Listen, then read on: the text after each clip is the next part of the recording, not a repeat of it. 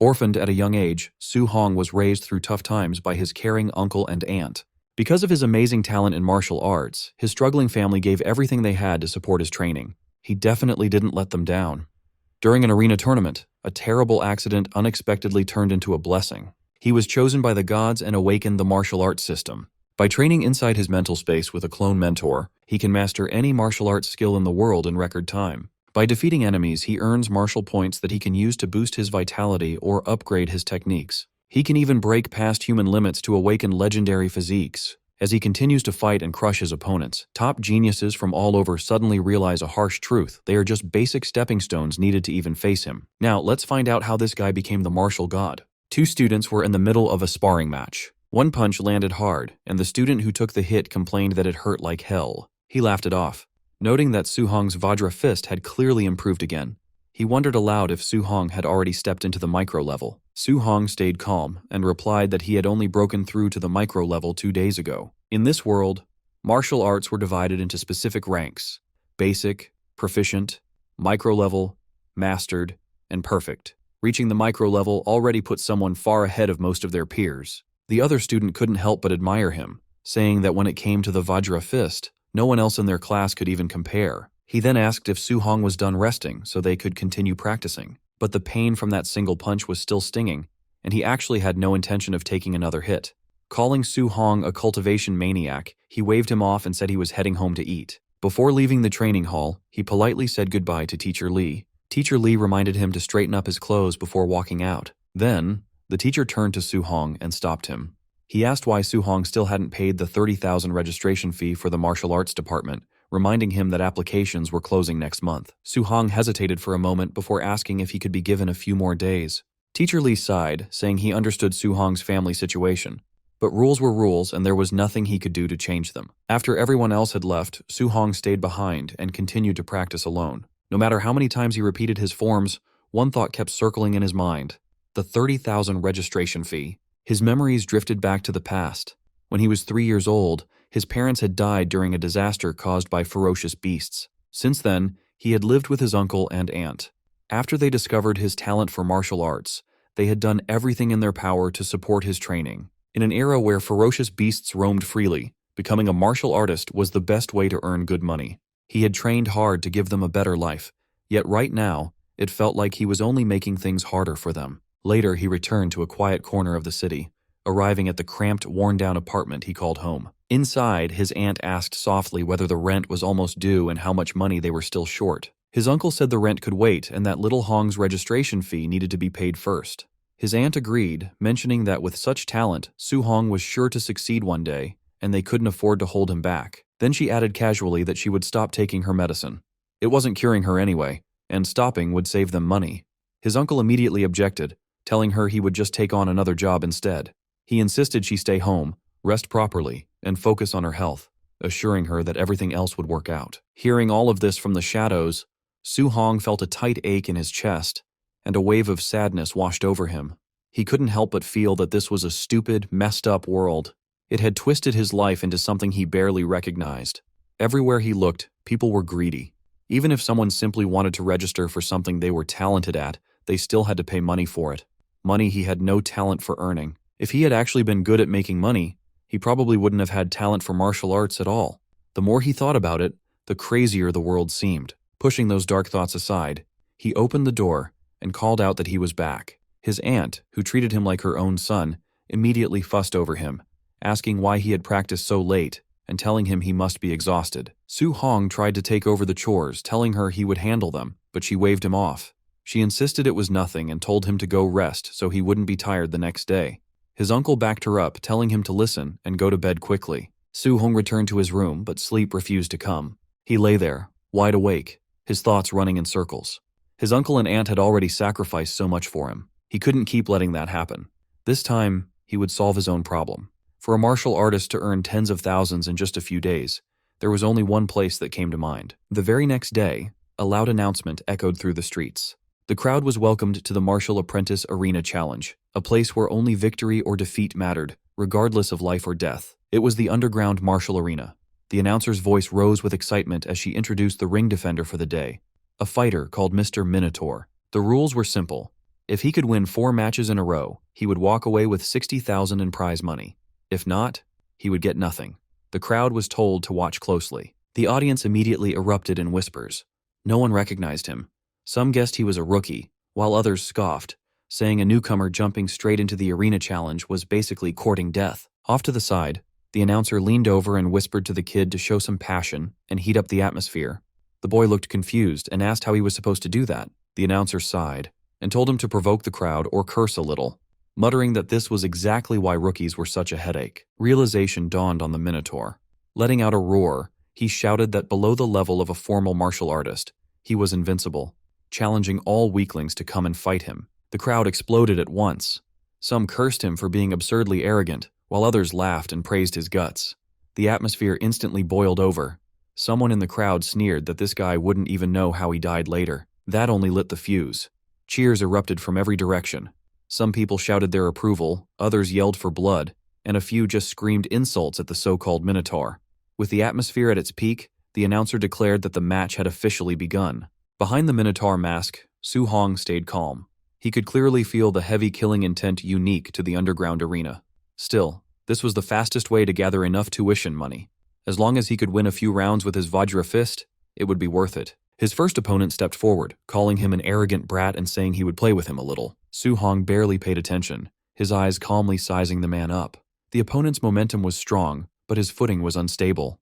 From the look of it, winning wouldn't be difficult. Seeing him space out, the opponent cursed and charged straight in with a punch. Su Hong sidestepped it cleanly, then casually swung his other hand. The strike landed squarely on the man's jaw, sending him flying straight back to where he had come from. The announcer instantly lost her composure.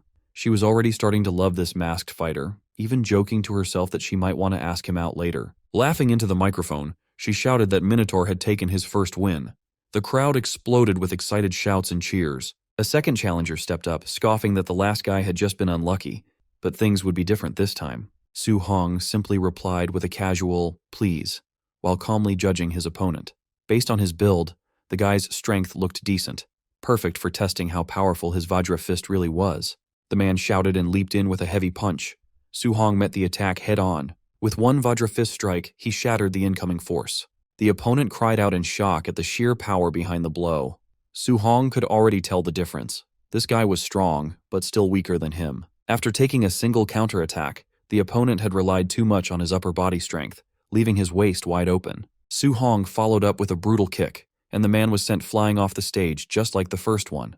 The arena went wild. Some people cursed in disbelief, while others shouted that he was insanely strong. Next! The announcer excitedly declared that Minotaur had achieved 2 consecutive wins. The cheers grew even louder, becoming almost deafening. In a quieter corner, a few well-dressed spectators watched with sharp eyes. One of them muttered that the kid wasn't even a quasi-martial artist, yet his strength far surpassed the average. There was no doubt about it. This one was unusual. The announcer's voice rang out again, declaring Minotaur's 3rd consecutive win. In the viewing area, one of the men watching commented that the kid was better than the worst, but nowhere near the best. Someone like that, he noted, was perfect material for match fixing. From behind him, a masked young man spoke up, saying he would go handle it. The older man reminded him not to reveal the fact that he had already broken through to the martial artist level. After racking up so many wins, Su Hong felt increasingly confident.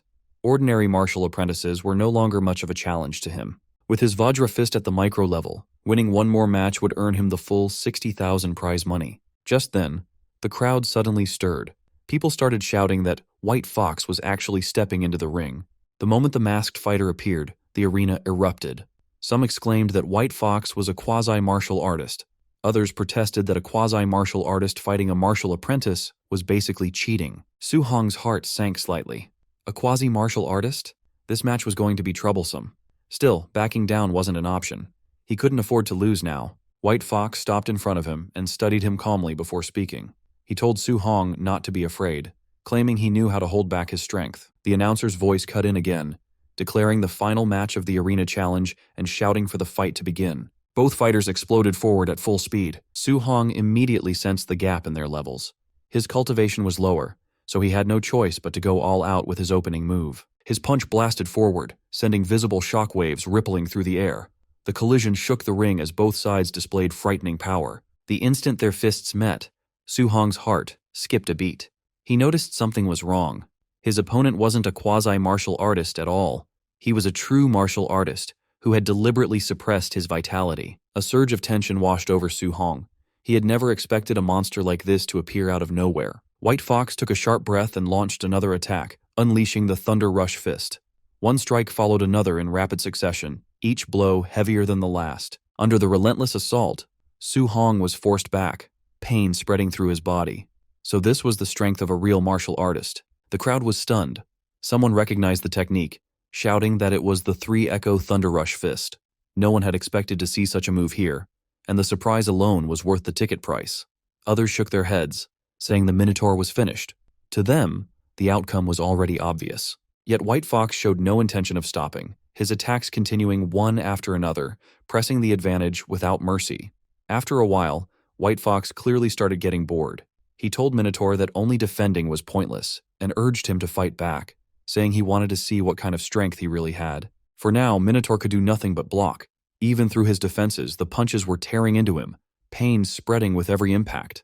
If this kept up, he knew he would lose for sure. He needed a chance to counterattack, but White Fox's strikes were too fast and too relentless, leaving no openings at all. Then White Fox found an opening himself, a punch shot straight toward Minotaur's jaw. The impact sent him flying, and he crashed hard onto the ground. Lying there, his vision blurred as his consciousness began to fade. Before he could recover, White Fox stepped up and spoke calmly. He told Su Hong that he wouldn't get a single coin of the prize money from this match, but his teacher was willing to invite him in. If Minotaur agreed to fix matches for them in the future, they would pay him the equivalent of this match's prize money. Even with White Fox's foot pressing down on his face, Minotaur refused without hesitation. He said he would never do something so shameless. White Fox was briefly taken aback. He hadn't expected such a firm rejection. Regaining his composure, he warned him to think carefully, saying that refusing them came with a price he couldn't afford. Minotaur shot back, asking whether people who did things like this really deserved to call themselves martial artists. That was enough. White Fox said there was nothing left to discuss. As he turned to leave, he coldly added that since Minotaur wouldn't cooperate, he had no choice but to cripple him, ensuring he could only dream about being a martial artist in the future. As White Fox moved to strike his leg, those words echoed in Minotaur's mind, sharp and piercing. Become a martial artist. A surge of instinct kicked in. He twisted away at the last moment, narrowly avoiding the blow. He couldn't afford to be crippled. Forcing himself back up, Minotaur re-entered the fight. White Fox stared in surprise as Minotaur steadied himself, his eyes burning with determination. He couldn't fall here. Not here. Something snapped inside him and a second wind surged through his battered body. White Fox couldn't hide his shock. He had clearly landed a Thunder Rush Fist earlier, yet somehow this guy was still standing. Yet in his heart, Su Hong remained painfully clear-headed. He wanted to become a martial artist. He couldn't allow the sacrifices his uncle and aunt had made over all these years to be wasted. He wanted to give them a good life. But did that really mean he had to abandon everything a martial artist was supposed to stand for? The answer came almost instantly. No. That kind of future was something he would never accept. At that very moment, something strange happened. A status window suddenly appeared right in front of his eyes. Cold, emotionless words floated on the screen, asking what he was willing to sacrifice for his future and for his faith. Su Hong didn't hesitate. His eyes burned with fierce resolve as he answered, without the slightest doubt, that he was willing to give up everything. The system asked once more if he was truly willing to pay the price. Minotaur gave the same answer as before. Everything. The moment the word left his mouth, something deep inside him began to change. His shadow twisted and stretched, transforming into the outline of a terrifying monster. Su Hong was stunned. He didn't know where he was, and the shadow looming behind him belonged to a massive, unknown creature. Before he could ask anything, the massive presence spoke, granting him this chance. A strange aura wrapped around Su Hong, and a status window appeared, listing all his details. Su Hong stared in disbelief. It displayed every single one of his attributes. Acting on impulse, he tapped the mission section. A notification for a random mission. Way of the Arena popped up. To defeat White Fox, he had to raise his Vajra Fist to mastered level and refine his floating light palm and Void Step to micro level. It was a brutal task given his current low proficiency, but necessary to unlock the beginner's guide. Su Hong was confused by the sudden information, but before he could think, a fist flew straight toward his face. Su Hong ducked instinctively. When he looked up, he froze. Standing before him was a perfect clone. The copy moved with textbook form, using a level of Vajra Fist far beyond his own. Every move was standard and precise. With such a flawless example right in front of him, he couldn't let the opportunity slip. As he exchanged blows with the clone, he realized this wasn't just a fight, it was a lesson. Midway through, he noticed his Vajra fist proficiency had jumped up. It went from 7% to 10% in moments. The improvement was shockingly fast. So this was the trick. This place allowed him to rapidly upgrade his martial arts skills. He kept fighting, learning and adjusting his form with every clash. His proficiency climbed higher until it finally hit 100%. His floating light palm reached full mastery, and he sent the clone flying. His void step followed, reaching full proficiency. Finally, the Vajra fist was perfected. Exhaustion caught up to him. Breathing heavily, Su-hong nodded to the empty air. Thanks a lot. The system congratulated him on completing the mission. Su-hong accepted the rewards and immediately chose to return to reality. Instantly, he was back in the arena wearing the Minotaur mask, standing opposite White Fox. White Fox sneered and unleashed another round of thunderous fist. The blows were fierce, but Minotaur calmly noted they were too slow. He slipped past every strike with ease. Before White Fox could react, Su-hong's fist slammed into his face. The mask shattered and White Fox crashed to the ground. The crowd froze, staring in disbelief. Minotaur calmly asked for his prize money for winning the fourth match.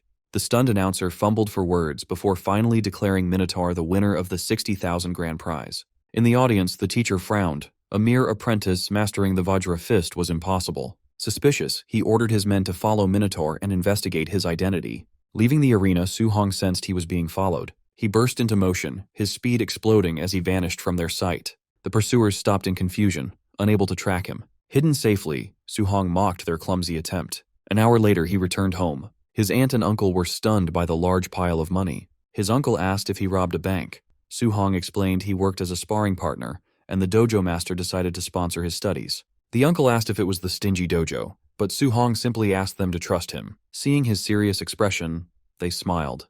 His uncle agreed that little Hong would never lie, and they celebrated his bright future. That night, Su-hong climbed onto the roof. Under the moonlight, he reflected on his situation. The exam fees, rent, and medical expenses were settled. He laughed in relief. He checked the system interface. He survived thanks to this mysterious power. He noticed a stat called martial value. A notification stated he gained 57 martial value points for defeating a higher-level opponent. These could be used to increase vitality and skills. Su-hong tried it immediately. When he added points to vitality, scorching energy exploded inside his body. His vitality reached 90. That was already the level of a quasi-martial artist. He poured the remaining points into vitality. His body felt lighter, stronger, and more alive. Su-hong clenched his fists. Even his wounds were healed, and he felt brimming with power. He felt an urge to test his new strength. He leaped across the rooftops toward the combat power tester at the school's drill ground. He arrived at Star City No. 1 High School shortly after. The place was quiet, with a lone Tier 1 combat power tester sitting there. Su-hong gathered his vitality but decided to hold back. Using only 70% of his strength, his fist struck the machine with a sharp impact. For a split second, the punch felt incredibly heavy. Suddenly the tester sparked and died. Stunned, he worried he would have to pay for the poor quality machine and decided to leave. A voice shouted from behind, asking who was there. Su-hong bolted without explaining. A furious caretaker rushed over to the ruined machine, cursing the vandal. He assumed it was the usual troublemakers, Chun Shan and Li Duo, and swore to educate them when school started. The gymnasium at Star City No. 1 High School was packed. Students crowded every corner of the room, and Su-hong stood quietly among them. While he waited, he heard someone mention that Chun Shan had gotten beaten up. This immediately caught his attention, so he asked what had happened. A student nearby explained that Chun Shan had smashed the combat power tester in the middle of the night and refused to admit it. Because of that, the principal punished him right there. Hearing this, Su-hong felt a bit awkward. It turned out someone else had taken the blame for his mistake. At the same time, he felt relieved. If he had been caught, he never could have afforded to pay for that machine. Before he could think about it further, the announcer's voice echoed through the hall, telling everyone to be quiet. He announced that a special guest, a Tier 3 martial artist named Chan Tian, was here to teach them a C-rank martial art called the Thunder Rush Fist. He told the students to pay close attention. The gym instantly erupted with noise. Some students shouted that this was their first time seeing a Tier 3 martial artist in person. Others talked about how C-rank martial arts usually cost a fortune to learn at outside dojos. But the moment Su-hong heard the name, his eyes lit up. Thunder Rush Fist. That was the same move White Fox had used in the underground arena. One punch created the impact of 3. Its power was undeniable. Outside of school, just the registration fee to learn something like this would be huge. There was no way he was going to miss this chance. Chantian didn't waste time with small talk. He told the students he would demonstrate the technique 10 times from start to finish. How much they learned would depend entirely on them. He stepped forward, got into his stance, and began. Shouting "Thunder Rush Fist," he threw a punch. The force was intense, and the sound of thunder rolled through the gym. As he demonstrated, he explained the levels. At the basic level, a punch makes 1 thunderclap. At the proficient level, it makes 3 sounds. At the micro level, it makes 5. At the mastered level, it creates 7 sounds, which was his current level. As he finished the move, 7 loud thunder sounds echoed out, making the air vibrate. After using so much energy, Chan Tian paused to catch his breath. He added that at the perfect realm, one could strike out 9 thunder sounds. However, he told them not to aim too high. If they could just grasp the basics today, that would be good enough. After a short break, Chan Tian announced the second demonstration and told everyone to try and follow along. The gym quickly filled with students shouting awkward battle cries as they tried to copy his movements. Hours passed by quickly. One by one, students began to collapse from exhaustion. Some complained that they couldn't get it at all, while others groaned about being totally drained. A few stubborn ones kept practicing, asking if anyone had found the trick, even though their bodies were giving out. One of Su Hong's friends wiped his sweat and sighed, saying that C-rank martial arts were just too hard to learn. Looking around, he realized Su Hong was gone. For a second, he wondered if Su Hong had already learned it, but then he just wondered where he went. Just then, excited laughter rang out nearby. Someone proudly announced that he had reached the basic level. The friend turned and saw Chun Shan looking very pleased with himself. A wave of jealousy hit him. No wonder everyone called Chun Shan a genius. How was he so good at this? The principal quickly stepped forward, introduced Chun Shan as the school's top genius, and asked Chan Tian if he wanted to train him. Students crowded around, calling Chun Shan a true prodigy. Chan Tian, however, didn't look impressed. He casually said this barely counted as being a genius. In other cities, this level was just average. Later, the group moved outside while continuing their conversation. Chan Tian complained to the principal that these students weren't impressive at all, making the trip feel like a waste of time. Deep down, he suspected the school focused more on students with money than talent. Still, to make himself feel better, he thought about how at least one student reached the basic level and he got paid well. He asked the principal if he really expected to find a top-tier genius here. The principal sighed, agreeing that the path of martial arts was cruel. Talent was too important. Hard work alone, without opportunity, just wasn't enough. Just as they were talking, a sudden noise echoed through the air. Both of them froze and immediately looked toward where the sound came from. 7 thunderous sounds. 7-sound thunder rush fist. Their expressions changed instantly. They couldn't believe it, asking how the school could have someone at that level. The principal was even more shocked. He said it was impossible. He had never heard of someone like that in his school. The principal then realized something else. He didn't even recognize that student. The kid hadn't paid any extra fees. Staring at his clothes, his heart skipped a beat. That uniform clearly belonged to a student. The shock hit him hard. If he had been strict about the rules, this student probably wouldn't have even been allowed in the lesson. Even Chan Tian was stunned. He muttered that he had only taught for half a day, yet someone had already reached the mastered level. The principal's mind went blank. He asked if he heard wrong. 9 sounds? Was that really 9 sounds? Chan Tian couldn't speak. He stood there silently, feeling so emotional he almost wanted to cry. The principal wasn't doing much better. He never imagined someone without money could have such terrifying talent. Seeing Chan Tian frozen in place, the principal asked what was wrong. Chan Tian finally exhaled and said he understood now. Everything suddenly made sense. Without another word, he got into his stance and threw a thunder rush fist of his own. The air exploded. 8 thunderous sounds rang out. The principal nearly jumped. 8 sounds? Chan Tian had broken through? Chan Tian stared at his own fist, excitement showing on his face. He said that seeing that student's punch gave him the inspiration he had been missing for years. Without it, he might never have broken through in his lifetime. But then reality hit him. This was not the time to celebrate. Chan Tian urgently told the principal to hurry and find that student. The principal snapped out of it and actually started running. Unfortunately, by the time they reached the spot, the student was already gone. As for Su Hong, he had already achieved his goal. While walking away, he thought about how practicing a C-rank martial art was much more exhausting than the D-rank Vajra fist. His Thunder Rush fist had already reached the perfect realm. Now, the next step was figuring out how to earn more martial value points to become a true martial artist as soon as possible. He couldn't risk life-and-death fights in the underground arena every time. If he could gain points through normal sparring, that would be much better. Not long after, he arrived at his workplace, the Raging Thunder Dojo. Inside, students were training as usual. When they saw him, Someone asked why he came in today. Su Hong casually replied that he wasn't busy and just came by to practice. Just then, a loud thud echoed across the hall. A student was sent crashing to the floor. Standing over him, another guy sneered. He said that if someone dared to claim his teacher taught poorly, they should first admit they were just bad at learning instead of making excuses. Su Hong glanced over and asked what was happening. His friend explained that since Su Hong hadn't been around lately, he wouldn't know. That student's teacher was a new instructor who was very strong, but he looked down on ordinary people and taught in a very lazy way. On top of that, his disciple, a guy named Li Yen, was also extremely strong. Right as they were talking, another student was knocked down. Li Yen looked at him and sneered, saying he shouldn't dare to challenge him with such a weak level. Before things could get worse, Su Hong stepped in and grabbed Li Yen's wrist, telling him that was enough. Li Yen immediately glared at him, asking who he was and telling him to let go. He said if Su Hong had the guts, they could settle it properly in the arena one-on-one. Su Hong didn't back down and calmly agreed. At that moment, a voice interrupted, asking what the noise was about and announcing that class was starting. Li Yen pulled his hand back and sneered, telling Su Hong he was lucky this time. Watching him leave, Su Hong thought that this guy was way too arrogant. Soon after, the instructor spoke up. He announced that today was the last day he would teach the Raging Sea Spear technique. As usual, he would only demonstrate it once. As he took his stance, it was clear the instructor didn't believe anyone could learn it from just one demonstration. Still, Su Hong watched with intense focus.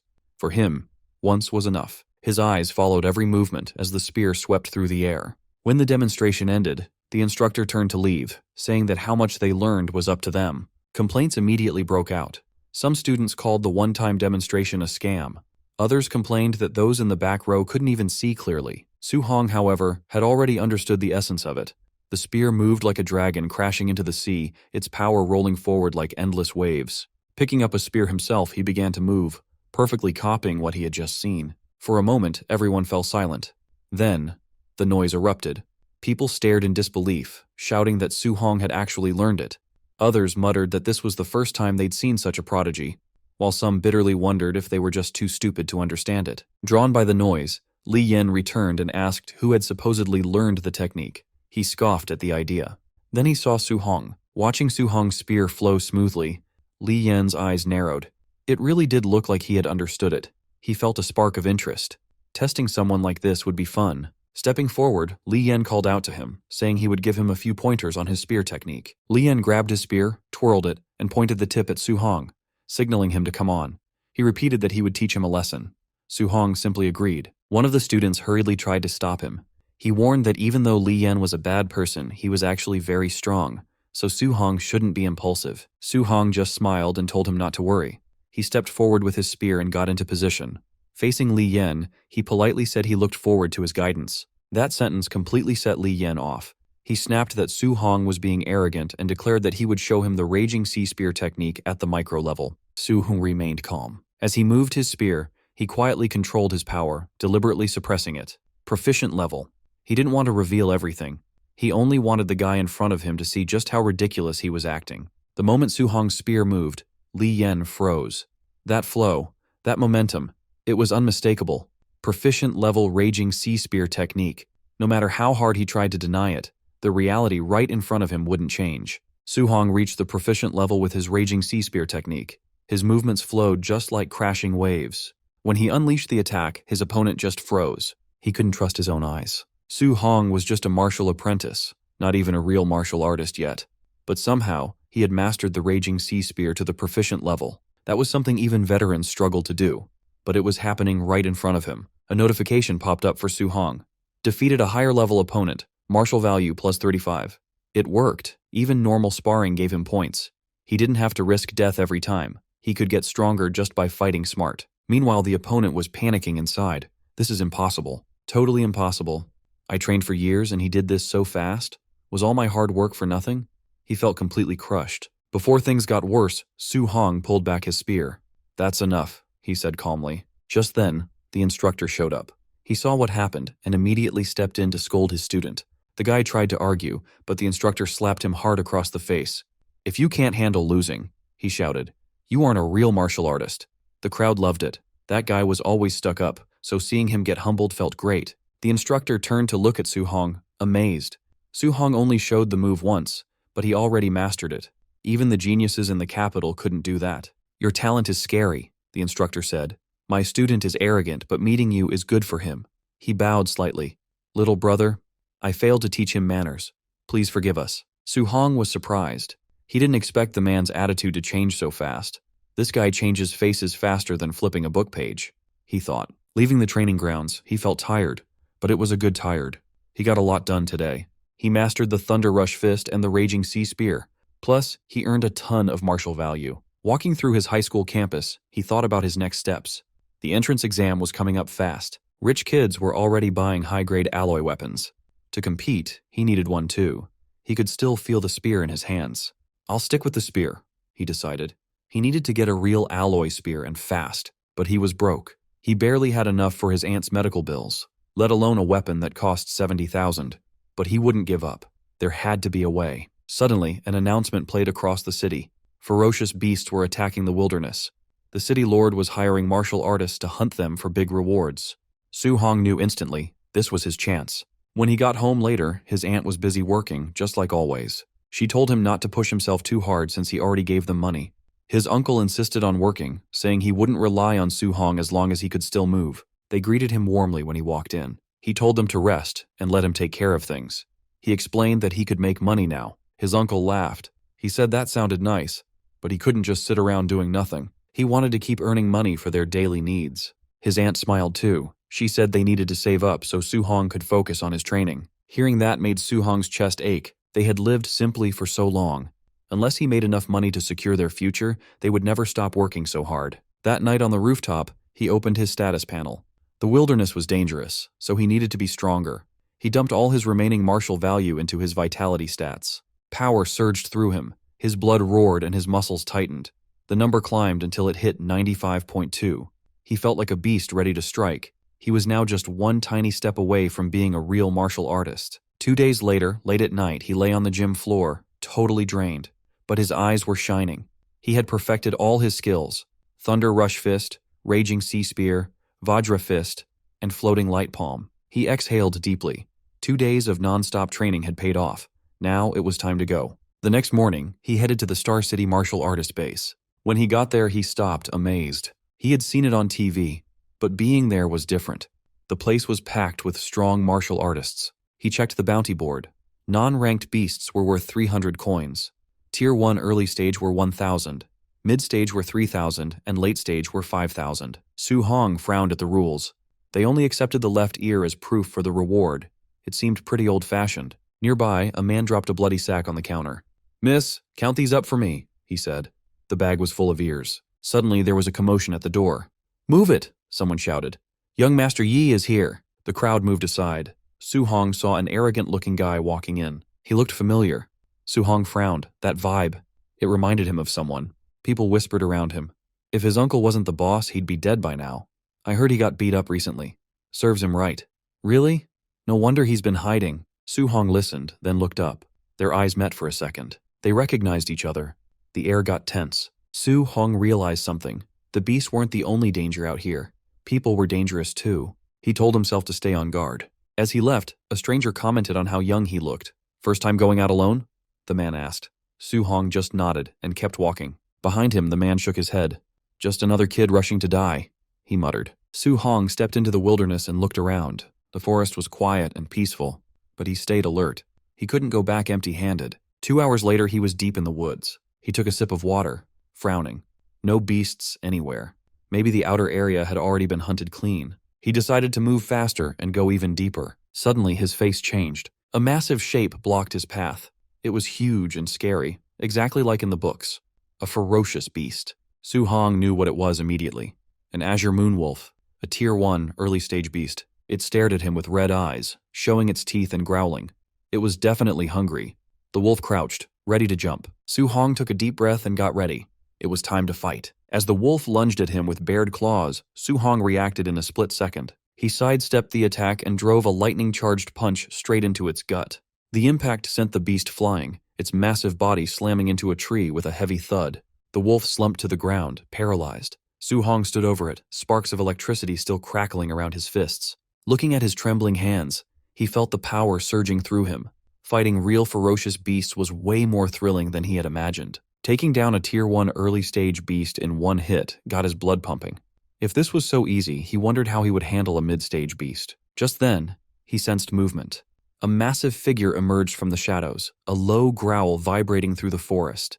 It was a raging black bear, a Tier 1 mid-stage beast.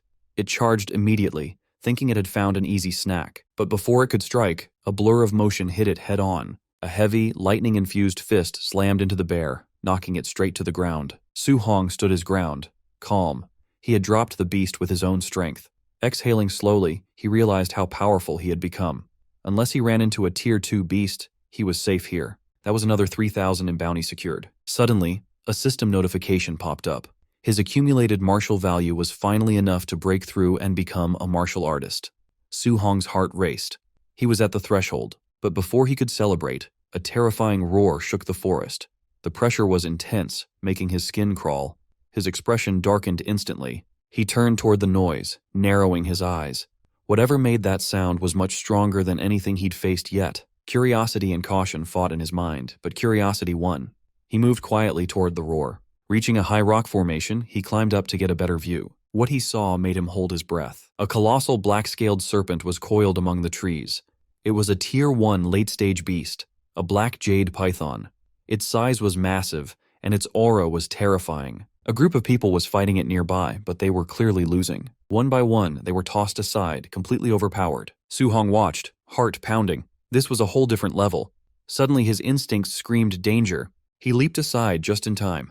The beast's spiked tail slammed down exactly where he had been standing, cracking the ground. The creature wasn't satisfied. It was furious that its prey had dodged. Su Hong barely landed before he had to jump again, narrowly dodging a sweeping strike. Even so, the attack was so fast it grazed him, sending a jolt of pain through his body. He realized just how fast this thing really was. Regaining his balance, he noticed an injured fighter nearby, unable to move. Ignoring his own pain, Su Hong grabbed the fallen fighter's weapon. Muttering that he'd borrow it for a second, he turned back to the beast. The python reared up, jaws wide open, ready to strike again. Su Hong barely dodged, rolling away just in the nick of time. Scrambling to his feet, his mind raced. A Tier 1 late-stage beast usually took a whole team to defeat.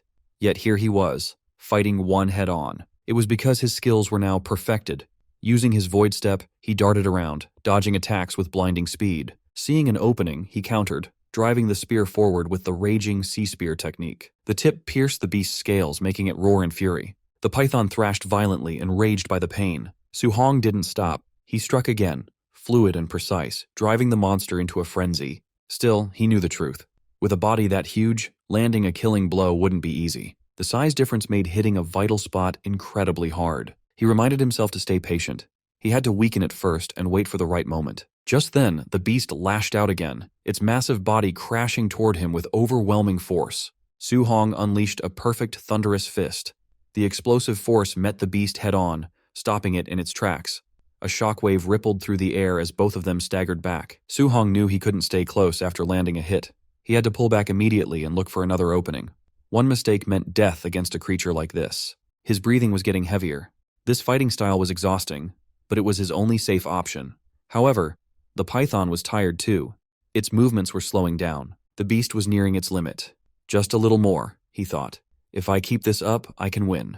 He steadied himself for the next round, eyes locked on the beast. Suddenly a cold chill ran down his spine. Something was wrong. Before he could react, a violent force slammed into him from the side. He flew through the air, crashing hard against the ground.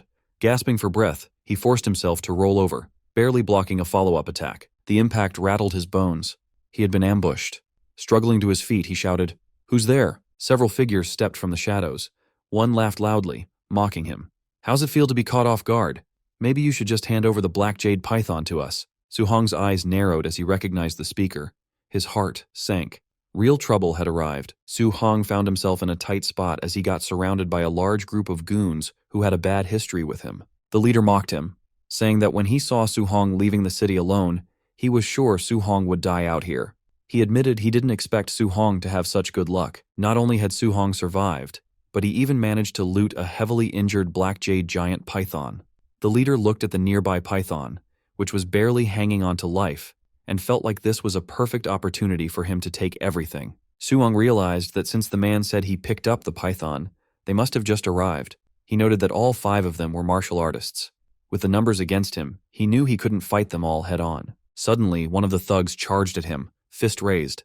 He shouted that young Master Yi wanted this python and asked why Su Hong hadn't run away yet. Su Hong got annoyed by the disrespect and channeled a massive amount of aura into his hand. He told them that the only reason he was pushed back earlier was because of a sneak attack, asking if they seriously thought he couldn't beat them. Su Hong threw a punch that collided directly with the enemy's fist, releasing a shockwave of energy. The goon was stunned by the sudden force and realized just how terrifying Su Hong's power actually was. Su Hong didn't stop there.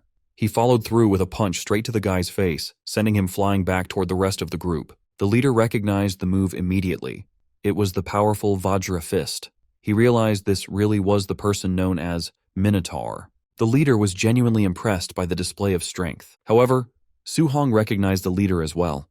It was White Fox. White Fox claimed that Su Hong humiliated him in front of a crowd, something no one had ever done to him before. Furious at the memory, White Fox decided he won't let this slide. He ordered his men to take Su Hong down immediately. The group rushed forward with their weapons drawn.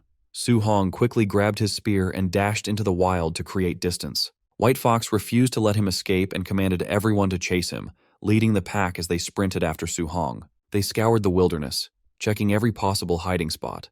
One goon complained that they couldn't find him, while another warned that the dense woods ahead were perfect for an ambush, telling everyone to stay alert. One of them remained cocky, though.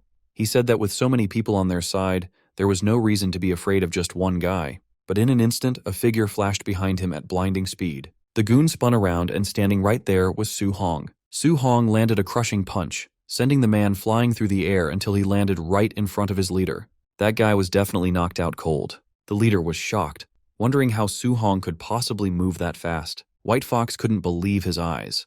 After seeing that brutal attack, the rest of the group quickly formed a defensive circle, terrified of being next. One goon identified the move as the Nine Echoes Thunder Rush Fist, noting that even Tier 3 martial artists struggled to perfect it. White Fox got frustrated and yelled at them to shut up. Internally, he was panicking, thinking that mastering both the Vajra Fist and Thunder Rush Fist should be impossible. He was starting to feel true fear. His fear would have only grown if he knew that Su Hong was currently hiding in a tree above, watching their every move. To Su Hong, they looked like rats being hunted by a cat. He thought that if he hadn't wasted so much energy fighting the python earlier, he would have crushed them head-on. He threw his spear to create a distraction, planning to pick them off one by one. The spear slammed into the ground nearby, startling the whole group. While they were distracted by the spear, Su Hong dropped down, grabbed one of the goons, and attacked. After the instant strike, he vanished back into the shadows. The remaining goons were now completely terrified. They felt like even sticking together won't save them against someone this intense. They begged young Master Yi to leave, saying the kid was too strong, but the leader refused to listen. White Fox's ego wouldn't let him run. He wanted to prove his power, even though he was scared deep down. He declared that he had to kill Su Hong today. Meanwhile, Su Hong was darting around them at such high speeds that they could barely track him. Suddenly, while White Fox was still talking, Su Hong rushed past. Before the leader could react, another goon was grabbed and slammed into the ground. Just like before, Su Hong disappeared immediately after the attack. White Fox's panic turned into frustration. He couldn't understand how this kid became so much stronger in just a few days. It felt unreal. Then, a blur rushed right behind him. White Fox whipped around but saw nothing. He cursed, refusing to believe Su Hong could catch him off guard. But the moment he turned back around, Su Hong appeared right in front of him, ready to strike. White Fox reacted instantly, spinning around and shouting that he hadn't been beaten yet. He gathered magic aura into his hand and struck, shouting that this was the void-breaking finger. Su Hong dodged the attack with a smooth movement. The tree behind him took the hit instead. The force of White Fox's attack was immense, completely shattering the tree trunk. White Fox didn't let up. Seeing Su Hong dodge, he fired beam after beam, repeatedly shouting the name of his attack. No matter how many times he fired, Su Hong was too fast and avoided every shot. While dodging, Su Hong analyzed the power, thinking the skill must be at least B rank. He found it interesting and decided he might want to learn it later. White Fox, however, was losing his mind. His finger glowed with blue aura as he screamed that Su Hong had made a permanent enemy. He threatened that once he got back, he would wipe out Su Hong's entire family. The moment Su Hong heard the threat against his family, something snapped inside him. Threatening his family was completely unacceptable. Filled with rage, he stopped dodging and rushed straight toward White Fox. White Fox tried to intimidate him by bragging about his background, mentioning that his uncle was a supervisor at the martial artist base, and his father was a VIP. Before he could finish his sentence, Su Hong was already right in front of him, radiating a terrifying pressure. Su Hong stayed silent at first, letting his power speak for itself. As he charged a massive punch, he finally spoke, telling White Fox that he looked better when he was acting arrogant. He said this begging didn't suit him, but he was going to enjoy ending this. Su Hong punched White Fox squarely in the face, sending him launching backward. The power behind the blow was overwhelming. White Fox was sent flying deep into the forest, crashing through trees before hitting the ground hard. Dust and smoke filled the air from the impact. When the dust settled, Su Hong walked over with a furious expression, a red aura coating his body. He told White Fox that he should never have used his family as a threat. Lying on the ground, broken and bleeding, White Fox asked in disbelief why Su Hong was so strong. He insisted this was impossible since Su Hong wasn't even supposed to be a martial artist yet. Suddenly, the giant python behind him heard the noise and locked its eyes on White Fox. White Fox felt a chill run down his spine. He looked back just as the python swung its massive tail and struck with its jaws wide open. With White Fox taken out, the python turned its full attention to Su Hong. Su Hong realized that fighting the goons had taken too long, giving the giant python time to recover its stamina. Now, he had to fight the beast again. But this time, he was the one running low on energy. The group of martial artists was fuming after their humiliating defeat. One of them cursed, calling the kid who beat them way too weird. Another looked around, asking where young Master Yi was, hoping he had already finished the kid off. Just then, they spotted the same young man who had defeated them, and he was rushing straight toward them again. Thinking he was back for another round, they immediately braced for a fight. "The brat finally shows his face," one of them shouted, while another vowed not to spare him this time. However, Su Hong had no interest in fighting them. He kept running, calmly telling them to get out of his way. A moment later, they saw exactly why he was running. A massive, enraged giant python was hot on his heels. The sight left them all speechless with terror. The python lunged at Su Hong, but with his spear in hand, he deftly leaped aside, dodging the deadly strike. Unfortunately, one of the other martial artists wasn't as quick. The python snatched him up instead. A system notification popped up for Su Hong. Opponent martial artist indirectly taken down. +30, martial value. The python struck again, catching another man who failed to escape. A second notification appeared with the same message, granting Su Hong another 30 martial value. Su Hong was surprised, realizing he could gain points even when he wasn't the one dealing the final blow. The python immediately turned its attention back to Su Hong, lashing out with its powerful tail. He leaped over the attack, continuing to evade the beast's clever, full-body strikes. As he ran and dodged, Su Hong realized that with all the points he had accumulated, he finally had enough martial value to break through and become a true martial artist. Weaving through the trees, Su Hong easily outmaneuvered the increasingly frustrated python. As he ran, he scanned the area, thinking he just needed to find a safe place to initiate his breakthrough. Just then, he spotted something up ahead, a small cave. It was the perfect shelter he had been looking for, a place where he could be safe from the python and focus on his advancement. Perfect, he thought, and immediately made a dash for the cave's entrance. The python, still in hot pursuit, lunged one last time, but Su Hong dived into the safety of the cave just in the nick of time. The python tried to follow him in, but its massive body was too large for the opening, and it got stuck at the entrance. Trapped and enraged, all the python could do was roar in frustration.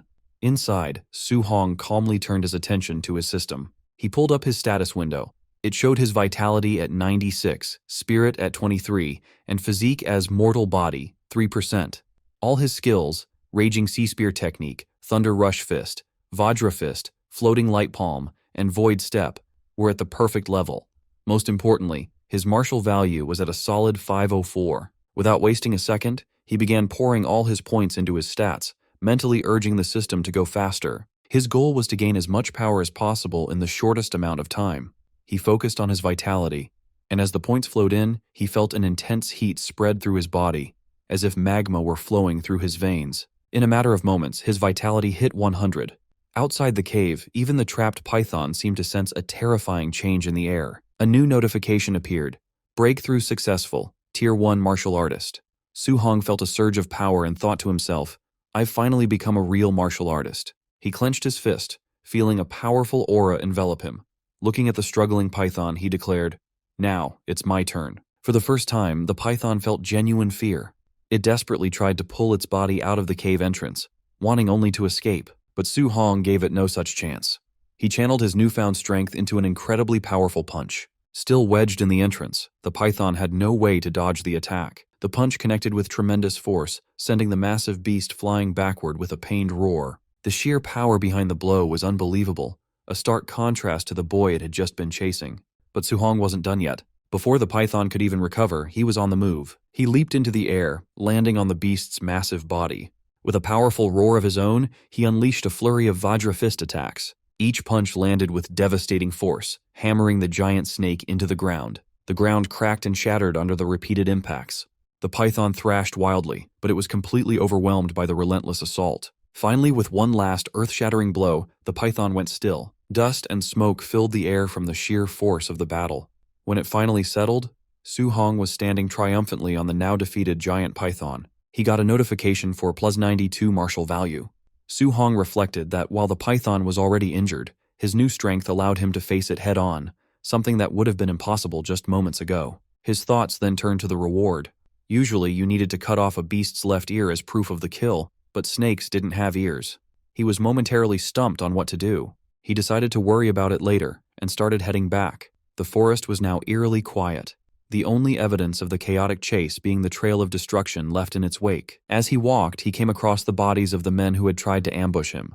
Seeing their state, likely other victims of the python, Su-hong commented that they got off easy. His mind then turned to the high-level martial technique their leader had used. His search paid off. He found a manual on Yifeng's body.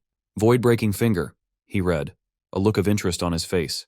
"This is getting good." Instead of leaving immediately, he decided to stay near the cave. He started a fire and settled down next to the massive python carcass to study his new prize. He began studying the manual and, with his enhanced abilities, quickly memorized the entire introductory method for the void-breaking finger. Now all that was left was to use his system to master it in record time. As he began his training through the system, a clone of himself materialized in front of him, ready for a fight.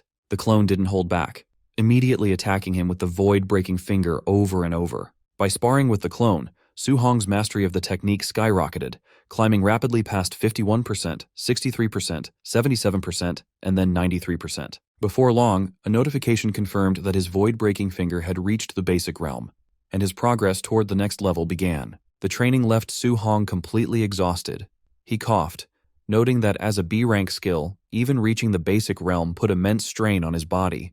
The system then prompted him to find a real monster to test his new power. 3 days later, Su-hong stood before a new challenge, a massive, roaring bear-like monster. He put his new skill to the test, using the void-breaking finger to fight the beast head-on, and eventually, he emerged victorious. After the tough battle, Su-hong felt he had finally mastered the skill. "This power is definitely worthy of a B-rank martial skill," he said with satisfaction. A system notification confirmed that void-breaking finger had reached the perfect level. With his new power secured, Su-hong decided it was finally time to head back. Back at the martial artist base, a large crowd was gathered around the mission counter, buzzing with excitement. Someone in the crowd exclaimed in shock, "230,000!" Another person remarked that the Thunder Squad must be incredibly skilled to have killed so many ferocious beasts. A third added that a haul like that was equal to several months of hard work for most people. Someone else pointed out the quality of the kills, noting that they were all Tier 1 beasts, with not a single non-ranked one among them, and even a few high-stage monsters. Just as the crowd was marveling at the Thunder Squad's score, the receptionist turned to Su-hong's pile of trophies. Her eyes went wide with shock as she announced his results. 72 Tier 1 initial stage beasts, 83 middle stage, 17 high stage, for a total reward of 406,000 blue star coins. Seeing the reaction, Su-hong started to regret his decision. He thought to himself that he might have overdone it. A haul this large was far too conspicuous. He could only hope it didn't attract unwanted trouble. The crowd erupted. The number was so staggering that people couldn't believe what they were hearing. As Su-hong made his way through the stunned crowd, a sudden commotion broke out at the base entrance. Shouts rang out, with people wondering how the base could possibly be under attack with so many high-level martial artists present. The commotion wasn't from an attack, but from the forceful arrival of an important figure. The crowd parted to reveal a man striding through with a group of guards. It was Yi Chi, the man in charge of the base and Yifeng's uncle. With a grim expression, he ordered his men to blockade the entire base.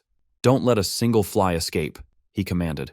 His guards immediately moved to carry out the order. Another supervisor hurried over, asking Yi Chi what was going on. Yi Chi's voice was cold as he replied, "My nephew, Yifeng, and the 4 martial artists with him are all dead." A A shocked silence fell over the crowd. People began to whisper in disbelief that young Master Yi Feng and his entire group were wiped out. However, not everyone was sad. One person muttered that it was a good kill, since Yi Feng had robbed nearly everyone at the base. Another added that if it weren't for his powerful uncle, someone would have dealt with him long ago. Ignoring the whispers, Yichi announced the real reason for the lockdown. A valuable B-rank martial skill was missing from Yi Feng's body. He ordered a search of every martial artist in the base, declaring that no one leaves until they were cleared of suspicion. Hearing this, Su Hong felt a moment of relief. He thought that the state of the bodies clearly pointed to the giant python as the killer, so the deaths shouldn't be traced back to him. However, as the search progressed, he started to feel uneasy. He noticed people glancing in his direction and whispering among themselves, and he began to suspect this search might be targeting him specifically. His fears were confirmed when Yi Chi, flanked by his guards, walked directly toward him. On the surface, Yi Chi's tone was polite. "I heard you killed over 400,000 worth of ferocious beasts all by yourself," he said, praising Su Hong's skills. But his calm words were betrayed by the menacing red aura flaring around him, making it clear that he was anything but pleased. It seemed he already suspected something. Su Hong kept a calm look on his face, but inside he knew the truth. He was much stronger now. Deep down, he even started to wonder if he could actually defeat this man if things really turned sour. The White Fox's father spoke up first. He said he heard that Su Hong took down ferocious beasts worth 400,000 credits all on his own, admitting that was pretty impressive for a student. However, the woman standing next to him wasn't buying it. She argued that Su Hong looked like a rank 1 early-stage fighter at best, so there was no way he could kill that many beasts. She accused him of stealing from young Master Ye's pack and immediately ordered her men to search him. As soon as the order left her mouth, 2 large men with flames burning in their hands started walking towards Su Hong.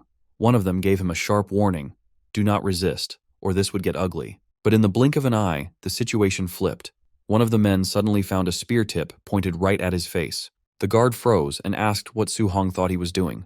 Su Hong calmly said it was nothing, keeping the spear steady. The man was completely shocked because he didn't even see Su Hong draw the weapon. It was just too fast. Su Hong then announced that he was a student of Star City High No. 1. He looked at them and asked if they really wanted to force a search on a student from that school. Hearing the school's name, the White Fox's father hesitated. He knew the principal of High School No. 1 was famous for being extremely protective of his students. That was not a person he wanted to offend over a small issue. Ye Chi still thought the whole thing smelled fishy. If this kid really hunted all those beasts, he was a genius. But if they were wrong and they offended a genius student, it wouldn't be worth the trouble. He signaled his men to stop and stepped forward himself. He explained that his nephew was attacked and a secret family technique was stolen, so he had no choice but to find the culprit. He added that he hoped Su Hong would cooperate. Su Hong simply replied that he just hoped they weren't accusing the wrong person. Ye Chi then offered 10,000 credits as payment for the trouble of searching him and asked if that sounded fair. Su Hong countered immediately, asking for 30,000. In his head, he knew Yi Feng was technically killed by the giant python. As long as they didn't find the stolen technique on him, they couldn't prove anything. Ye Chi agreed to the price. Su Hong opened his arms and let them search him. While the men checked his pockets, the woman dug through his bag. Su Hong told them to look closely because he didn't want any false rumors following him later. When they finished, the men reported that they found absolutely nothing. Ye Chi nodded, told them to pay Su Hong the 30,000 credits, and let him leave. Walking away, Su Hong thought to himself that it was a good thing he cleaned up the scene properly. If he hadn't, he would have been in serious trouble today. Ye Chi turned to the crowd and yelled for the search to continue, stating that no one left until the thief was found. Meanwhile, Su Hong planned his next move. He wanted to shower and change, then head straight to the Martial Artist Association to sign up for the assessment. He needed to get a proper guidance technique as soon as possible. A little later, Su Hong was resting at the underground hotel in the martial artist base. He opened his system interface and checked his points. He was surprised to see he had 534 martial points. He realized he was so busy training the world-shattering finger and hunting beasts that he forgot to spend them. His stats looked good. Vitality was over 103, spirit was at 23, and his physique, the mortal frame, was at 6%. All his skills, void-shattering finger, raging sea spear technique, and void step, were perfected. Looking at the numbers, Su Hong noted that rank 1 early stage needed 100 vitality, but mid-stage needed 200. He did the math and realized that even if he used all his points on vitality, he would still be short about 40 points for mid-stage. He decided to look at spirit and mortal frame instead, to see what upgrading those would do. His spirit was at 23 and mortal frame was at 6%. Since he had points to spare, he decided to test it out. He upgraded his spirit, watching it go up by 0.1 at a time. After spending some points, he admitted he didn't really feel any different. Next, he tried increasing his mortal frame by 0.1 at a time. This time, the result was instant. He felt a clear boost in physical strength immediately, so he decided to keep adding points there. Watching his martial points drop quickly, he decided to stop upgrading the mortal frame for now. He switched gears and dumped 200 martial points into his vitality instead. After the changes, his mortal frame was sitting at 36.1%. He decided to put whatever points were left into his spirit. The moment he finished, a massive wave of red energy exploded around him. He felt an endless amount of power rising up from inside his body. After a few moments, the energy faded and his body slowly returned to its normal state. He let out a long breath, relieved to be back to normal size. He thought it would have been really awkward to explain to people why he suddenly turned into a giant muscle man. An hour later, Su-hong arrived at the Star City Martial Artist Association, a huge building surrounded by skyscrapers. He walked up to the front desk and told the receptionist he was there for the assessment. The woman nodded and said a staff member would guide him to the testing area soon. As he followed a staff member down the hall, she commented on how young he looked and asked if it was his first time. She explained the rules. To pass as a rank 1 martial artist, he needed at least 100 vitality and a combat power over 1,000. She wished him luck, and Su-hong thanked her politely. Nearby, people in the waiting area started whispering. One guy pointed out that the kid came alone, without a master or teacher. Another guessed that since he was so young, he was probably just here to see what the test was like, not to actually pass. Suddenly the room got loud as a commotion broke out near the testing machines. A machine announced that a guy named Panjia had 102 vitality, but his combat power was only 992. That meant he failed. Panjia cursed loudly, frustrated that he missed the mark by such a tiny amount. Su-hong and the staff member walked into the testing zone. Just then, another announcement came through. Li Ming had a vitality of 105 and had passed. The system told him to move on to the combat power test. Li Ming stepped up to the punching machine, wound up, and threw a heavy punch. The screen flashed the number 1763. He passed easily. Someone in the crowd gasped, noting that 1763 was almost the power level of a rank 1 mid-stage fighter. Another person asked if this was the disciple of Jiang Ming from the Raging Thunder Dojo. A bystander confirmed it, saying it made sense that he was a genius since he used the famous thunderclap fist. Su-hong heard the name and scratched his head. He thought Jiang Ming's disciple was named Li Yan. He wondered just how many students that guy actually had. Li Ming walked back from the machine and looked at Su-hong, telling him he was up next. As Su-hong stepped forward, Li Ming watched him. He figured that since Su-hong was taking the test at such a young age, he must be a genius too. He admitted Su-hong was rare, but he doubted the kid could compare to him. Suddenly the crowd screamed in shock. People were yelling, asking if the machine was broken because they couldn't believe the number they were seeing. Even the arrogant Li Ming spun around in surprise. The staff member announced that Su-hong's vitality was 123. He passed the first round easily. Li Ming muttered that it had to be impossible. He tried to calm himself down, thinking that vitality wasn't the only thing that mattered. Combat power was the real test. He told himself he could still be the number 1 student here. The officer called for the combat power test to start, and Su-hong was guided over to the punching machine. Standing in front of the target, Su-hong thought about his stats. He was already a martial artist and had upgraded his physique, so his raw strength was way higher than before. He considered using just 40% of his power, thinking that should be enough to pass. But then he worried. If he held back too much and failed the 1,000-point requirement, he would look stupid. To be safe, he decided to use 50%. He threw the punch with terrifying speed and force. Even at half strength, the power was too much. The punching machine was blasted straight off its mount, flew into the wall, and smashed into pieces. The destruction was total, and the room went silent. Everyone was staring with their mouths open. Li Ming looked terrified, realizing Su-hong just destroyed the tester with one hit. The silence broke into loud shouting as Li Ming realized the scariest part. Su-hong didn't even use a martial arts technique. That was just raw power. Someone in the crowd pointed out that a rank 1 high-stage fighter usually had around 3,000 combat power. This result was completely off the charts. Another person grabbed a teacher's arm and yelled that it was that kid again, calling him an absolute monster. The teacher nodded, saying that explained everything. Meanwhile, in a high-up office, a woman was sitting at her desk. This was Wu Lingxian, the president of the Star City Martial Arts Association. She was venting about the neighboring Yang City branch, complaining that they wouldn't stop bragging about their new genius. She worried that if Star City didn't find some talent soon, she might actually lose her job. Suddenly, a man burst into her office, screaming that a monster had appeared in the assessment hall. Wu Lingxian glared at him for yelling, clearly startled. The man quickly explained, A rank 1. Early stage kid just sent the testing machine flying with raw physical strength, hitting a combat power of 3,000. Wulinxian paused, finding it hard to believe.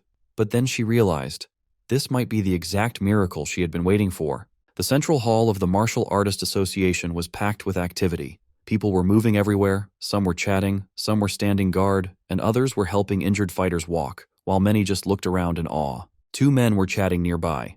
One told Brother Su-hong that he'd take him to the second floor to register his martial artist identity first, and after that, they could go collect his allowance. Su-hong politely thanked him for the help. Suddenly, someone interrupted, stating that Su-hong was done with the basics, and that she would handle him personally. The guide was shocked, realizing it was the president herself. He couldn't believe she would come down to handle this in person. To her, this matter was crucial, and she didn't want any mistakes. She turned her gaze to the young man and confirmed that he must be Su-hong. She introduced herself as Wu Lingxian, the president of the Star City branch of the Martial Dao Association, and simply told him to follow her. Su-hong agreed, addressing her as president. Internally, he was surprised. He recalled rumors that the president was a powerful Tier 8 Rank 5 martial artist, but she looked different from what he had imagined. Moments later, inside the president's private office, the two of them sat down to have a serious talk. Wu Lingxian noted that Su-hong was a student at Star City No. 1 High School. She mentioned that the principal, Li Changshan, had complained to her earlier.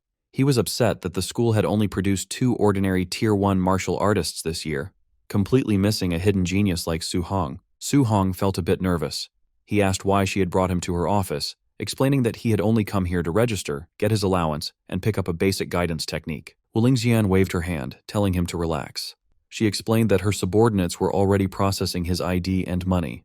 As for the guidance technique, she intended to teach him personally. She stood up and asked him directly, how much did he actually understand about guidance techniques? Su-hong thought for a moment. He recited the textbook definition.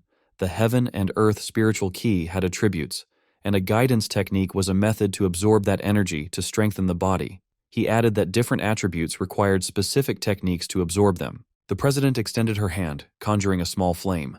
She explained that the textbook wasn't wrong, but guidance techniques were more than just simple cultivation methods. She revealed that her heavenly flame guidance technique absorbed fire attribute energy. While it strengthened her body, it also infused her attacks with deadly firepower. She added that mastering external attacks could increase range. However, she noted that for a Tier 1 martial artist, just carrying a trace of the element was impressive. Wrapping an entire fist in it was nearly impossible for beginners. Su-hong was surprised that these techniques could be used for attacking. He admitted he thought they were only for absorbing energy to level up, as the textbooks had never mentioned combat applications. The president continued her lesson.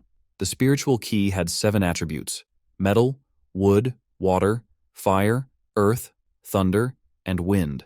While each had pros and cons, in terms of pure destruction, thunder was first, metal was second, and fire was third. However, you couldn't just pick any element. It depended on your natural compatibility. Su-hong nodded, realizing now that a martial artist was limited by their own body's affinity. The president agreed and pulled out a crystal ball to test his compatibility. She explained that the more it glowed, the higher the affinity. Ordinary martial artists usually only had around 20 to 30%. She mentioned that her own affinity was around 80%, which was considered elite. However, she believed a genius like Su-hong would definitely exceed 90%. As the flame vanished, Su-hong took the crystal ball. He thought about how President Wu had become a Tier 5 master so young. She was a true genius. If she was only at 80%, reaching 90% himself would be absolutely incredible. Suddenly, the crystal ball began to shine, growing brighter and brighter until it was blinding. The president gasped, exclaiming that it was full. She hadn't been expecting this at all. She announced that Su-hong's fire attribute compatibility was a perfect 100%. She stared at him intensely and asked if he understood what that meant. She stepped closer, full of praise. Su-hong admitted he doesn't know the significance. The president explained that this meant he could absorb 100% of the fire attribute energy without wasting a single drop. She explained that with her 80% compatibility, she lost 20% of the energy during absorption. Yet, even with that loss, she had become a Tier 5 martial artist and the president of the association. She pointed right at his face, declaring that his future would definitely surpass hers. Su-hong sweated nervously. The president marveled that she had never expected a small place like Star City to produce a monster comparable to the elites from the imperial capital. While she spoke, Su-hong thought that the fire attribute was nice, but he actually preferred thunder.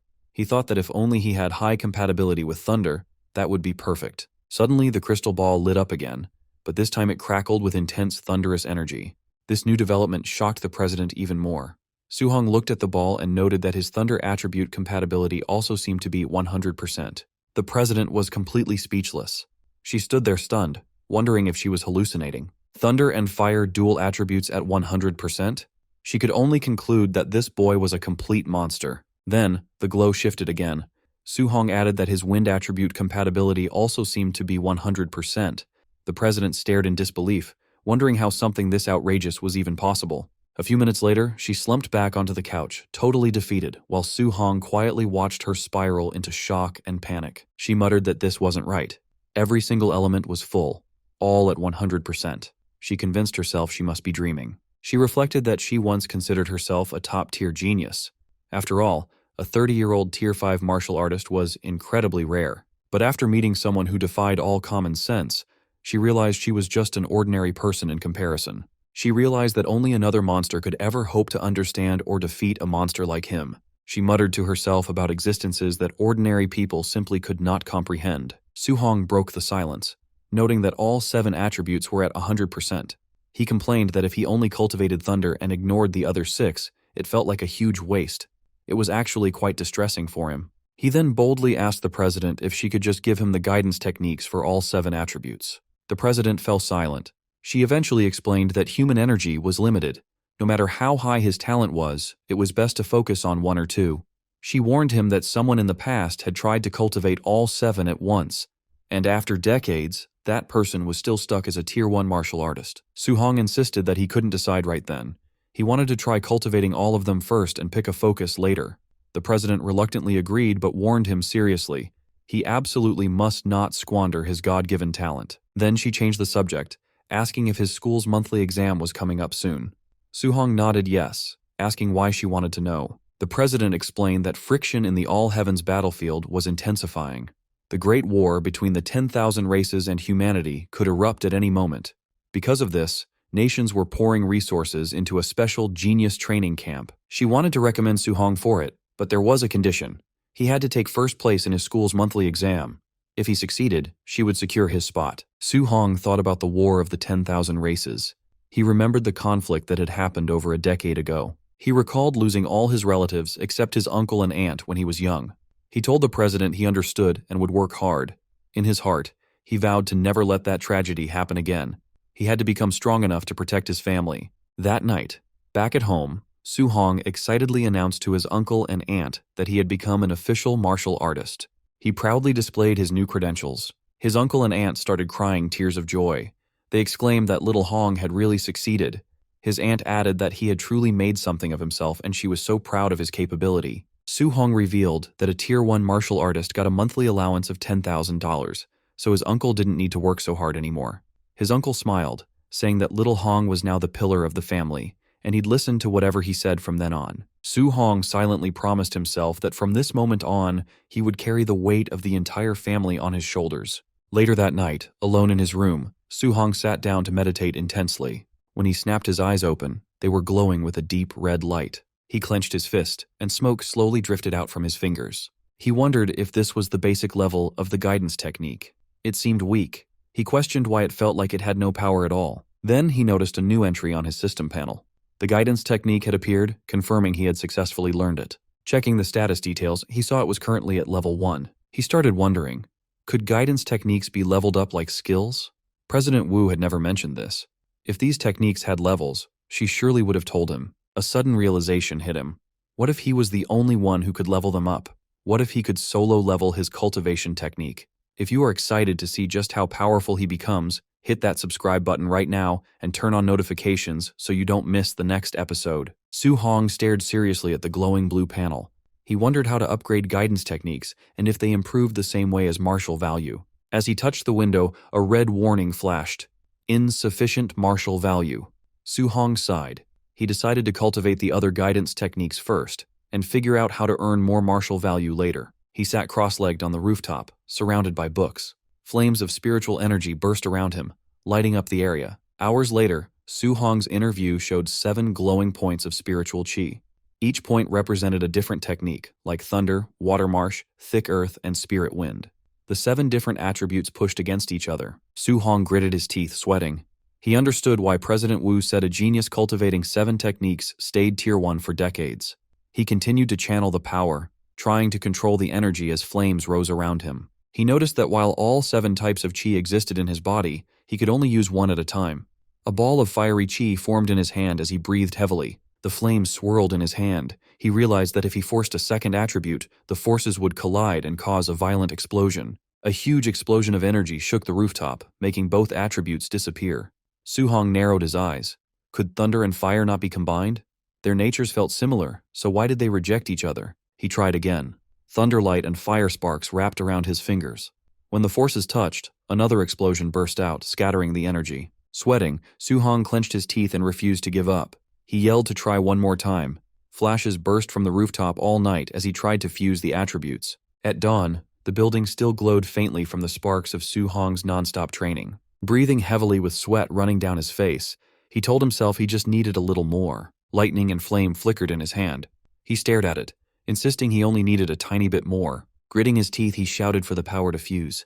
Lightning and fire wrapped around his arms as he forced the energies together. A bright flame exploded in his palm. After trying all night, he finally succeeded. He looked at the flame with relief. Straightening his clothes, he decided it was time to go out and test the power. At Star City's Citizen Martial Arts Square, a large plaza with a clock tower, training robots stood ready. Su Hong stood before a spider-shaped combat tester. He noted that he had switched to a Tier 3 tester, hoping this one wouldn't break. Remembering that 50% power reached 3,000 previously, he decided to try 30% power first. He struck with his glowing fist. The result went above 2,300. He was surprised. At 30% strength, it should have been around 1,800, but it had increased by 500. He looked at the lightning in his hand. The power of thunder alone was already very strong. Then he clenched his hand to aim. He wondered how strong the fused thunder and fire would be, then released the combined force. His punch smashed into the tester with overwhelming speed and power. The screen flashed 3041. Su Hong stared in surprise. It was far higher than expected. He muttered in shock, wondering how it passed 3,000. Rubbing his hands beside the damaged tester, he realized that 30% of his fused power already surpassed a Tier 1 high-stage martial artist. He glanced at his status and sighed. His vitality was only 123, making the result even more terrifying. If the power was this strong with 2 attributes, what kind of strength would he have fusing all 7? The thought filled him with excitement. Watching the flames and lightning in his hand, he smiled. He decided to try fusing 3 attributes next time. Later, he lay flat on the rooftop, exhausted, shirtless and sweating. He breathed heavily as small lights floated around. Fusing 2 attributes was hard, but fusing 3 felt much harder. He had rearranged all 7 patterns repeatedly, but made no progress. Still, he imagined the power if he succeeded. He checked the system, wondering if leveling up his techniques would help. The screen listed his level 1 techniques like thunder, flame, and water. He remembered the monthly exam was tomorrow, and he needed to earn martial value. The next day, students gathered at Star City No. 1 High School. The principal walked onto the stage. The principal announced this exam was different. Due to frontline pressure, a special training camp would now be held yearly to select geniuses. He explained the camp had resources like powerful arts, rare pills, and grandmaster instructors. The top 3 students in the exam would join the Star City training camp. The students became excited, shouting about the genius training camp. Others were shocked that a Tier 7 grandmaster might teach, since their principal was only Tier 3. Su Hong stared ahead tiredly. President Wu had said if he got first place, she would give him a spot. But didn't the top 3 all receive spots anyway? A friend told Su Hong that Chen Shan and Li Tu were now Tier 1 martial artists, and others had learned Thunder Rush Fist. Su Hong looked confused. He had only missed 10 days, yet they had already broken through. He explained that the principal asked instructor Chen Tian to give private lessons. Now Chen Shan and Li Tu's vitality exceeded 100, and their Thunder Rush Fist could echo 3 times. Suddenly, Chen Shan and Li Tu walked forward. One said he wanted everyone to know who the real genius was. The other replied that he hoped he would stay confident after being beaten down. As the principal left the stage, instructor Chen Tian asked if he found the genius who used the 9 Echoes Thunder Rush Fist. Principal Li said he searched everywhere but didn't think the person was from his school. While talking, they heard noise behind them and turned. A man in a black suit approached with 2 others. It was Jiang Ming, Su Hong's spear teacher, with Li Ming and Li Yan. Jiang Ming joked, asking Principal Li why he looked so sad. The principal asked why Jiang Ming was there. Jiang Ming smiled, saying the students looked weak. He brought 2 disciples and suggested letting the first-place student spar with them after the exam. Principal Li's expression tightened. Jiang Ming had come to embarrass him. If he refused, it would admit his school had no talent. Jiang Ming said the students looked weak, so he would understand a refusal. Instructor Chen Tian snapped back, asking if Jiang Ming was looking for trouble. Nearby, Jiang Ming's student Li Yan pointed at the crowd. He told his teacher there was bad news. Su Hong was here. Jiang Ming was confused and asked which Su. Turning toward the students, he recognized Su Hong standing at the back. Jiang Ming shouted in surprise, realizing it was that same little monster. Su Hong looked at them calmly with a faint smile. Jiang Ming stared in shock, sweating. He realized the kid they talked about was actually from No. 1 high school. He looked at his disciples, troubled. If Li Yan and Li Ming fought Su Hong, they would lose. He needed to avoid the match to save face. He quickly smiled, telling Principal Li not to be angry. He said he was joking and there would be no competition, calling his own disciples trash compared to the students. Li Yan and Li Ming immediately conceded. Principal Li and Instructor Chen were furious, thinking these men were mocking them sarcastically. Soon at the arena, a loud announcement called for match number 666, Su Hong, to begin. From the stands, Su Hong's friend watched anxiously. He noted Su Hong's opponent was a quasi-martial artist, which was unlucky. He shouted to Su Hong not to push himself or get injured so early. The opponent, Chen Ping, stepped forward. He asked if Su Hong planned to walk down or be beaten down. He clenched his fist to charge confidently. But before he could react, Su Hong moved. He disappeared and instantly appeared in front of Chen Ping. With one clean strike, he sent Chen Ping flying. The impact flipped Chen Ping upside down, and he crashed hard onto the ground. Everyone stared in shock. One student asked when Su Hong became so fierce, while others were stunned silent. Su Hong stood calmly in the smoke. Everyone realized he had defeated a quasi-martial artist in a single move. Su Hong stood calmly over his defeated opponent. The crowd shouted in disbelief, wondering how he became so strong, with some suspecting he was already a Tier 1 martial artist. They announced the final match would happen next. In the stands, Instructor Chen stared at Su Hong, confused about where this student came from and why he missed private tutoring. Principal Li blamed himself for failing to notice him earlier. Principal Li felt he had wasted a talent by not training Su Hong sooner. Instructor Chen mentioned Su Hong looked familiar but couldn't remember where he had seen him. They turned their attention to the semi-final match between Chen Shan and Li Tu, noting the winner would be decided soon. Watching the fight, they saw the two were evenly matched, making the winner hard to predict. On stage, Li Tu warned Chen Shan that since they both used the 3 Echoes Thunder Rush Fist, Chen needed his strongest move to win. Li Tu then attacked with full force. Li Tu charged, slamming his fist down explosively. Chen Shan shouted as he blocked, the impact blasting wind across the floor. Chen Shan's fist burst with flames. He yelled at Li Tu to watch closely, declaring himself the school's true No. 1. The students shouted in shock that Chen Shan had mastered attribute externalization. They recognized the powerful fire attribute, second only to thunder. Li Tu stepped forward with a smirk, energy flowing like water around his arm. He scoffed that attribute externalization was nothing special. The students gasped again, seeing Li Tu also had externalized attributes. His was metal, even stronger than fire in combat. Metallic chains swirled around Li Tu's fists as he dashed ahead to attack. His punches echoed 5 times. Chen Shan was shocked to see Li Tu unleash the 5 Echoes Thunder Rush Fist. A violent impact followed. Li Tu's strike blasted his opponent backward, sending shockwaves across the arena. Principal Li and Instructor Chen were stunned. Li noted Li Tu had hidden his strength, while Chen marveled that Li Tu mastered attribute externalization and the micro-level Thunder Rush Fist in just 10 days. Principal Li said the final was pointless. Su Hong couldn't beat Li Tu's metal attribute. Chen sighed, saying Su Hong might have had a chance if he knew a guidance technique. Jiang Ming confidently bet 50,000 on Su Hong. Shocked, Li called him crazy for betting on someone without a guidance technique. Chen laughed, happy to take the easy money. The final battle began. Li Tu against Su Hong. Students cheered, some for Su Hong, others urging Li Tu to win. The fighters stepped onto the stage. Li Tu told Su Hong he was lucky to reach the finals without facing him or Chen Shan earlier. Su Hong remained calm. After hunting beasts, these students seemed weak, but Li Tu finally looked like a worthy opponent. Li Tu grinned, calling Su Hong the second strongest. Su Hong simply asked who the first was. Li Tu stomped the ground, declaring that he was naturally No. 1. He attacked, claiming one move would show the huge gap between them. Students panicked, seeing Li Tu use the 5 Echoes Thunder Rush Fist immediately. They feared it was already over for Su Hong, But Su Hong's eyes glowed with golden light as power built up inside him. Flames burst from his fist as he charged, wanting to test the limits of his physical body. The crowd screamed that Su Hong was crazy for meeting the attack head-on instead of dodging. Their fists smashed together explosively, shaking the ground. They clashed repeatedly, sending energy bursts through the air. Su Hong met the thunderous attack directly. Li Tu was shocked that Su Hong stopped his 5 Echoes fist instantly with just 5 punches. They fought on, fists colliding in a storm of blows amidst whipping energy chains. Li Tu gritted his teeth. Every punch from Su Hong felt overwhelmingly heavy, like fighting a monster. In the stands, a teacher exclaimed that Su Hong was evenly matching Li Tu without using any martial skills.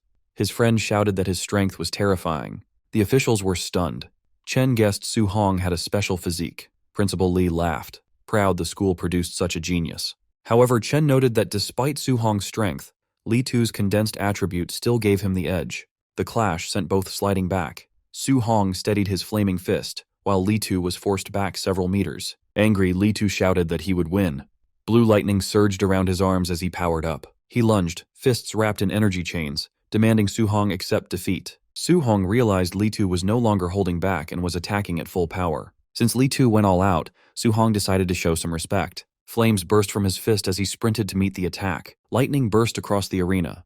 Li Tu yelled in shock, realizing Su Hong could also use attribute externalization. Principal Li and Instructor Chen trembled as golden lightning filled the arena, leaving them speechless. They were stunned Su Hong had mastered the Thunder Guidance technique. Chen explained that a special physique combined with the Thunder attribute made him terrifying. Su Hong and Li Tu clashed again, causing lightning and chains to explode everywhere. Li Tu realized with alarm that Su Hong's Thunder attribute was stronger than his own metal attribute. Lightning coiled around Su Hong. He told Li Tu that since he revealed his ultimate move, he would answer properly. Su Hong's eyes glowed gold.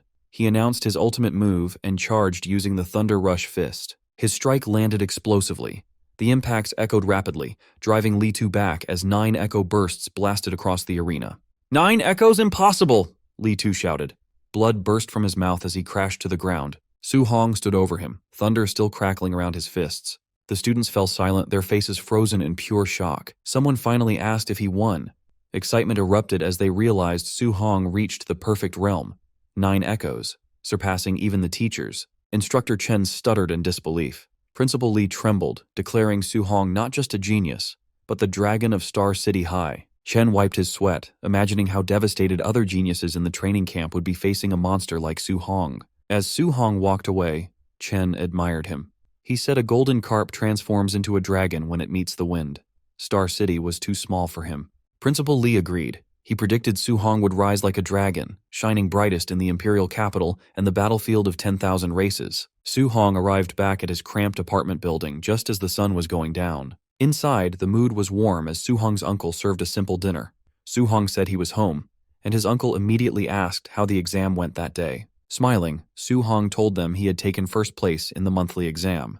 His uncle was shocked and overjoyed, while his auntie realized this ranking meant he could finally go to the special training camp he had mentioned before. Suddenly, loud knocking on the door interrupted their celebration. A woman's voice shouted rudely from the hallway, demanding to know if this was Su Hong's house. Su Hong opened the door looking confused, while his uncle and aunt peeked out nervously from behind him to see who the stranger was. A wealthy-looking woman stood there, wearing expensive clothes and jewelry. She introduced herself as the mother of a student named Lin Nian. She explained that since only the top 3 students could enter the training camp and her son was ranked 4th, she had come to convince Su Hong to give up his spot. She arrogantly held out a stack of cash, offering Su Hong 30,000 to drop out so her son could take his place. Su Hong and his family just stared at her in silence, looking more confused than tempted by the sudden bribe. Seeing that the money didn't work immediately, the woman got furious.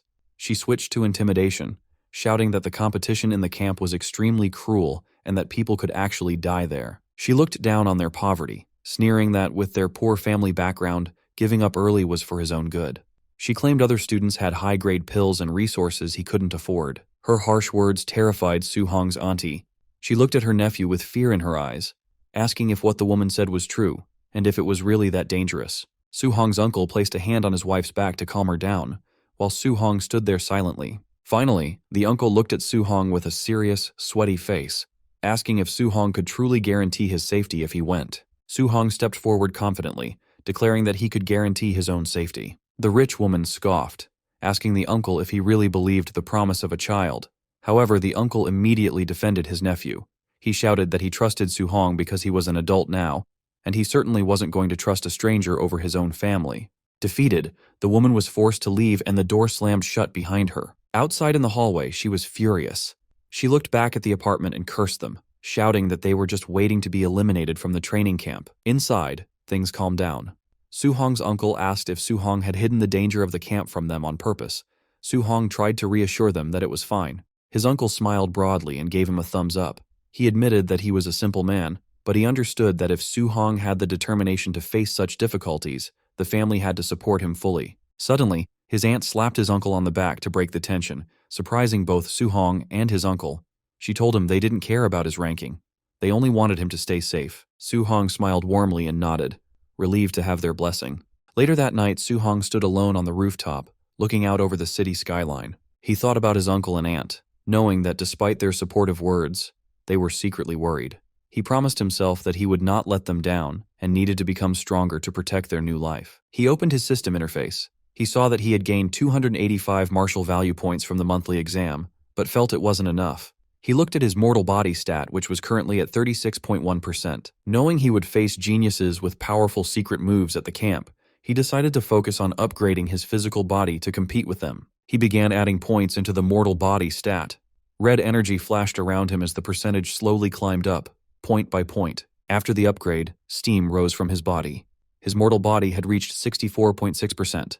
He realized he was still a long way from 100% and wondered what kind of special body type he would unlock once he finished it. Suddenly, he noticed a surprise on his status screen.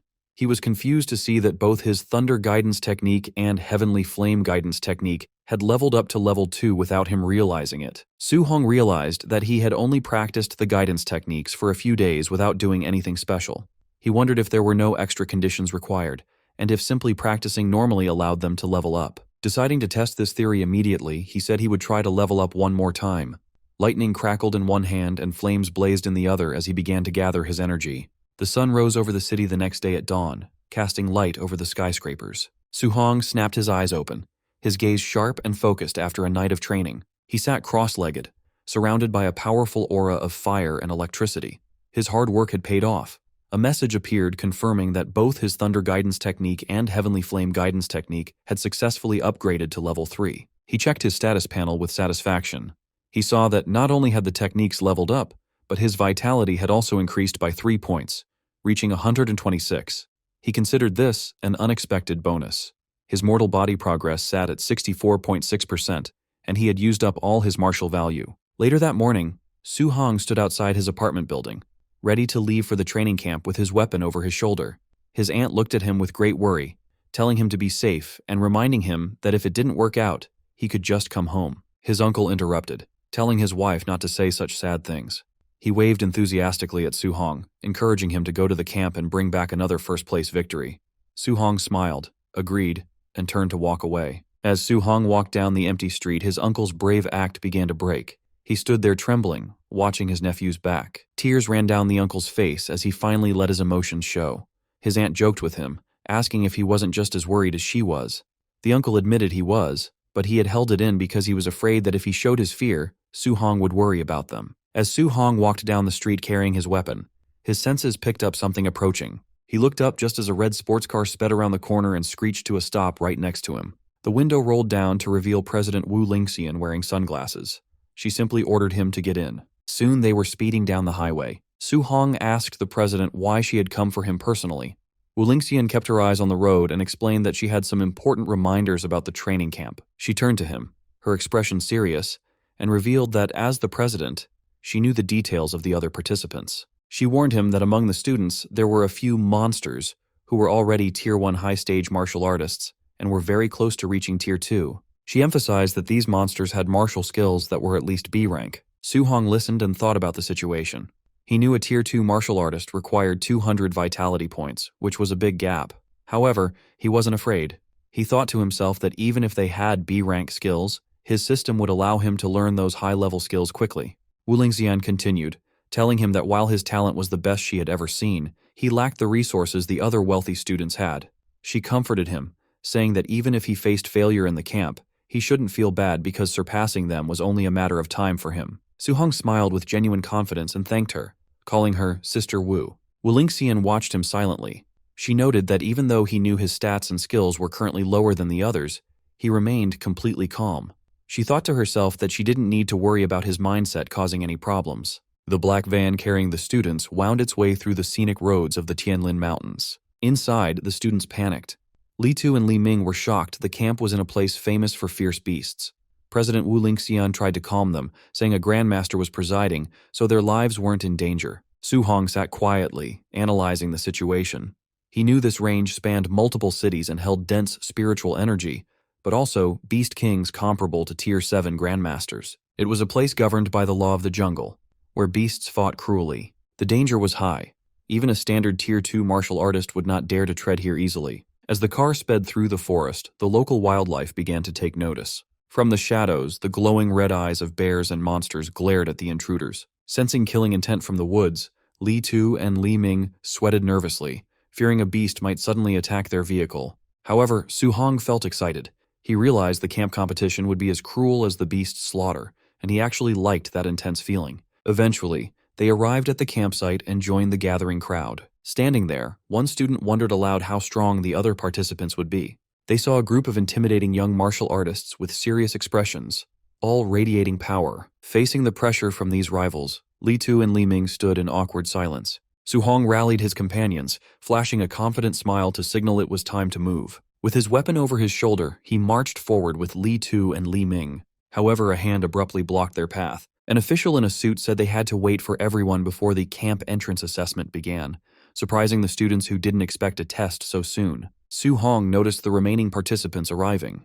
He watched with annoyance as luxury cars drove through mud, thinking how wealthy families made everyone wait. Bodyguards opened the doors of the expensive vehicles, and the atmosphere shifted immediately. 3 prominent figures stepped out, drawing admiration. Students whispered about Xiao Nan, an orange-haired woman, Lin Xingge in white clothes, and Wang Tiantuo, the city lord's muscular son, known as the barbarian god. The elites walked with superiority, while ordinary students parted ways to let them pass. As they took their places, the tension in the air increased. Su-hong recognized them as the geniuses the president mentioned, but instead of fear, he was eager to see their skills. The assessment began with the official addressing the assembled students. He announced that the true training camp was 30 kilometers deep within the Tianlin Mountains. To enter, each student needed a special token. These tokens were surgically placed inside local beasts, meaning they had to hunt to earn their place. This caused anxiety. Li Ming and Li Tu whispered nervously, realizing a 30-kilometer journey was dangerous. Deep in the mountains, a single mistake with high-level beasts could be fatal. Su-hong remained unfazed. He saw the 8-hour limit as a chance to kill extra beasts and earn more martial value. One student asked what if they met a beast beyond their level. The official coldly replied they would be eliminated, though a rescue team would save them from death. The crowd protested that the rules were unfair and relied on luck, risking the strong being eliminated by a chance encounter. The official snapped. He said the world isn't fair, comparing their complaints to protesting on the real all-heavens battlefield. He shouted that battlefield rules were simple: avoid risks, bully the weak, and use numbers. If they feared strong beasts, they needed more caution. A young man in a suit agreed with the official. He sneered at the complainers, calling them trash and telling them to quit if they were afraid. This provoked a rugged student who challenged him. The man in the suit called him a coward and threatened to cripple him. The official interrupted, stating violence was banned at base camp but allowed in the mountains. Snatching tokens or attacking others was acceptable. The 2 students glared at each other, marking one another as future targets. Su-hong realized the camp encouraged fighting.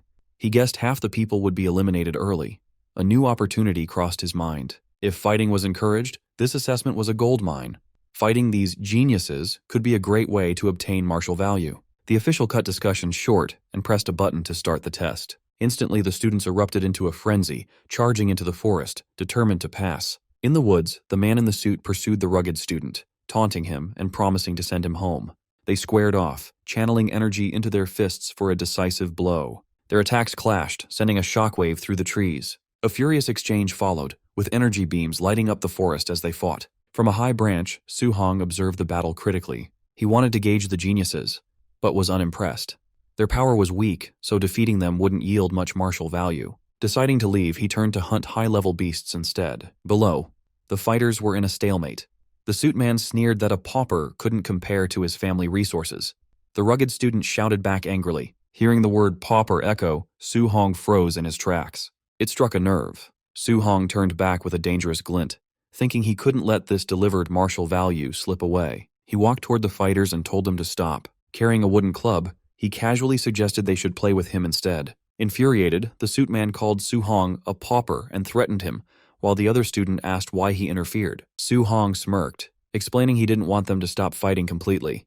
He proposed they join forces against him. Insulted, the rugged student abandoned his opponent and rushed at Su Hong. Su Hong countered with a brutal knee strike to the stomach, sending the student flying. The student gasped in pain, landing in a heap. The suit man stared in disbelief. He couldn't comprehend how a student of similar strength was defeated so easily. Before he could process it, Su Hong appeared in front of him with blinding speed and said, "Your turn." Paralyzed with fear, the man watched Su Hong swing the club. The strike connected, sending the man to the ground and ending the fight. The man in the suit flew through the air and crashed hard into a tree. He screamed as his eyes rolled back, completely overwhelmed by the force. On the ground, Su Hong stood calmly with the wooden stick on his shoulder. Looking at the two defeated men, he said, "This is what they get for underestimating ordinary cultivators." In the monitoring room, instructors watched the fight on a large screen. One wondered where the newcomer came from, complaining that he just walked in and one-shotted both men during their duel. Another asked if the two were now eliminated. The supervisor shook his head, explaining that since they hadn't called for rescue, the assessment would continue. A staff member bowed and acknowledged the order. Back in the forest, the man in the suit groaned as he opened his eyes. Holding his aching face, he muttered about how much it hurt. As he got up, he panicked upon seeing the wooden stick nearby and scrambled back, yelling for Su Hong to stay away. The defeated man screamed in rage, shouting that he'd never been so humiliated in his life and swore Su Hong had better not let him find him again. The other man also woke up against a tree, clutching his chest. He muttered in frustration, blaming himself for underestimating Su Hong and insisting he wouldn't have lost if he'd been serious. The two men sat in awkward silence for a moment, sharing the same bruised pride. Then, one of them apologized, admitting the other was truly strong. The man in the suit agreed and apologized for mocking him. They shook hands as their hostility faded. Soon they walked through the forest side by side like brothers. They agreed to find Su Hong and get revenge, with the man in the suit determined to hit him with the stick to vent his frustration. Meanwhile, Su Hong sprinted through the forest with a spear in hand, leaving trails of blue energy behind him as he ran. Su Hong's eyes narrowed as he sensed movement ahead. Though his expression was calm, he knew trouble was coming. Moments later, a herd of giant tusk boars burst from the trees, their red eyes glowing as they charged. Su Hong complained that it was another group of low-tier boars, wondering how many he had already encountered in the beast-filled mountain range. The boars snorted and kicked up dust as they approached, their massive tusks cutting through the air. The herd roared in unison and rushed straight at him, their steps thundering across the ground. As they approached, Su Hong's eyes sharpened with a golden flash, his focus intensifying. Instantly, golden lightning erupted around him. He swung his spear in a wide arc, and glowing lines of lightning cut through the charging boars, lighting up the area. With golden light wrapping his arm, Su Hong's spear slammed into the boars, sending them crashing to the ground amidst dust and shockwaves. After the fight, Su Hong stood among the fallen beasts as system screens displayed his martial Dao points. He noted that since he became stronger, the points he earned from weaker beasts had greatly decreased. Sighing, he said he needed to hurry and find a token, then began cutting open a boar's stomach with his spear. Searching the bodies, he muttered that the previous dozen low-tier beasts he killed had no tokens. Hoping this batch was different, he searched each boar one by one. Every corpse was empty. As he expected, there were no tokens. He concluded that only higher-level beasts must carry them. Half an hour later, he was dashing swiftly through the forest again, his spear cutting through the wind. As he ran deeper, he recalled how he used to find over 10 low-level beasts per hour in this area. Now he couldn't find a single one. Suddenly, a roar shattered the silence. A massive black tiger with glowing red eyes leaped from the trees, pouncing at him with incredible speed. Su Hong's eyes glowed blue, and he smiled, recognizing the creature. He had finally found a Tier 1, upper stage Dark Knight black tiger. Blue energy gathered at his fingertips, swirling and brightening before it burst outward. He thrust his glowing finger down, and a piercing blue beam shot into the tiger, splitting the ground beneath it. The Dark Knight black tiger roared in pain, spraying blood from its wide-open jaws. The tiger crashed to the ground, cracking the earth. It twitched and struggled as dust scattered around it. Without slowing, Su Hong gripped his spear and lunged forward at an incredible speed. Spinning through the air, his glowing spear struck the tiger's head. Blue energy exploded outward, and the beast roared one last time before dying. A screen showed he had earned 35 martial Dao points. He commented that with his current strength, killing a high-tier beast like this was as easy as breathing. He crouched beside the corpse and began searching, hoping the high-tier tiger had a token inside. After cutting it open, he paused, then pulled out a blood-covered token. He laughed softly, confirming it was inside the high-tier beast. It had taken him nearly 3 hours to find just one token. Holding the token, Su Hong considered his encounters. Low-tier boars were everywhere, but high-tier tigers only appeared every half hour. He realized the deeper he went, the stronger but rarer the beasts became. He glanced at the tiger's corpse. High-tier beasts gave more points, but finding only one every 30 minutes was inefficient. Hunting the more numerous low-level beasts would earn him points faster. Gripping the token, he smiled. He decided to focus on quantity over quality for earning points. He continued on, determined to use the remaining 5 hours to gather enough points to max out his mortal body progress. As he walked on, he came across a blood-soaked clearing filled with the torn-apart corpses of deer. The ground was also littered with the corpses of boars he had killed. As Su Hong killed another boar with his bare hands, a massive bear with glowing red eyes lunged at him, swinging its claws down. He dodged the sudden attack with incredible speed, spinning to the side. Flames wrapped around his fist as he charged, noting that after killing dozens of low-tier beasts, he had finally found a mid-tier one. His fiery punch shot forward like a cannon, blasting the bear into the air and through the forest. The bear slammed into a rock wall, roaring in pain and coughing up blood as it struggled to get up. Reflected in the bear's trembling eye, Su Hong was already leaping in for another strike. He slammed his fist down, driving a beam of fiery energy into the bear's head as the impact sent shockwaves through the ground. The force dragged the bear across the ground until it crashed into a large tree, snapping the trunk. As the dust settled, Su Hong stood covered in blood and dirt. He calmly noted that with his mortal body over 60%, he could kill mid-tier beasts with physical strength alone. A system panel appeared, showing his stats and 254 martial Dao points. He needed just over 100 more to max out his mortal body progress, which was currently at 64.6%. The panel also displayed his level 3 guiding arts and his martial skills, all in a perfect state. Tightening his grip on his weapon, Su Hong knew he had to use the remaining 3 hours to gather the rest of the points he needed. Before he could move, a deafening roar echoed through the trees. Su Hong froze, sweat on his face as the noise echoed. What was that sound? He wondered. Suddenly, a massive shadow fell over him. A gigantic golden bird with glowing wings descended, swirling leaves and wind. As its golden feathers shined like fire, he realized it might be the legendary Golden Rock Beast King. The beast screeched and dived, its body wrapped in blazing energy. The force of its descent tore through the forest, sending out violent shockwaves. Su Hong braced himself, gripping his spear as the wind roared around him. The Beast King's power was terrifying. A single flap of its wings had created this devastating shockwave. A violent crash echoed as a massive tree split apart, its trunk snapping under immense force. Su Hong leaped onto a broken stone as a shockwave rushed past. Wind roared around him while he steadied himself, looking to the sky and wondering what beast could cause this. Pressed against a cliff, sweat on his face, he admitted he'd grown complacent. Faced with such overwhelming power, he realized he was just an ant to top-tier experts. Then his eyes widened. He saw something else approaching high in the air. The Golden Rock Beast King hovered on spread wings. A second figure approached, also shining with golden light. It was Rank 7 Grandmaster Qin Tianli, wrapped in a fierce, flaming aura. He announced himself as Qin Tianli, saying he was borrowing the territory and asked why the Beast King returned. The Golden Rock Beast King swooped down, claws extended. It shouted it never agreed to lend its territory. Qin Tianli shot forward like a golden firestorm. He yelled he would beat the Beast King until it agreed, and the two forces collided in midair. The rock's wings flashed gold as it twisted. Qin Tianli's punch exploded against its feathers, and the beast beat its wings again with a sharp cry. Light spiraled around it, forcing Qin Tianli back with a shockwave. He steadied himself, irritated by the noise. Yelling the rock was too noisy, he rushed in again. A rapid series of impacts followed. Explosions of golden force repeatedly struck the beast, lighting up the sky as they clashed violently in mid-air. Qin Tianli's punch smashed into the Beast King's head, sending feathers and blood scattering. The impact forced the massive beast backward. Floating calmly in his golden aura, Qin Tianli spoke with an icy voice. He declared he was borrowing this land and ordered the beast to leave, warning it not to make him repeat himself. The beast screeched angrily as it flew away, yelling for Qin Tianli to wait. Qin Tianli waved dismissively, telling it to get lost. As the beast disappeared, Qin Tianli took a slow breath, golden light swirling around him.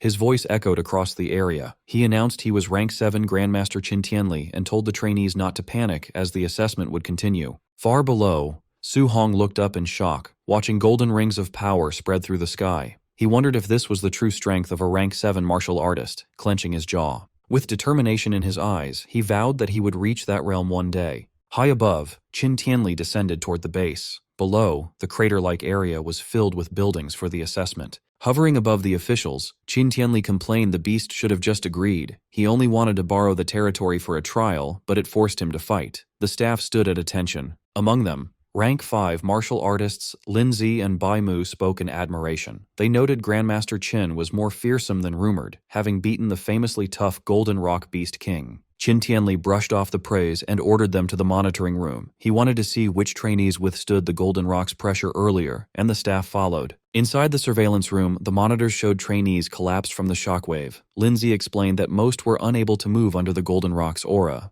Qin Tianli stared in surprise. On one screen, a trainee knelt beside dead black tigers, remaining calm under the beast's pressure. "Who is that boy?" Qin Tianli asked. Bai Mu checked the documents. Wang Tiantuo, a Tier 1 high tier with Blood Chai 340 and 95% fire affinity. He has the barbarian god physique and is the Star City Castellan's son. Qin Tianli raised an eyebrow, noting the Castellan treated having children like lottery tickets and had finally produced a good one after 100 tries. Another trainee appeared, using incredible speed to escape the pressure zone. "Impressive movement skills," Qin Tianli commented. Bai Mu identified him as Lin Xing He, a Tier 1 high tier from the Lin family with Blood Qi 325 and 96% wind affinity. The footage showed a girl using a glowing barrier to shield herself. Qin Tianli noted she was a spiritual telekinetic, skillfully using her power to resist the pressure. Bai Mu identified her as Xiao Yan, a Tier 1 mid-stage telekinetic from the Xiao family with Blood Qi 290 and 95% wood affinity. Qin Tianli nodded, noting these three easily handled the pressure and outmatched their peers. He asked for other talents. Bai Mu listed more names from the Lin and Wang families, hesitating as she realized all the top performers were from Star City's famous families. Qin Tianli frowned. Bai Mu explained the dozen on the list all had Tier 2 combat power and withstood the aura. He questioned why every standout was from a major family, asking about the students from the schools, especially number 1 high. Bai Mu explained the school students were only Tier 1 early stage, with the 3 from number 1 high having just broken through. Qin Tianli waved his hand dismissively, saying he wouldn't bother looking and that number 1 high was unworthy of its reputation. Then Lin Zi shouted in shock, pointing at one person on the screen. All three looked up. The screen showed Su Hong cutting down a beast. They were shocked he still had the strength to hunt after experiencing the Golden Rock's pressure. Bai Mu trembled and stuttered. "That's Star City number 1 high's monster." Lin Zi scolded her, telling her not to make a fuss in front of the Grandmaster. Qin Tianli was silent, but after Lin Zi glanced at the report, he also began shaking and repeated with wide eyes, "Monster." Qin Tianli glanced at them, reminding the 2 rank 5s they should have seen plenty of geniuses. He asked why they were making such a fuss, awkwardly adding that their temperaments weren't steady yet. But when Qin Tianli read the report, his own eyes widened in shock. He screamed internally, wondering if the boy was even human. The report showed Su Hong's profile, 18, from number 1 high, Tier 1 early stage, Blood Chai 123. He had perfected a C-rank art, and his physical strike produced 3004 combat power, rivaling a Tier 1 high level. He also likely had a special physique, a 100% affinity for all 7 elements, and was cultivating all 7 simultaneously. Qin Tianli trembled, muttering in disbelief that such a freak came from a place like Star City. He wasn't a once-in-a-century talent, he realized, but a once-in-a-millennium rarity. His shock turned to joy. Clenching the paper, his eyes glowing red with excitement, he shouted, "I've struck gold!" Then he paused, confused. He demanded to know why someone so talented was only Tier 1 early stage with Blood Qi 123. Bai Mu quickly explained that Su Hong was cultivating all 7 guiding techniques at once. Grandmaster Qin erupted in frustration. "No wonder he's so low," he said.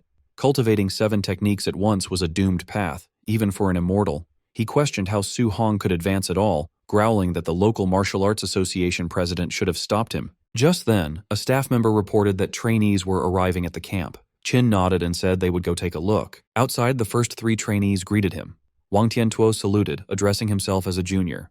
Qin praised the 3 of them as very good. 6 hours into the assessment, more students staggered toward the camp. Some complained they nearly died, but another reminded them they had faced the Golden Rock Beast King. After 7.5 hours, more trainees gathered. As Qin watched, some early arrivals said there was no one left and suggested ending the assessment. Another scoffed that anyone still out there must be weak. But Grandmaster Qin wondered where Su Hong was. He worried his newly discovered freak was lost, a hint of panic on his face at the thought his precious treasure might be eliminated. A few minutes later, Qin finally spotted a figure leaving the forest. He sighed in relief, thinking the brat had finally shown up. He stepped out of the woods, dragging his spear, his clothes covered in dirt and blood. He muttered that he'd made it in time, having been so focused on earning martial value he almost forgot the deadline. As he entered the camp, trainees stared in shock. One whispered Su Hong was ruthless, another noted he wasn't injured and wondered how many beasts he had killed to get so dirty. The two men Su Hong had embarrassed earlier glared at him. One shouted he'd been waiting for him, but the other stopped him. "Don't rush," he said.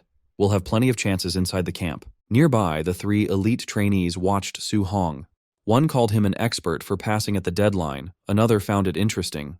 Wang Tiantuo, eyes closed, simply nodded. As the sun set, Instructor Lin Zi stepped forward and announced the 8-hour limit was over. Anyone not present was eliminated. He then began to introduce the camp's facilities and rules. Instructor Lin introduced the major facilities, which included a gravity room, a movement skill training room, and a ferocious beast combat room. He pointed to a large building, the Martial Arts Pavilion. There, trainees could use contribution points to buy martial arts, pills, and weapons, some as high as a rank. Hearing this, a blood-covered but calm Su Hong sat among the trainees. He thought that coming here was the right decision. But Instructor Lin then explained the rules. All facilities required contribution points to use. The only way to earn points was by passing training subjects. Outstanding performance would earn extra rewards. As the sun set, he dismissed them.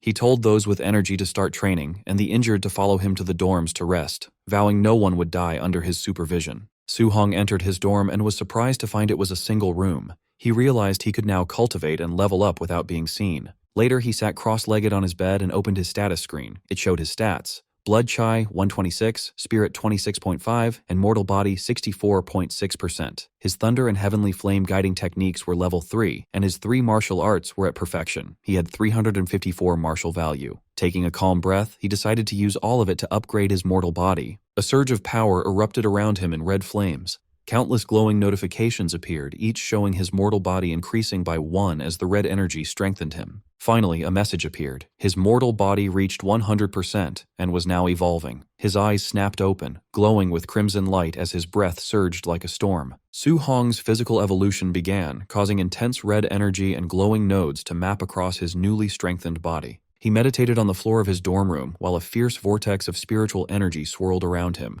As the process finished, he let out a sigh, with steam radiating off his refined form. Inspecting his physique, he was amazed by the sheer, overwhelming power his physical body now possessed. His system interface appeared, revealing that he had unlocked the Overlord body, which the system described as the existence with the strongest physical strength in the world. He noticed that the physique was currently at spirit rank 0%, meaning it could still be upgraded. This left him wondering what kind of heaven-defying form it might evolve into next. Eager to test the limits of his extraordinary new body, he grabbed his jacket and his black spear. However, the moment he gripped the spear's shaft, the metal crunched and cracked under his hand. He stared at the weapon in shock, realizing that his casual grip was now strong enough to snap a highly durable C-rank alloy. He briefly panicked, lamenting that C-rank spears were incredibly expensive and that he had just ruined a fortune. Fortunately, he quickly remembered that he had actually looted this spear for free during his time in the wilderness. Knowing his old equipment could no longer handle his strength, he decided he must gather camp contribution points as soon as possible to exchange for an A-rank alloy spear. Striding confidently out of his room into the hallway, he planned his next move, contemplating if he could easily earn those points by training with a weight vest of a few hundred kilograms. Inside the camp warehouse, a crowd of trainees gathered in awe around Wang Tiantuo.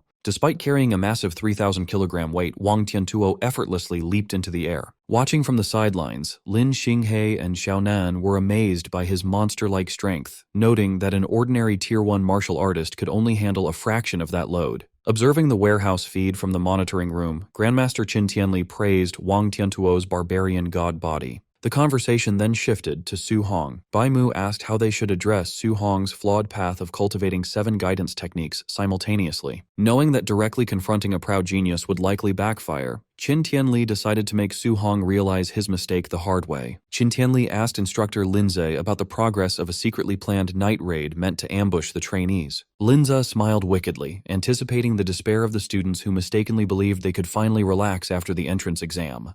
To execute his lesson, Qin Tianli specifically ordered Linze to send a powerful Tier 1 high-stage martial artist to overwhelmingly defeat Su Hong.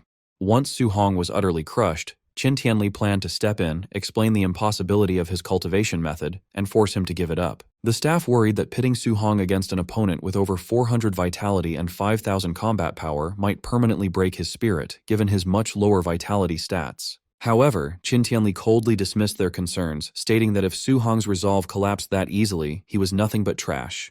Meanwhile, outside in the camp, Su Hong overheard other trainees rushing to the gravity room to watch Wang Tiantuo train. Preferring to avoid the crowd, Su Hong headed into the now empty equipment warehouse, planning to check out the commotion later. Inside the equipment warehouse, Su Hong picked up his smart scoring bracelet, confirming it was the device used to calculate his contribution points. As he explored the room, he walked past the lighter equipment racks and stopped in amazement at a rack holding 10-ton weight vests forged from super heavy alloy, wondering who could possibly wear something so heavy. Curious about his own limits, he tried on a 10-ton vest, but quickly realized the immense weight severely hindered his speed and stamina, making it impractical for long-term training. He decided to swap it for a 5-ton vest instead. After rapidly leaping around the warehouse to test his mobility, he concluded that the 5-ton load was perfectly suited for his current physical state. Thinking about his competition, Su Hong wondered how much weight Wang Tiantuo and the other top-tier geniuses chose to wear, assuming that since they were at the Tier 1 high stage, they must be at least as strong as him, if not stronger. Hoping to learn from their cultivation methods, he left the warehouse to go observe them.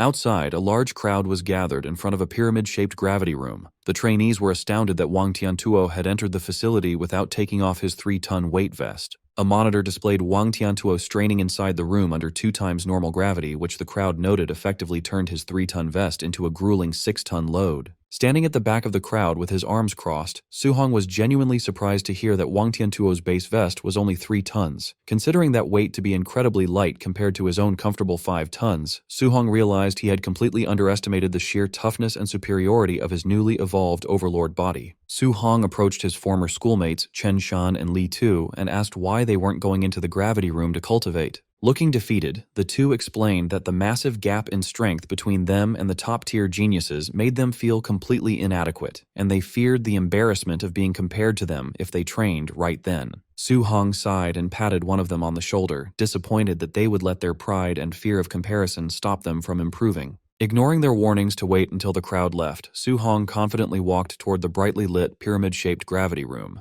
The gathered onlookers immediately began to mock him. Assuming he was trying to arrogantly surpass Wang Tiantuo's record, they called him brainless and shameless, especially since he didn't appear to be wearing a weight suit. Unbothered by their taunts, Su Hong stepped through the entrance, reflecting that such expensive, heavily funded facilities were usually restricted to elite aristocratic families, making this a rare opportunity he refused to let slip by. Inside the high-tech room, Su Hong evaluated his limits. He calculated that because he was secretly wearing the 5-ton weight vest under his tracksuit, setting the room to double gravity would subject his body to 10 tons of force, a crushing load he could only endure for about 10 minutes. Deciding to pace himself so he could train for a longer period, he adjusted the control dial to 1.5 times normal gravity instead. Instantly, the increased pressure hit him and he grunted as his body strained to brace against the heavy, invisible force. Completely unaware of his hidden 5-ton vest, the crowd outside watched his struggles on the monitor and laughed. They mocked him for barely being able to handle a mere 1.5x gravity without any extra weights, cementing their belief that he was just weak, since he had been the last to finish the entrance assessment.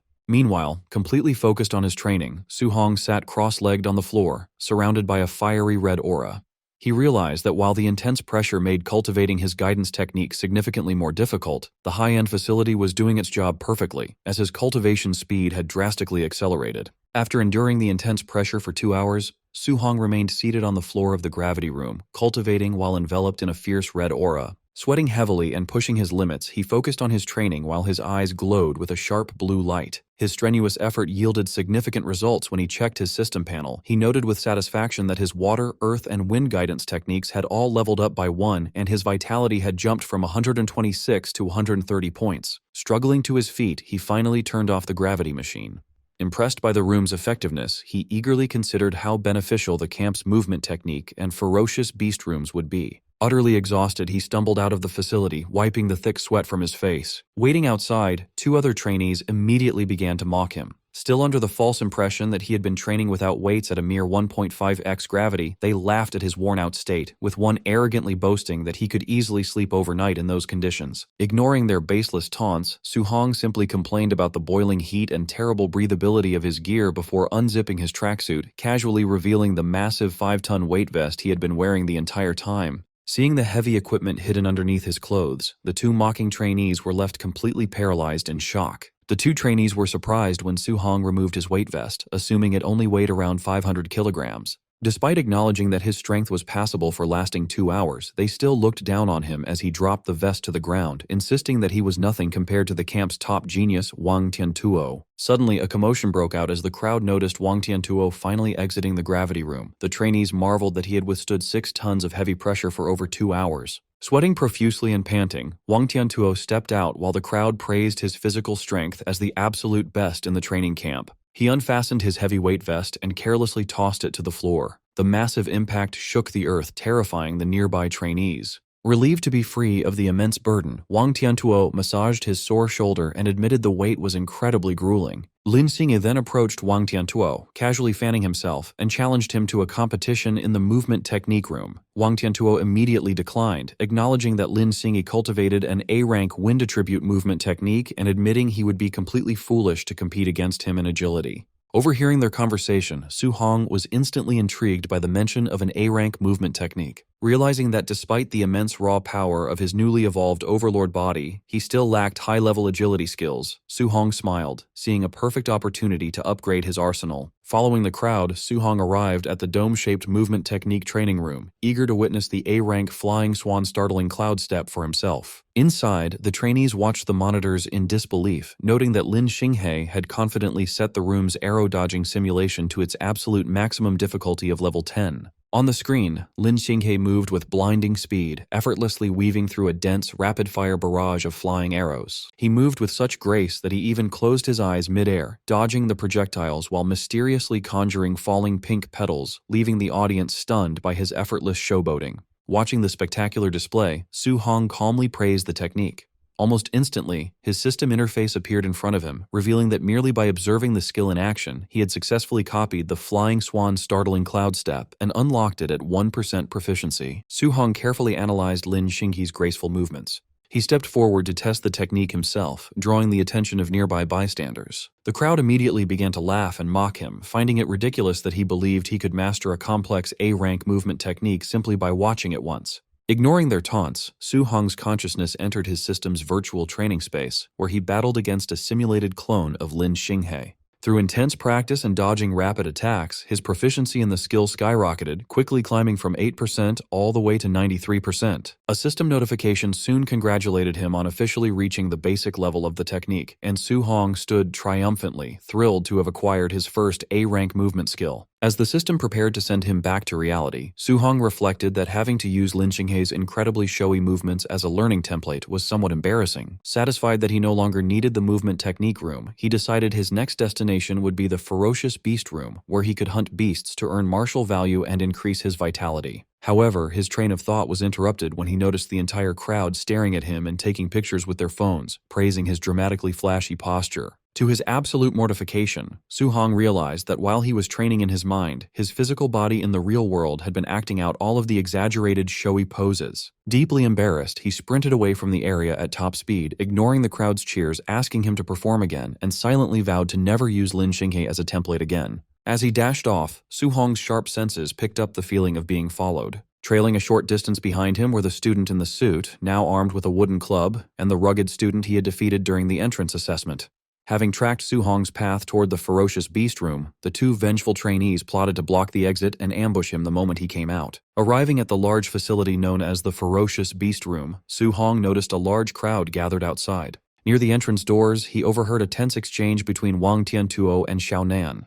Wang Tiantuo laughed, noting that Xiao Nan wanted to compete with him in hunting beasts to determine who was truly the #1 trainee in the camp. Wang Tiantuo arrogantly asked if she genuinely believed her spiritual telekinesis could defeat his barbarian god body, feeling underestimated. In response, Xiao Nan confidently retorted that he was the one underestimating the true power of a spirit master. Intrigued by the mention of a spirit master, a fighting style he had never seen before, Su Hong decided to delay earning his own martial value so he could observe her techniques first. Looking through the observation window into the simulated forest environment, Su Hong was completely shocked to see Xiaonan gracefully walking down from the sky toward a pack of black tigers. He marveled at this, knowing that walking on air was a miraculous feat typically restricted to high-level grandmasters, and realized this must be the unique power of a spirit master. With a simple, glowing motion of her outstretched hand, Xiaonan summoned her power. Instantly, several streaks of blinding golden light shot forward, simultaneously piercing the skulls of 3 Tier 1 high-stage black tigers. Su Hong watched in awe as the beasts were killed instantly, wondering what the mysterious flowing light was made of. Suddenly, a massive, terrifying bear-like beast enveloped in a red aura roared and attempted to ambush Xiaonan from behind.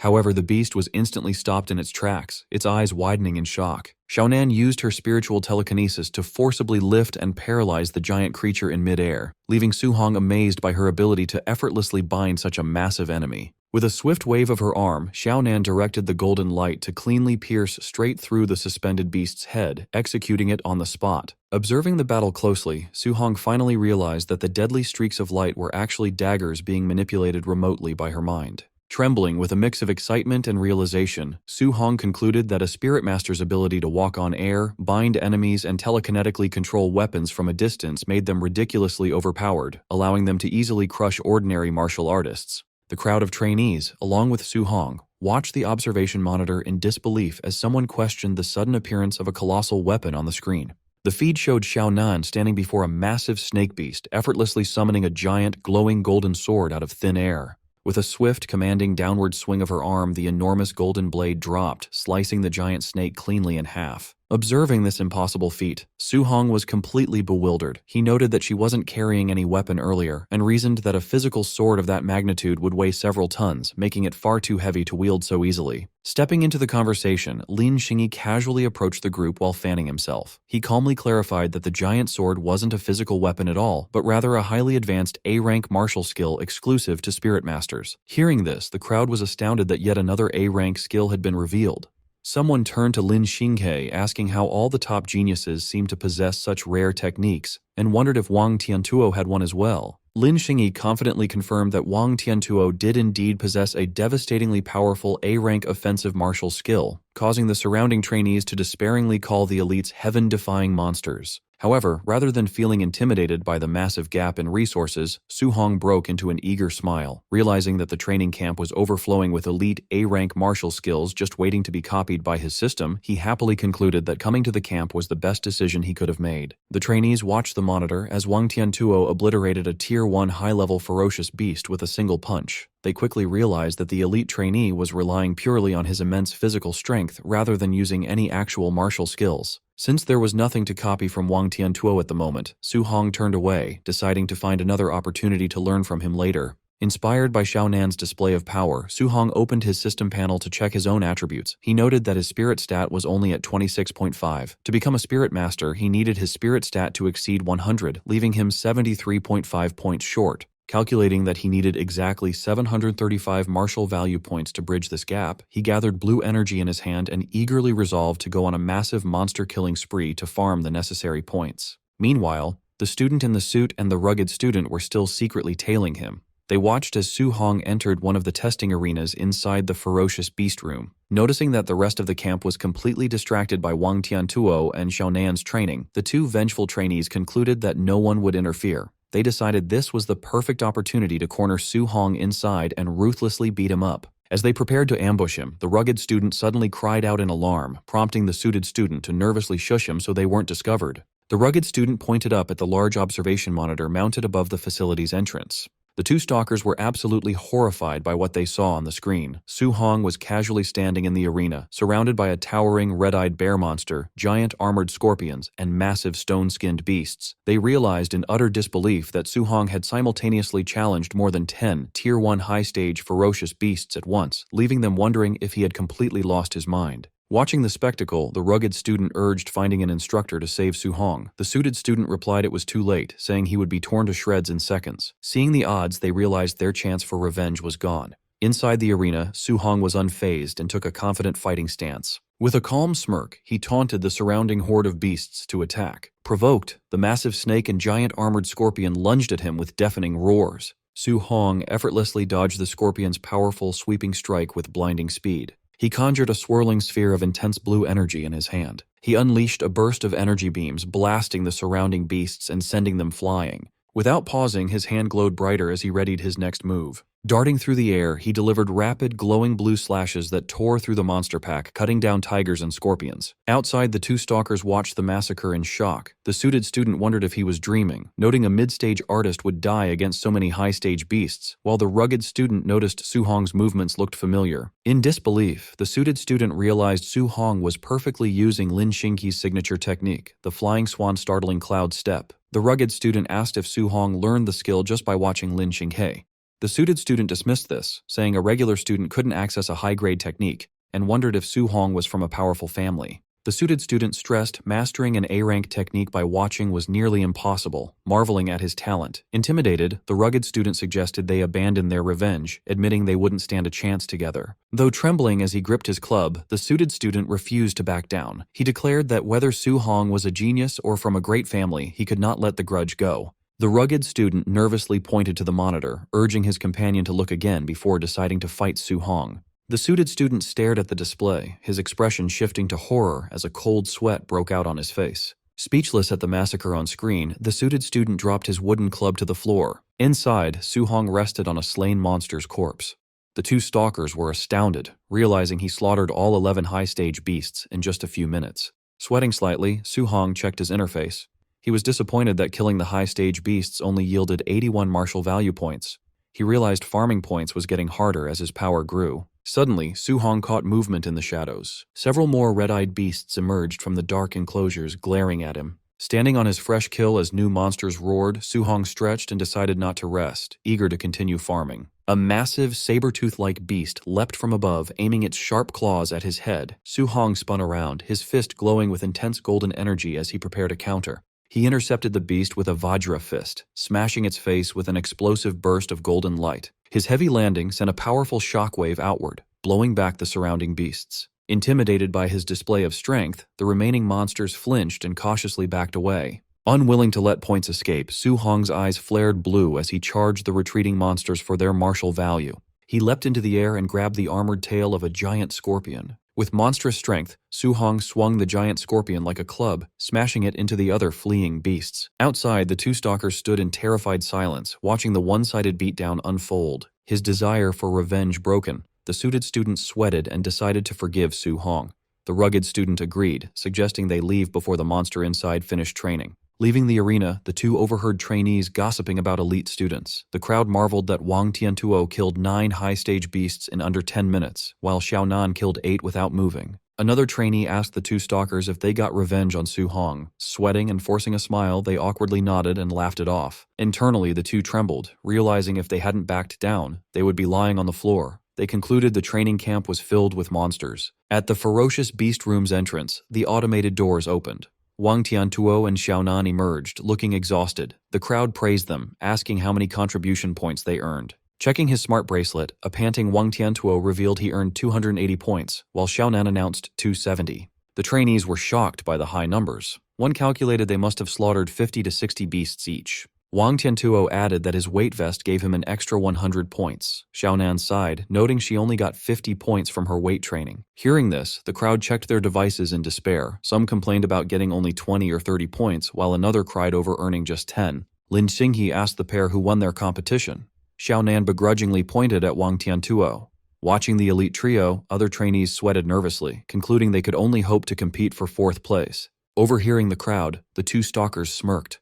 They mocked the crowd's ignorance, knowing a more terrifying monster who surpassed the top 3 was still inside. An hour later, inside the testing arena, the walls were heavily cracked and covered with fresh blood. The floor was a slaughterhouse, piled high with the mutilated corpses of countless beasts. In the center of the carnage sat a lone figure. Su Hong rested on a slain monster, panting and covered in sweat, dirt, and blood from the long battle. Even with his overlord body's stamina, fighting for over an hour had left him exhausted. Checking his interface, he was frustrated to still be short of the 735 martial value points needed for his next upgrade. However, his smart bracelet showed his camp rewards. He earned 700 contribution points, 400 from hunting and 300 from his vest, and perked up, wondering what he could buy at the martial arts pavilion. Under the starlit sky, Su Hong arrived at the martial arts pavilion, a grand traditional building glowing with warm light. Inside, Su Hong stood at the counter, flipping through an inventory ledger. Across from him, a female receptionist in a pink suit sat with a bored expression. Scanning the catalog, Su Hong noted that basic Tier 1 pills cost between 10 and 50 points. However, A-rank techniques were incredibly expensive, costing 2,000 to 3,000 points. Realizing A-rank skills were out of his budget, Su Hong focused on medicinal items. The pill prices were more acceptable, and the catalog had spirit-gathering pills, which he needed for his spirit stat. The receptionist asked if he had decided what to exchange his points for. She secretly judged his Tier 1 cultivation level, assuming he was too poor to afford anything worthwhile. Ignoring her, Su Hong asked if the spirit-gathering pills permanently increased spiritual power. The receptionist confirmed this, explaining they only worked the first time and higher-grade pills gave better results. With this confirmation, Su Hong scanned the list. He found the highest quality option, a Tier 4 Spirit Gathering pill, cost 500 contribution points. Su Hong confidently asked for a Tier 4 Spirit Gathering pill, startling the receptionist. Still assuming he was a poor student, she reminded him the pill cost 500 points, not 50. Unbothered, Su Hong just confirmed his order and raised his wrist. He tapped his smart bracelet on the payment terminal. It flashed his 700-point balance, leaving the receptionist wide-eyed in shock. Her attitude shifted to enthusiasm. Blushing and smiling, she presented him with the pill in an ornate box. Su Hong thanked her and asked if they carried dual thunder and fire attribute alloy spears. The receptionist confirmed they did, adding it only cost 200 points. She flirtatiously thanked her handsome customer for his business. Later that night, the moon shone over the quiet camp dormitories. Inside his room, Su Hong's new weapon, a C-rank Thunderfire spear, leaned against the wall. On his bed, Su Hong reviewed his glowing interface. He saw his vitality and elemental techniques had leveled up, and he had 490 martial value points. He was satisfied, as his progress today exceeded a normal week's. Opening the box, he revealed the glowing spirit gathering pill. He calculated his stats, noting his base spiritual power was 26.5. Even converting all 490 martial value points, he'd still be 25.5 points short of the 100 needed to become a spirit master. Holding the pill to the light, he hoped the Tier 4 medicine would provide the remaining 25.5 spiritual power points he needed. With a determined smile and a fierce glint in his eyes, Su Hong swallowed the pill, resolved to become a spirit master. The glowing green pearl-like medicine activated. Vibrant green energy flowed through Su Hong's body, lighting his energy pathways. He felt immediate comfort as the pill soothed his exhausted nerves. Sitting cross-legged on his bed, his mind cleared and his senses expanded to perceive his entire room. Su Hong opened his eyes, which glowed bright blue. He checked his system interface and saw the pill had raised his spirit stat by 24 points to 50.5. He calculated that his 490 martial value points and new spirit stat only brought him to 99.5%. He was 5 points short and regretted not killing one more beast. Accepting he had to wait until tomorrow, Su Hong lay down to rest. In the brightly lit camp warehouse, staff members assembled. Instructors in dark uniforms gathered to discuss the new trainees while reviewing their profiles. One man asked Bu Jingfeng why someone from the prestigious Martial Dao University had been summoned to serve new recruits with them. Bu Jingfeng scoffed, calling the recruits fake geniuses and claiming they weren't qualified to be his high school sparring partners. The bald instructor laughed and showed Wang Tiantuo's profile, which had a vitality of 340, a level Bu Jingfeng never had, surprising him. A gray-haired instructor showed Lin Xinghe's profile, noting his vitality exceeded 300, while a mustached instructor added that his student was a spirit master. Bu Jingfeng was confused by his target Su Hong's low stats. He questioned why he got a Tier 1 trainee with only 123 vitality, while others got strong ones. The other instructors were in disbelief, as Bu Jingfeng was their strongest. They wondered why he had been assigned a weak target and questioned if Grandmaster Qin Tianli had made a mistake. Grandmaster Qin Tianli entered with Lin Ze and Bai Mu, confirming he had made no mistake. Bu Jingfeng complained to the Grandmaster, feeling insulted. Qin Tianli clarified that Su Hong's combat power rivaled a Tier 1 high-stage martial artist. This stunned the instructors, who wondered what monster could have such power with only 123 vitality. Qin Tianli said some info was classified and Bu Jingfeng would understand after fighting. Reluctantly, Bu Jingfeng sighed that with his vitality near 500, it felt like bullying. Annoyed, Qin Tianli slapped Bu Jingfeng's head, telling him to stop talking and do the mission. He ordered him to go all out and beat Su Hong until he questioned his life. Rubbing his head, Bu Jingfeng asked if the Grandmaster had a grudge, warning he wouldn't be responsible if he accidentally crippled Su Hong. With a dark grin, Qin Tianli encouraged him to beat Su Hong ruthlessly, promising rewards even if he was crippled. Seeing this, Bu Jingfeng pitied Su Hong. Qin Tianli ordered the operation to begin, and the instructors dashed out to execute the ambush. Late at night, the scene was the quiet, snow-dusted exterior of the training camp. Chaos erupted in the dorms as masked instructors breached doors, launching a violent ambush on the trainees. Panicked shouts echoed from the dorms as trainees screamed in confusion, some begging for time to get dressed. Alerted by the commotion, Su Hong sat up, deducing the camp was under a sneak attack. He stared at his locked door as two massive slash marks tore through the wood from outside. The door shattered as Bu Jingfeng burst in, wielding a sword coated in purple energy with a confident smirk. Bu Jingfeng unleashed a cross-shaped strike that shattered the floor, but Su Hong reacted instantly, leaping backward to evade it. As debris flew, Su Hong recalled rumors of assassins and wondered if his attacker was from that hostile faction. Landing safely, Su Hong grabbed his new spear. He took a defensive stance in the ruined room, unable to gauge his masked assailant's strength. Bu Jingfeng leaped, bringing down a massive arc of purple energy. Confident, he mocked Su Hong, calling him an unlucky Tier 1 brat. Hearing him speak and sensing his aura, Su Hong realized the intruder was a human Tier 1 martial artist, not an alien assassin. A confident smile spread across Su Hong's face as he realized this was a stroke of luck. Su Hong calculated that defeating this opponent would give him the 5 martial value points he needed to become a spirit master. Mid-air, Bu Jingfeng's eyes widened in shock. He saw the trainee wasn't dodging, but stepping forward to meet his strike head-on. Their weapons collided in a blinding flash as Su Hong's spear clashed with Bu Jingfeng's purple energy blade. Straining, Bu Jingfeng sweated, admitting Qin was right about the boy's power rivaling a Tier 1 high-stage martial artist. As the clash continued, the instructor panicked. He realized Su Hong's physical strength was too massive for a normal Tier 1 martial artist. Unfazed, Su Hong enveloped his body in a red aura and pressed his spear forward, used to fighting Tier 1 high-stage enemies. With a battle cry, Su Hong unleashed his immense might.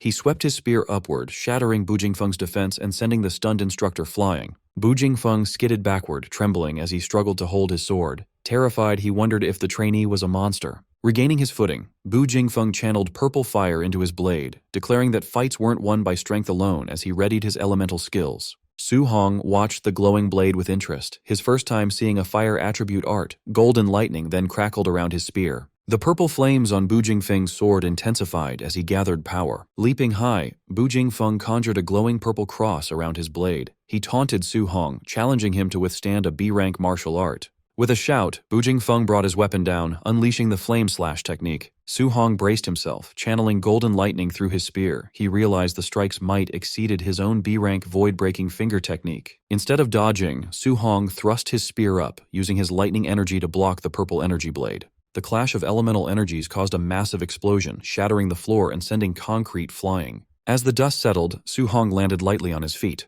The smoke cleared, revealing an unharmed Su Hong holding his spear, looking down at a stunned Bu Jingfeng in the ruined dorm. Sweating, Bu Jingfeng realized Su Hong had blocked a B-rank skill just with raw thunder energy, not a formal technique. Acknowledging his talent, he understood why Qin had ordered him to go all out. To save face, Bu Jingfeng noted Su Hong lacked thunder spear techniques, claiming that without them, he would be easily defeated. Unfazed, Su Hong smirked, lightning crackling on his spear, and admitted he lacked thunder techniques. However, Su Hong then summoned red flames that wrapped around his spearhead, merging perfectly with the golden electricity. Enveloped in a dual aura of fire and lightning, Su Hong stood confidently as Bu Jingfeng stammered in disbelief at the sight. Sweating and wide-eyed, the instructor stared in shock, terrified to see the trainee had perfectly executed an advanced attribute fusion. Su Hong faced Bu Jingfeng, his spear blazing with merged fire and lightning energy. Bu Jingfeng sweated in shock as he witnessed the dual attribute fusion, a feat he previously had thought was just a legend. Fire surged from Su Hong's eyes as he lunged at the instructor. Bu Jingfeng forcefully swung his weapon, unleashing a wave of purple energy. The purple blade clashed violently against Su Hong's lightning-infused spear. Su Hong overpowered the strike, thrusting his spear to unleash a massive eruption of combined elemental energy that completely engulfed his opponent.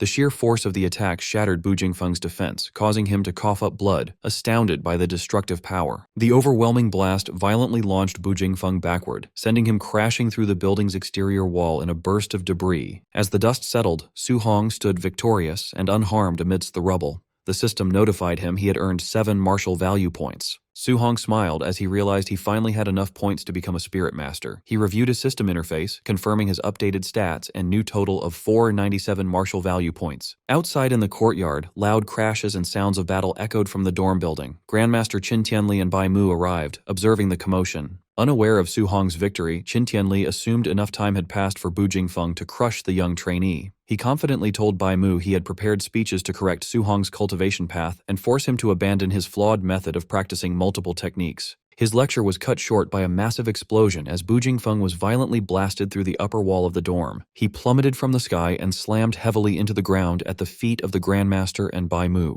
Bu Jingfeng was completely unconscious, his eyes rolled back with blood dripping from his mouth. Bai Mu gasped in shock, recognizing the elite instructor. Beside her, Qin Tianli stared down at the body in stunned silence, his confidence entirely shattered. Trembling, Bai Mu pieced together the terrifying implication. If Bu Jingfeng was the one defeated, it meant the low-level Su Hong actually beat him. Before they could fully process this upset, 3 more massive blasts shattered the remaining upper windows of the dorm. 3 more figures were launched into the night sky, trailing distinct paths of elemental energy. The 3 figures plummeted downward, crashing violently into the courtyard right next to Bu Jingfeng. They were revealed to be the other 3 masked instructors sent to ambush the top trainees. All of them were battered and unconscious. Up in the ruined building, the top 3 elite trainees emerged victorious. Wang Tiantuo stood with his arms crossed. Xiaonan floated comfortably inside a telekinetic bubble, and Lin Xinghe sat on a ledge, fanning himself. Wang Tiantuo called down to Grandmaster Qin, suggesting he send stronger opponents next time because these instructors were too weak.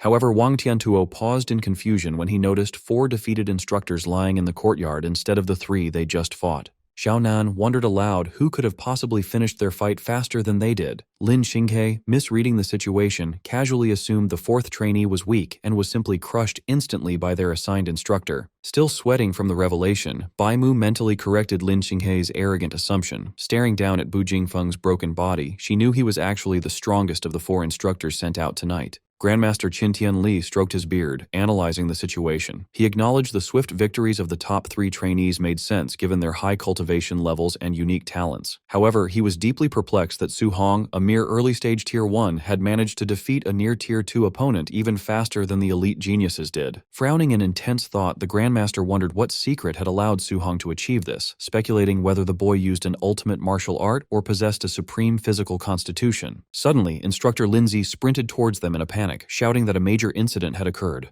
Qin Tianli calmly closed his eyes and waved a hand dismissively. He casually assumed a trainee was accidentally killed in the ambush, stating that a few casualties were a normal part of harsh training. Sweating and frantic, Lindsay loudly corrected him, revealing the crisis wasn't a death, but rather that Su Hong had used an elemental attribute fusion technique during his fight with Bu Jingfeng. Qin Tianli casually nodded, noting a fused technique perfectly explained how the boy had won against a superior opponent. A split second later, the sheer impossibility of what he just heard fully registered, and the Grandmaster was shocked. Erupting in a blazing golden aura, Qin Tianli violently grabbed Lindsay by the shoulders, demanding he repeat himself and warning the instructor not to make up ridiculous lies about Su Hong achieving a dual attribute fusion. Lindsay nervously defended his claim, recalling seeing the monitor feed of Su Hong wielding a spear cloaked in both fire and lightning. He urged the Grandmaster to ask Bu Jingfeng if he still had doubts. Qin Tianli looked down at the defeated Bu Jingfeng, the reality of the thunder and fire fusion finally sinking in. Shaking Linzhou with wild enthusiasm, the Grandmaster noted that the only human genius in history to successfully research dual attribute fusion had taken over a decade to do so. Yet, according to Star City's records, Su Hong had been practicing his guiding techniques for less than a month. Overjoyed to the point of ecstatic laughter, Qin Tianli praised Su Hong as a heaven-sent prodigy and a true dragon among men. He completely ignored the exhausted Lin Ze, who slumped over and had to be awkwardly supported by Bai Mu.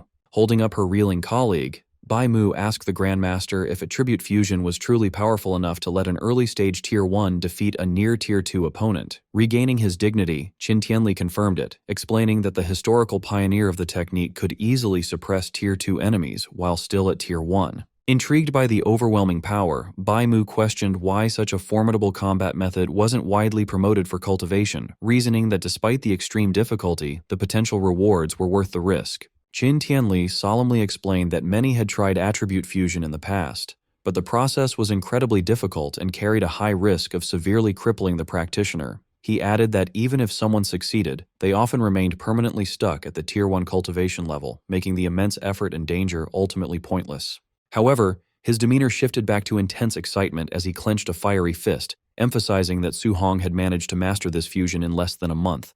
He marveled at the boy's monstrous comprehension skills, and wondered aloud just how devastating his power would become if he successfully fused all 7 of his elemental attributes. Spreading his arms wide, the Grandmaster envisioned a future where the young prodigy fully matured, imagining Su Hong wielding a blinding, multicolored fusion of all 7 elements to obliterate a colossal alien emperor with a single, earth-shattering strike. Lin Zu and Bai Mu sweat dropped at the Grandmaster's wild imagination, awkwardly pointing out that he was severely overhyping the boy. They reminded him that while fusing 2 elements was an incredible feat, successfully combining all 7 was purely a fantasy. Coughing to hide his embarrassment, Qin Tianli regained his composure and told them to forget his outburst. His tone turned serious as he realized the massive responsibility now resting on his shoulders. He worried that if he left Su Hong alone to juggle all 7 attributes without intervention, the boy might eventually hit a wall trying to fuse a 3rd element and ruin his potential. If that happened, Qin Tianli believed he would become a sinner to humanity for failing to guide such a rare talent. Suddenly, Lin Zi shouted out another startling realization, reminding the Grandmaster that Su Hong must also possess a special physique, as his raw physical strength alone was enough to completely overpower Bu Jingfeng before he had even used the elemental fusion.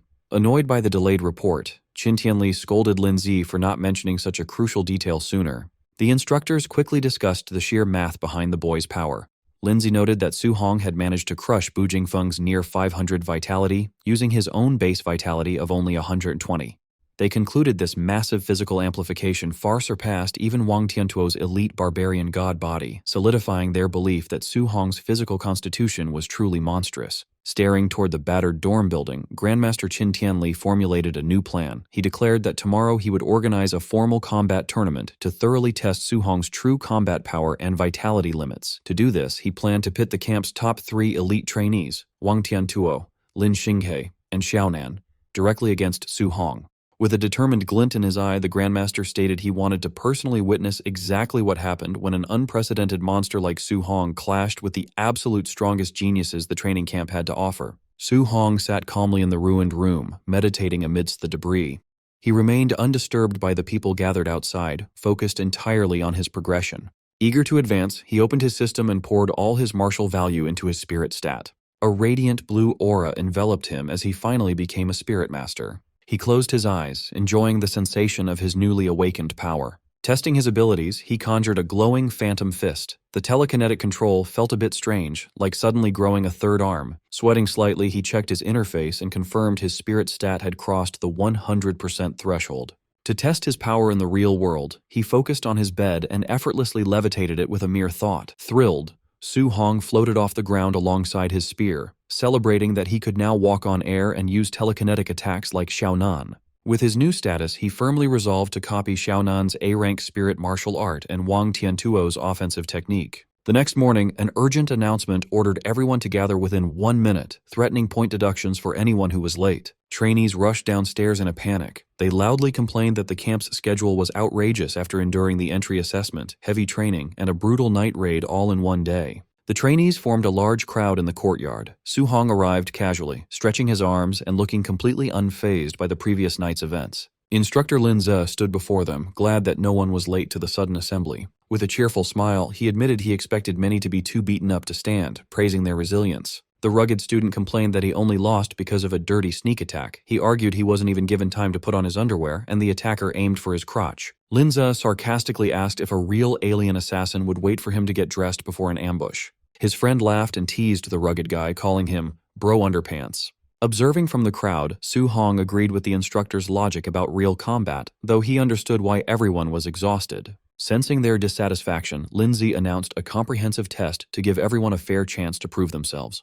He explained that an automated system would evaluate their vitality, combat power, spirit, strength, speed, and martial skills. As the top 3 elites, Wang Tiantuo, Xiaonan, and Lin Xinghe, listened confidently, Lin Ze added that a combat ranking would follow. The top 10 students would earn daily contribution points based on their placement. The trainees buzzed with excitement. Knowing the top 3 spots would go to the elites, they resolved to fight fiercely for the remaining 7 positions. Intrigued, Su Hong smiled, wondering what the grand prize for first place might be. Lin Zi quieted the noisy crowd and led them to the testing facility. They arrived at a massive warehouse. Inside, Lin Zi stood on a stage beside a mechanical spider-like device called a Tier 2 combat power tester. As the crowd settled, Grandmaster Qin Tianli intensely scanned the students. He noted that his target was blending in perfectly. A bandaged trainee next to Su Hong assumed the Grandmaster was admiring his potential. Su Hong glanced at him and bluntly told him he was wrong. Feeling the weight of the Grandmaster's stare, Su Hong sweated nervously, well aware he was the actual target. Grandmaster Qin Tianli addressed the trainees. He announced a new grand prize. Whoever ranked first overall could choose an A-rank martial art or movement technique. The crowd erupted in excitement. Realizing the top 3 elites would now go all out, the trainees eagerly debated who would win. Wang Tiantuo's expression turned serious. He knew A-rank martial arts were incredibly rare, as even his powerful family only possessed a few. Xiaonan smiled confidently, thrilled by the prospect of securing such a high-level skill. Lin Xinghe hid his face behind his fan, eyes sharp with ambition. Winning an A-rank technique would prove his family wrong about his focus on speed. Su Hong's eyes glowed with fierce determination. Tempted by another A-rank technique, he resolved to go all out and claim the prize. Observing the crowd, Qin Tianli narrowed his eyes. His true motive for the test was to finally see Su Hong's absolute limits and true strength. Setting his plan in motion, the Grandmaster announced the testing order: Lin Xinghe, followed by Xiaonan, and then Wang Tiantuo. The trainees whispered nervously, intimidated by the explosive starting lineup. They wondered who would be unfortunate enough to test fourth and face that immense pressure. The Grandmaster calmly announced the 4th participant, Su Hong. The trainees stared in shock, but Su Hong remained calm, confirming his suspicions that he was being targeted. His former schoolmates, Chen Shan and Li Tu, looked at him with pity. Remembering Su Hong finished last in the entry assessment, they wondered if he had somehow offended the Grandmaster. Others gossiped, concluding the Grandmaster purposely placed the weakest student after the top 3 to create a humiliating contrast and motivate poor performers. Ignoring the whispers, Qin Tianli instructed them to test raw physical combat power first, then martial skills. Lin Xinghe stepped up, casually noting raw strength wasn't his strong suit. Lin Xinghe lunged forward and delivered a heavy punch to the machine. The screen flashed brightly, displaying a score of 40-13. The crowd was dumbfounded, marveling that a punch over 4,000 was incredibly high for someone claiming it as a weakness. Another trainee pointed out that compared to his terrifying A-rank speed, strength was technically his lesser attribute. Watching calmly, Su Hong realized Lin Xinghe's physical foundation had to be strong to support an A-rank movement technique.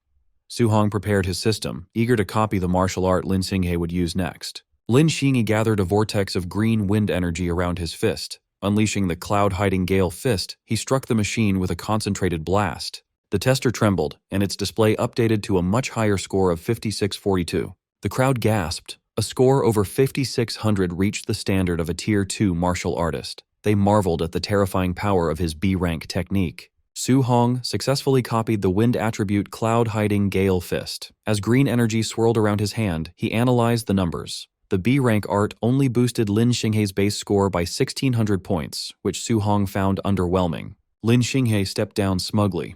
Xiaonan scoffed at his display, calling his results average. Unbothered, Lin Xinghe challenged her to do better. Xiaonan registered a base combat power of 3253. Trainees agreed it was normal for a spirit master's physical body to be weaker, knowing her true strength lay in telekinesis. For the martial skill phase, Xiaonan's eyes glowed. Using her telekinesis, she manifested a massive golden hammer and brought it crashing down onto the machine. Su Hong's system instantly copied the ability, acquiring the spirit attribute weapon condensation art. Thrilled by the effortless acquisition, he praised the training camp as a treasure trove. An eager smile spread across his face as he wondered how many more skills he could secretly learn before the test ended. Xiaonan swung her arm down, bringing the huge spiritual weapon crashing onto the tester. The screen flashed, showing a high score of 59-42. The trainees were amazed, noting her score beat Lin Xinghe's and nearly doubled her base power. They marveled at the explosive strength of spirit masters. In the crowd, Su Hong reflected on how useful spiritual power was in combat for things like walking on air and controlling objects. He tried to practice the weapon condensation art in his mind, gathering golden energy above him. He snapped his fingers and the shape quickly faded. Feeling the strain, Su Hong realized that creating solid objects from weapons to beasts used a huge amount of spiritual power. Sweating, he concluded his current spiritual power was just too low to learn the technique right then. Su Hong decided to learn it later. He looked back at the stage as Wang Tiantuo prepared for his turn, eager to see the elite trainee's skill. Wang Tiantuo stepped forward confidently while the crowd cheered him on, praising the strength of his barbarian god body and calling him a combat god. Su Hong watched closely, curious how Wang Tiantuo's famous body compared to his own overlord body. Warning the crowd to watch closely, Wang Tiantuo threw a pure physical punch at the machine, creating a massive shockwave on impact. The trainees were in shock. Wang Tiantuo's raw physical strike scored only 300 points lower than Lin Xinghe's martial art attack, proving his legendary strength. Grandmaster Qintenli nodded in approval, highly impressed by the elite trainee's physical base. Wang Tiantuo bowed to the Grandmaster before announcing he would then show his martial art for the second phase. Watching from the crowd, Su Hong smiled, excited to finally see Wang Tiantuo's rumored A-rank attack. Wang Tiantuo channeled his power, making a pale blue flame ignite and wrap tightly around his right arm. He dropped into a combat stance, pulling back his glowing fist as fiery energy surged around him. Recognizing the rare ability, Grandmaster Qin identified the technique as the strong A-rank Bone Netherfire Fist. Su Hong's system interface chimed, notifying him he successfully copied the fire technique. Surprised and happy, he remembered from the martial arts pavilion that this exact skill cost 2,800 contribution points, making his easy copy a huge steal. With intense focus, Wang Tiantuo launched his attack. He slammed his blazing fist into the testing machine with a powerful burst of elemental force. The screen lit up with a massive score of 7534. The trainees were shocked, realizing the A-rank technique pushed his attack power close to a middle-stage Tier 2 martial artist. This was a crazy boost since his base vitality was only around 350. Grandmaster Qin praised him, noting Wang Tiantuo's father often bragged about raising a future grandmaster, which Qin now believed. Wang Tiantuo gladly accepted the compliment. With the top 3 elites setting a very high bar, the Grandmaster finally turned to his true target and called Su Hong to the stage. As Su Hong calmly walked forward, the trainees stepped aside and whispered. They pitied him, thinking anyone going after the elites would be embarrassed, and they mistook his calm look for giving up. Standing before the machine, Su Hong listened as Grandmaster Qin told him to use only pure physical strength for his first strike, forbidding any martial arts. Unbothered and ready, Su Hong simply agreed. Su Hong dropped into a stance, winding up his arm as the force of his movement whipped the air around him. Exhaling sharply, his expression turned serious, his eyes shining with intense focus. Driven by his drive to win the grand prize, Su Hong threw a powerful punch, confident he would take first place. His bare fist hit the machine, creating a massive explosive shockwave that kicked up a huge cloud of dust. The heavy machine shook violently as the screen updated, revealing a mind-blowing pure physical score of 6551. Seeing the results, Grandmaster Qin and instructor Lindsay broke out in a cold sweat. The Grandmaster was completely shocked, admitting to himself he still underestimated the young man's crazy base strength. The entire crowd of trainees fell into a stunned silence, their eyes wide and jaws dropped in shock. Chaos quickly erupted as the trainees screamed in disbelief, wondering if the machine was broken. They were confused how the student who placed dead last in the entry assessment was now putting out numbers that shattered their belief that Wang Tiantuo was the camp's king. The top 3 elites were also shaken. Lin Xinghe dropped his arrogant act, thinking such huge physical power was impossible for a Tier 1 martial artist. He wrongly concluded that Su Hong must have secretly reached Tier 2. Breaking the tension, Su Hong turned to the instructors and calmly asked if he should proceed with the martial arts test. Still recovering from the shock, Grandmaster Qin gave him the okay. Su Hong stepped back into the testing area, taking a firm stance for his next attack. His system rapidly processed the newly acquired skill. The mastery percentage ticked up fast as a pale blue fiery aura identical to Wang Tiantuo's attack ignited around his body. As the proficiency shot past 80%, Su Hong realized mastering the A-rank Bone Netherfire Fist was much faster than his previous A-rank movement technique. He felt the explosive skill perfectly suited his fighting style. Watching Su Hong gather power, instructor Lindsay wondered out loud how high the final score would go. Knowing Su Hong came from an ordinary working-class family, Lindsay assumed he didn't have the resources for anything higher than a low-rank martial art. Grandmaster Qin narrowed his eyes, sensing the strong elemental energy radiating from the trainee. He corrected the instructor, stating that based on the intense aura, the technique was definitely not a low-level martial art. Su Hong's system chimed as his understanding of the Bone Netherfire Fist hit 100%, officially mastering the technique. His eyes flashed with glowing energy as the process completed. He casually summoned the pale blue flames around his fist. The crowd immediately recognized the aura and went crazy, completely confused how Su Hong secretly learned Wang Tiantuo's exclusive martial art. Eager to test his new A-rank attack, Su Hong dropped into a fierce combat stance. He launched forward, slamming his blazing fist into the testing machine with a massive impact. The explosion was massive, creating a shockwave so powerful it blew the trainees backward. Struggling against the wind, they screamed in terror, noticing the force of the strike was much greater than Wang Tiantuo's. As the dust cleared, the screen showed an unbelievable score of 9,013. The crowd lost their minds, knowing that breaking 9,000 points was the standard for a high-stage Tier 2 martial artist. Instructor Linza sweated, unable to understand how a Tier 1 student with only 123 base vitality could produce such numbers. He suspected the machine might be broken. Beside him, Grandmaster Qin admitted Su Hong was a true monster. Desperate for an answer, Xiaonan concluded Su Hong must be hiding his true stats and that his vitality definitely exceeded 500. Hearing this, a stressed Wang Tiantuo comforted himself, thinking losing to a secretly high-level expert wasn't shameful since his own vitality hadn't reached 400 yet. To settle the debate, Su Hong took a vitality test. However, the crowd got more confused when the machine read his vitality at a mere 137. They yelled that the tester must be broken. Su Hong sat calmly inside the glowing pod as the screen confirmed the 137 score. Outside, even the highly experienced Grandmaster Qin muttered that the situation was completely crazy. The trainees panicked, joking the machine must have missed a zero. They were terrified by the reality that Su Hong was just a Tier 1 martial artist, making his 9,000-point output a crazy miracle. As the pod opened and Su Hong stepped out, Grandmaster Qin gave him an intense stare, very curious about the boy's secrets. Restoring order, the Grandmaster told the stunned crowd to back away from the machines and announced the start of the final phase, the practical combat tournament. He explained the rules with a smirk, stating it would be a challenge system where trainees could pick their opponents. The final winner would secure first place and the grand prize of an A-rank martial art. Instantly, an eager shadow fell over Lin Xinghe's face as he called out to the Grandmaster. Holding his closed folding fan, Lin Xinghe stepped forward and pointed his finger at Su Hong, boldly declaring his intent to challenge him. Smug and confident, Lin Xinghe reasoned that despite Su Hong's monstrous combat output, his low vitality was a critical weakness. He planned to use his superior movement technique to evade attacks and exhaust Su Hong. Startling Lin Xinghe, Grandmaster Qin Tianli rejected the one-on-one challenge. Instead, he proposed that the top 3 elites face Su Hong together. The trio was deeply offended. Wang Tiantuo scowled at being underestimated. Xiaonan scoffed at Su Hong's worthiness of a combined assault, and Lin Xinghe worried their combined might would cripple the lower-tier trainee. Ignoring their complaints, the Grandmaster asked for Su Hong's opinion. Su Hong calmly agreed to fight all 3 simultaneously. The elites glared at Su Hong, irritated by his apparent arrogance. Wang Tiantuo believed he could easily defeat Su Hong all by himself. Grandmaster Qin Tianli announced the start of the match, and the 3 elites squared up against Su Hong in the testing facility. As the fight commenced, Wang Tiantuo and Xiaonan charged forward while Lin Xinghe leaped backward to create distance. Lin Xinghe intended to hang back and wait for Su Hong to be fully engaged before using his high-speed movement skill for a devastating sneak attack. His plan shattered when Xiaonan and Wang Tiantuo screamed in panic, warning him to dodge. Caught off guard, Lin Xinghe turned in shock. Moving with blinding speed, Su Hong slid effortlessly past his line of sight, appearing directly behind him. Su Hong unleashed a glowing blue punch, calmly bidding him farewell. Just before landing, the crushing blow was brought to an abrupt halt inches from Lin Xinghe's face. Given a split-second reprieve, a terrified Lin Xinghe frantically leaped backward to escape.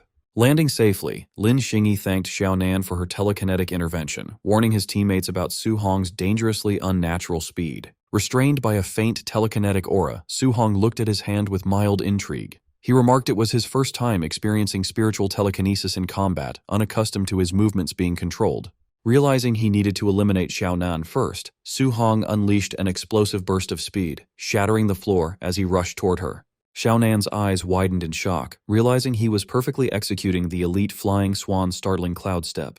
Lin Xinghe and Wang Tiantuo charged to intercept. Baffled by how a fire attribute user could perform his wind-based technique, Lin Xinghe concluded Su Hong possessed dual attributes and yelled for Wang Tiantuo to stop him. Wang Tiantuo stepped into Su Hong's path, his arm igniting with a fiery aura. He instructed Xiaonan to focus on her spiritual control while he physically blocked the advance. Wang Tiantuo unleashed his A-rank bone netherfire fist. Instead of dodging, Su Hong mirrored the attack perfectly, his own fist violently erupting with the exact same pale blue flames.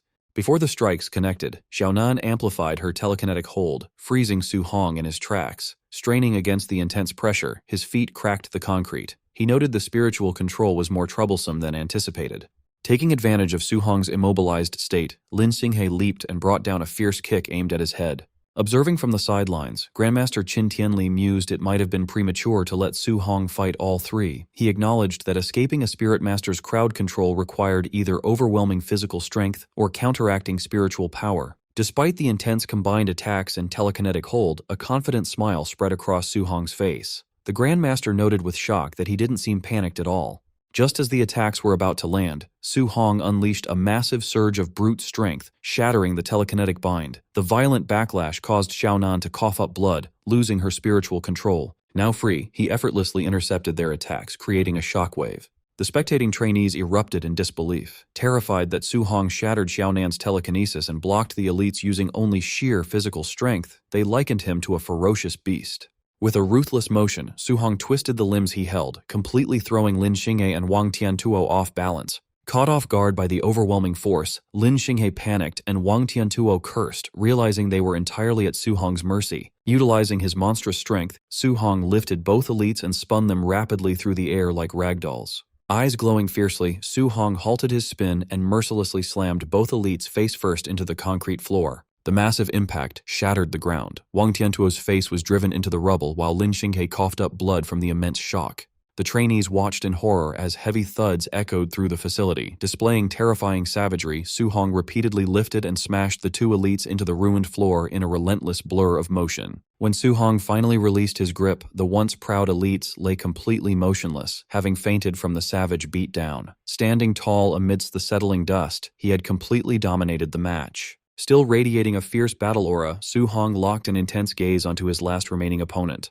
Catching his terrifying stare, Xiaonan lost all will to fight. Trembling, she threw her hands up and backed away, loudly surrendering and begging him not to come closer. The spectating trainees erupted into a frenzy of awe. They marveled that Su Hong had single-handedly crushed the camp's strongest trio, cementing his status as an unmatched monster. Silencing the commotion, Grandmaster Qin Tianli stepped forward. He asked if anyone else dared to challenge Su Hong, declaring that otherwise, the young man would claim first place. The trainees practically tripped over themselves to forfeit. Fearing the same brutal fate, they universally agreed Su Hong was the undisputed number one, admitting only a fool would challenge him now. With no objections, the Grandmaster declared Su Hong the winner. He then instructed instructor Lin Zhe to organize the remaining matches to determine the secondary rankings. Acknowledging his overwhelming victory, Grandmaster Qin Tianli instructed Su Hong to follow him to claim his grand prize and select a new A-rank martial art. A satisfied smile spread across Su Hong's face. He was thrilled that his victory meant adding another powerful A-rank martial art to his arsenal. As they walked, Grandmaster Qin Tianli mentioned he had been observing Su Hong since his arrival. He questioned why Su Hong chose to hide his true strength when most trainees eagerly showed off. Su Hong explained his caution, stating that without the backing of a powerful family, revealing his abilities too early would make him an easy target. The Grandmaster laughed, appreciating the boy's survival instincts. He confessed he had orchestrated the tournament specifically for Su Hong, intending to use it to secure more elite training resources for him. Qin Tianli advised that resources were heavily concentrated on recognized geniuses. He assured Su Hong he no longer needed to hide his power, offering his personal protection. Grateful for the backing, Su Hong thanked the Grandmaster. They soon arrived at the martial art pavilion. Inside, the startled receptionist stood at attention as the Grandmaster ordered her to bring out the master list of martial arts. While reviewing the catalog, Qin Tianli told Su Hong to ask if he needed clarification. Taking advantage of the expert guidance, Su Hong asked what type of martial art would best suit his progression. Before advising, the Grandmaster asked Su Hong to list his current martial arts. Su Hong casually listed the Bone Netherfire Fist, Flying Swan Startling Cloud Step, Cloud Hiding Gale Fist, and Void Breaking Finger, noting his other skills were lower ranked. The Grandmaster's expression tightened, pointing out the Flying Swan and Cloud Hiding techniques weren't in their inventory. He incredulously asked if the boy genuinely learned them just by watching Lin Xinghe once. When Su Hong casually confirmed, a drop of sweat rolled down the Grandmaster's face. Staring in stunned silence, he internally reaffirmed that Su Hong was an absolute monster. The receptionist watched in shock, wondering who Su Hong was to have Grandmaster Qin Tianli personally help him choose a martial art. Looking through the catalog, Qin suggested a control-type martial art since Su Hong already had attack and movement skills. He recommended the A-rank Flame Cage, which used fire qi to trap enemies. Qin explained that control arts required qi to leave the body, a hard task even for Tier 2 artists. However, he believed Su Hong's talent could overcome his Tier 1 limits. Offering to help him decide, Qin mentioned he knew the technique and offered to show it. Su Hong watched closely and thanked him. Summoning a spark from his hand, Qin highlighted the great battle value of control-type arts as the flame quickly grew into a glowing cage. He explained the battle plan, showing how to trap an enemy in the cage and then launch another attack like an energy arrow for a quick kill. However, Qin warned that keeping the cage active while attacking would be impossible for Su Hong right now. Qin admitted he only mastered that level of control at Tier 3. Hearing this, Su Hong immediately shook his head and gave up on the technique. Surprised by his quick surrender, Qin silently praised him. He noted that unlike arrogant geniuses, Su Hong listened to good advice, proving his true potential. Secretly, Su Hong smiled. His system confirmed he had learned Fire Flame Cage just by watching the display. Having gotten the skill for free, he politely asked Qin to recommend a different martial art. Agreeing to change focus, Qin flipped through the book and suggested looking into defensive arts to balance the young man's skills. He recommended the A-rank Thick Earth Armor, an earth skill that formed a strong defensive key layer over the user's body. Su Hong thought about it carefully. Realizing that adding a defensive art to his already strong body would give great results, Su Hong gladly accepted the recommendation. While finalizing the choice, Qin asked about Su Hong's special body type. Su Hong confidently made up the name Overlord Body. In his head, he got excited, imagining Qin praising this rare constitution and giving him a mountain of A-rank skills. Qin admitted he had never heard of that physique. Su Hong awkwardly confessed he just made the name up. The Grandmaster guessed it must be an entirely unrecorded physical type. Despite the fake name, Qin noted the huge strength boost it gave. He pointed out that Su Hong easily blocked a full-power strike from Wang Tiantuo's famous barbarian god body. He admitted he had never seen a Tier 1 fighter with such crazy raw power.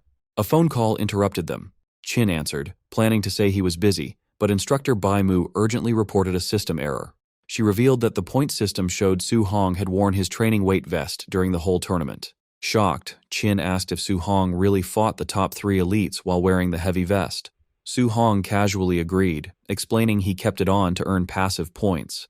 Hearing this, Qin clutched his chest, trying to stay calm while accepting that this boy was a total monster who defied logic. Calming down, Qin ordered Su Hong to take off the vest immediately. He promised that challenging the training camp later would earn him plenty of rewards, so he did not need to worry about minor points.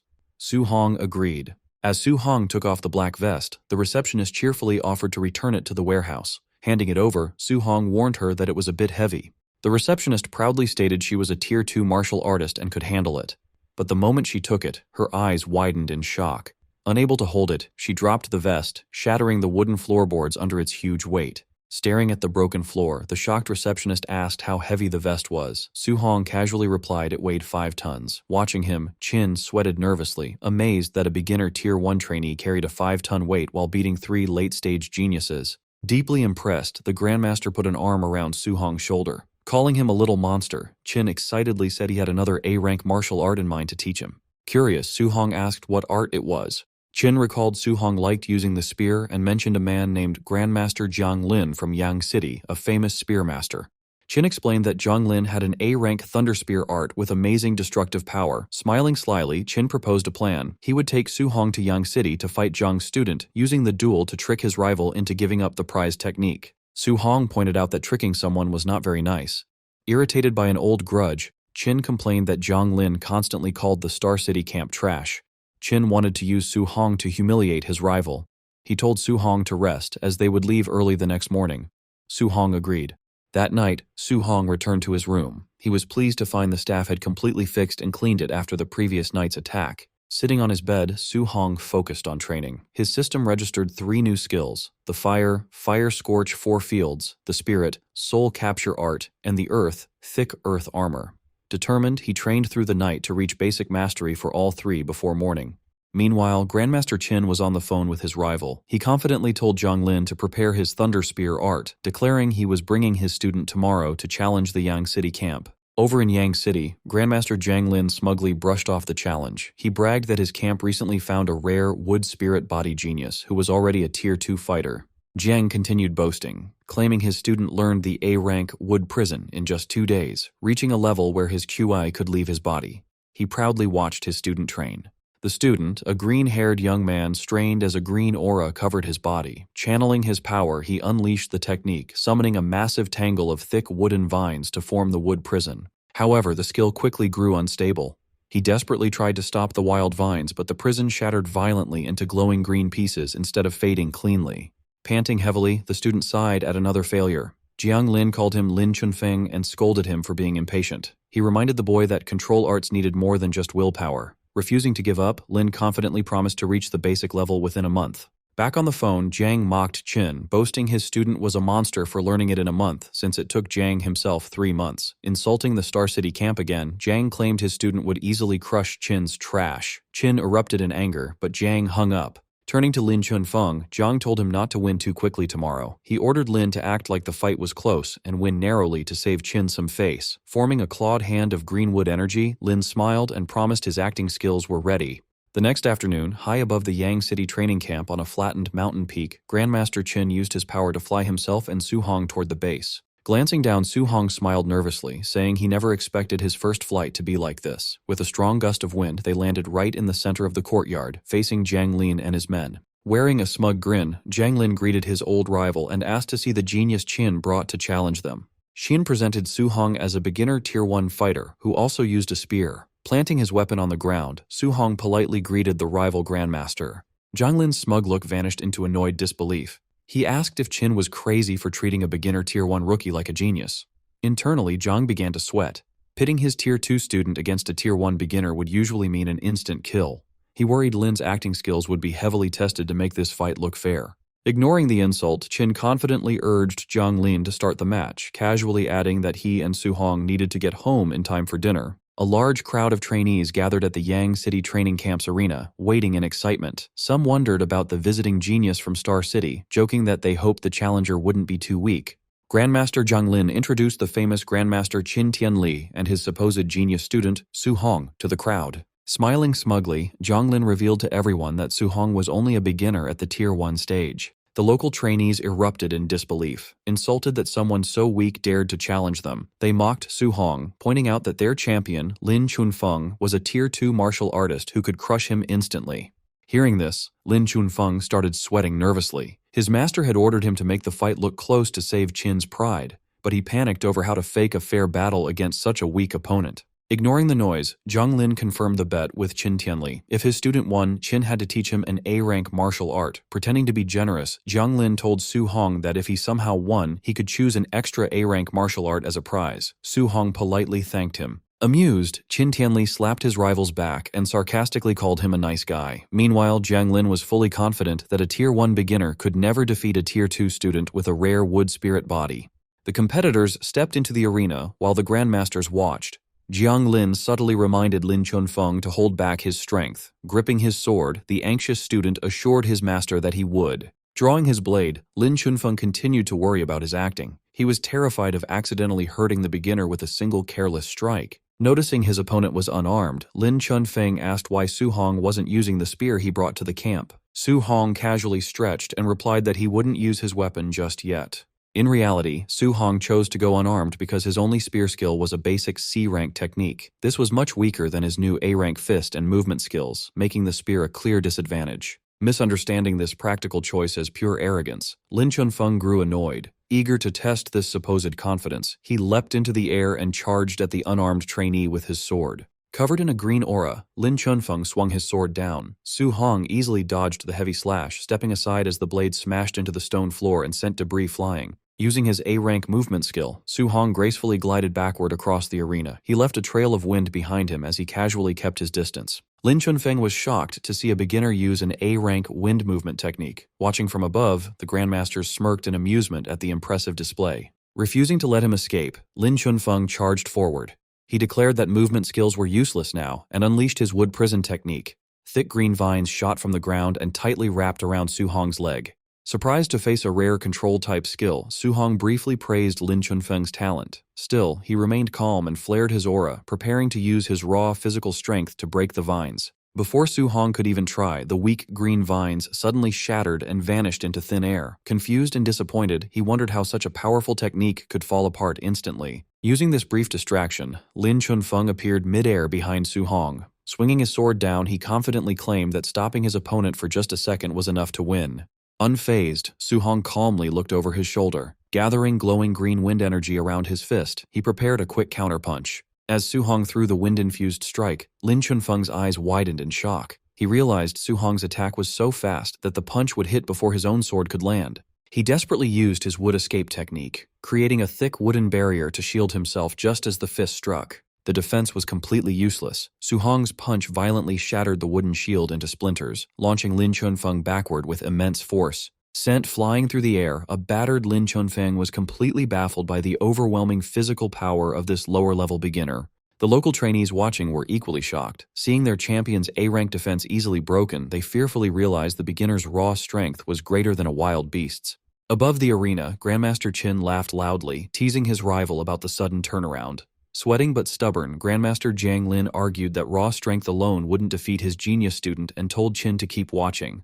Pressing his advantage, Su Hong launched himself forward at high speed to chase down the retreating Lin Chunfeng. Su Hong delivered a fierce kick, but his leg passed right through the target, shattering it into shadows. He quickly realized he had hit an afterimage. Using his own A-rank movement skill, Lin Chunfeng appeared directly behind him. Boasting about his own footwork, he unleashed an explosive sword slash, but Su Hong easily dodged it. As the dust cleared, a panting Lin Chunfeng looked across at Su Hong.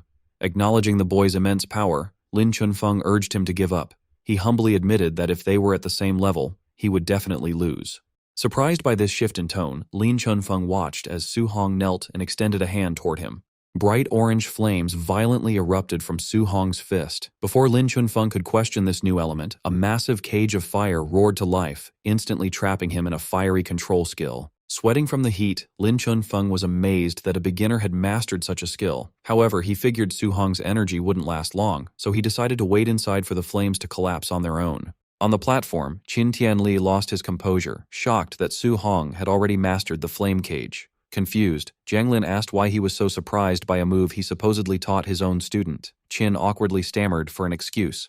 Jiang Lin then demanded to know how a wind attribute student was suddenly using fire. Masking his own ignorance of the boy's abilities, Qin coughed and casually claimed that having multiple elements wasn't a big deal. Desperate to change the subject, Qin pointed back at the fight. He loudly wondered why the flame cage hadn't collapsed yet and pointed out the new glowing energy on Su Hong's hand. Su Hong stood calmly outside the cage, gathering a swirling pale aura around his fist. Trapped inside, Lin Chunfeng stared in horror. He realized Su Hong was multitasking by preparing an attack while maintaining the cage, a feat incredibly difficult even for advanced fighters. Confirming his worst fears, Su Hong launched himself forward and drove his glowing fist right through the flames toward the trapped student. Panicking as the strike approached, Lin Chunfeng desperately triggered his wood escape again, summoning thick wooden roots to shield himself. The defense was useless. Su Hong's glowing fist pierced straight through the wood and slammed into Lin Chunfeng's stomach. Coughing up blood as the force blasted him backward, the defeated student cursed the absurdity of the beginner's power. Su Hong's fist smashed brutally into Lin Chunfeng's chest, spraying blood into the air. The massive force launched Lin backward. He crashed violently against the scorching walls of the flame cage, severely burning his bare back. However, bright green energy instantly flared over the burns, rapidly healing the damaged skin. With a confident smirk, Lin warned his opponent not to underestimate the healing power of a Tier 2 wood spirit body. Unfazed, Su Hong stared at him coldly. He figured that if one punch wasn't enough to keep him down, he would just throw more. Charging forward, Su Hong unleashed a rapid, relentless barrage of glowing punches, refusing to believe Lin could heal forever. Even while taking the heavy blows, Lin absorbed the damage and taunted his attacker. He insisted the effort was useless, as a Tier 1 fighter's stamina could never outlast a Tier 2's.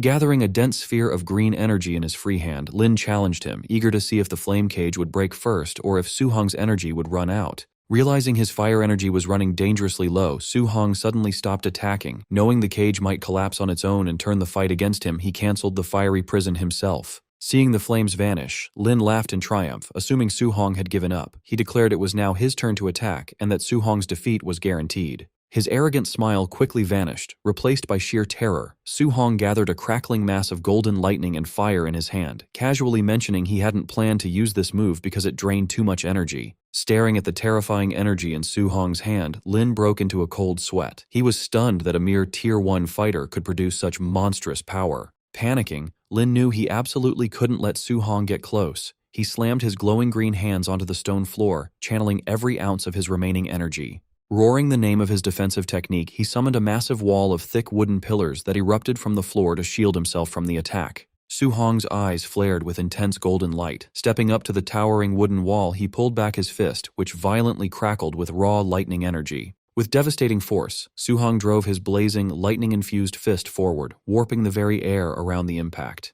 The strike pierced straight through the thick wood like paper. The overwhelming punch hit Lin squarely in the face, blasting him backward and sending his unconscious body crashing onto the stone floor. Su Hong stood calmly among the fading flames and debris, looking down at his defeated opponent. A stunned silence quickly fell over the massive crowd around the arena.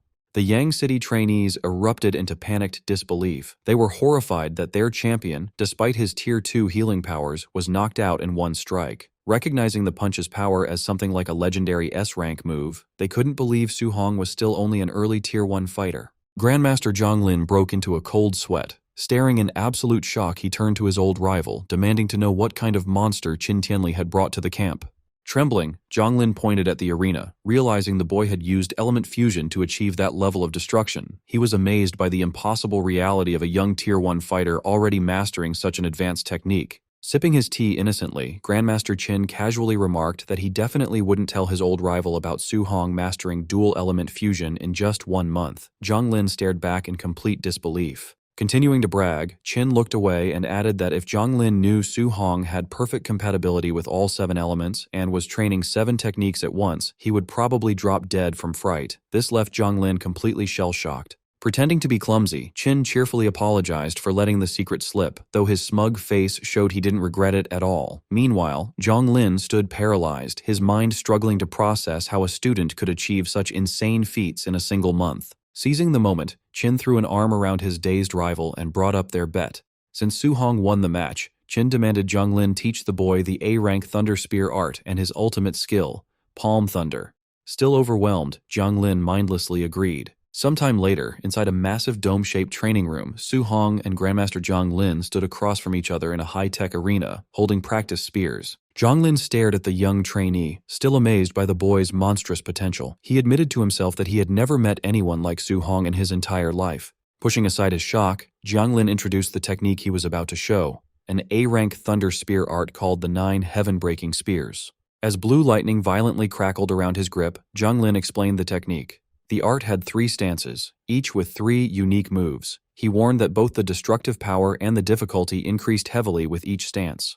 Noting the move's extreme difficulty, Zhang Lin said he would normally never teach it to a fighter below Tier 4. However, given Su Hong's rare talent, he was confident the boy could learn the first stance without issue. Telling Su Hong to watch closely, Zhang Lin's eyes glowed with electricity. He unleashed the first stance, river overturning, sending a massive wave of pure lightning crashing down vertically through the arena. Moving smoothly to the next attack, Zhang Lin announced the second stance, sea inverting. Sweeping his spear, he summoned a huge wave of lightning that surged across the arena like a raging ocean. Gripping his own weapon tightly, Su Hong watched the incredible display. Caught in the simulated storm, he felt like a tiny boat lost at sea, knowing even a single stray bolt could obliterate him. Without pausing, Zhang Lin leaped high to perform the third stance, heaven breaking. He drove his spear downward, releasing a piercing blast of lightning that struck the center of the room with explosive force.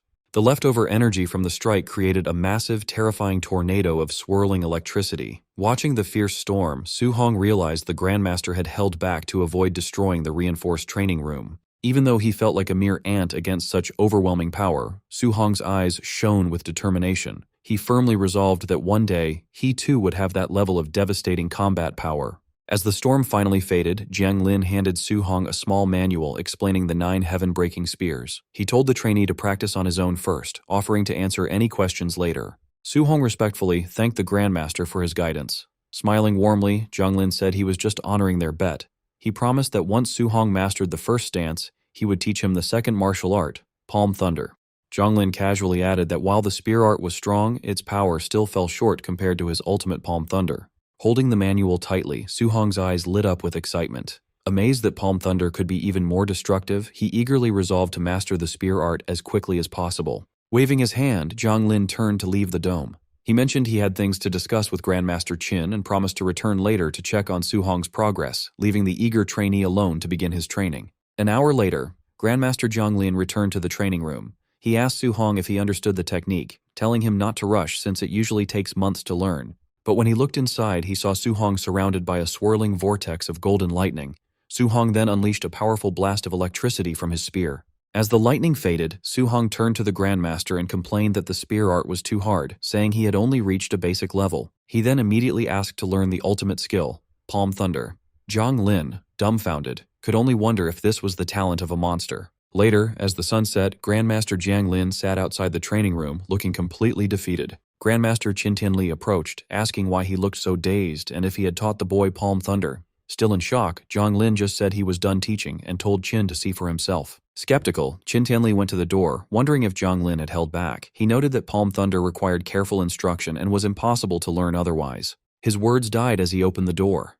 Inside, Su Hong stood crackling with electricity, holding a perfect ball of lightning. He then cheerfully announced that he had learned Palm Thunder. Both Grandmasters sat in the doorway, stunned. Even Qin Tianli, who expected a lot, was shocked by Su Hong's speed. Zhang Lin despaired, remembering it took him 3 months to master the same skill, for which he had been called a genius. Recovering, Qin Tianli declared the boy had a limitless future and would reach Tier 9. He then offered to take his rival out for a meal. Qin contacted Su Hong, telling him to rest in a temporary dorm for the night, as they would leave the next day.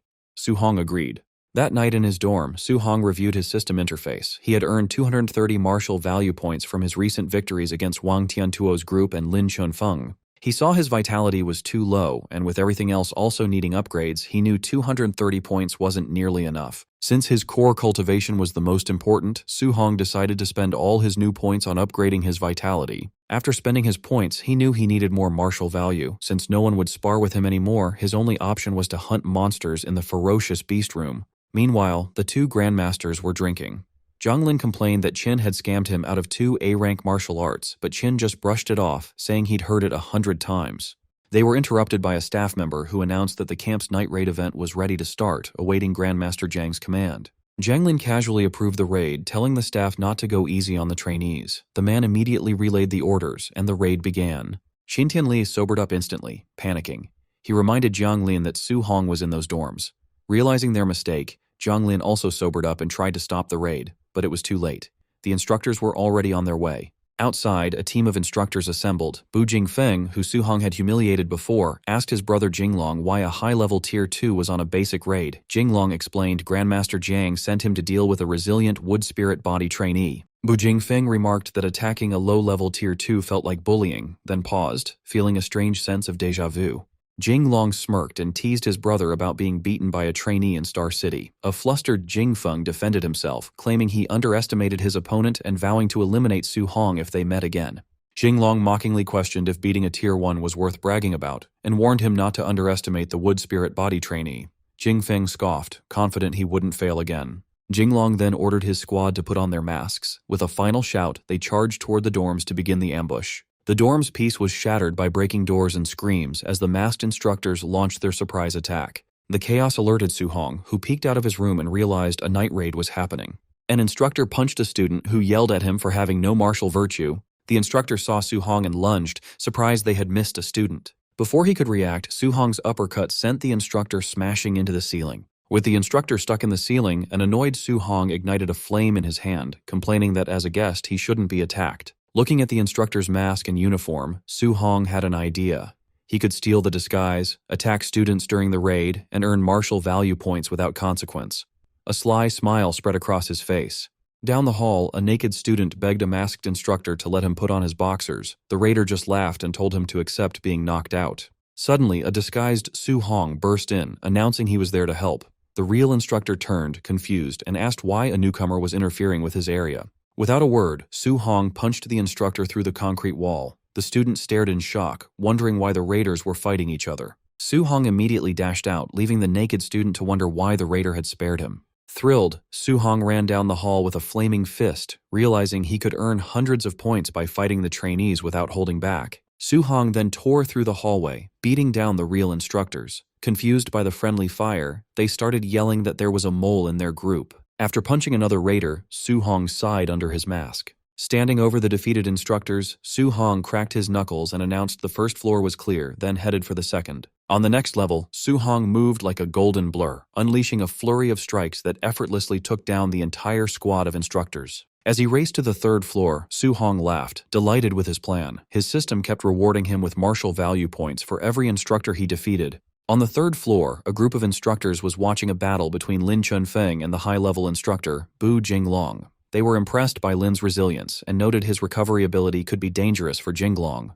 Inside, Lin Chunfeng, glowing with a green healing aura, faced the masked instructor who was radiating fiery energy. Su Hong walked up to the spectating raiders and asked why they were just standing there. Not realizing he was an imposter, they invited him to watch the wood spirit body trainee's incredible recovery. Su Hong stepped forward, his fist igniting with golden energy. He declared there was no need to watch, confusing the other instructors.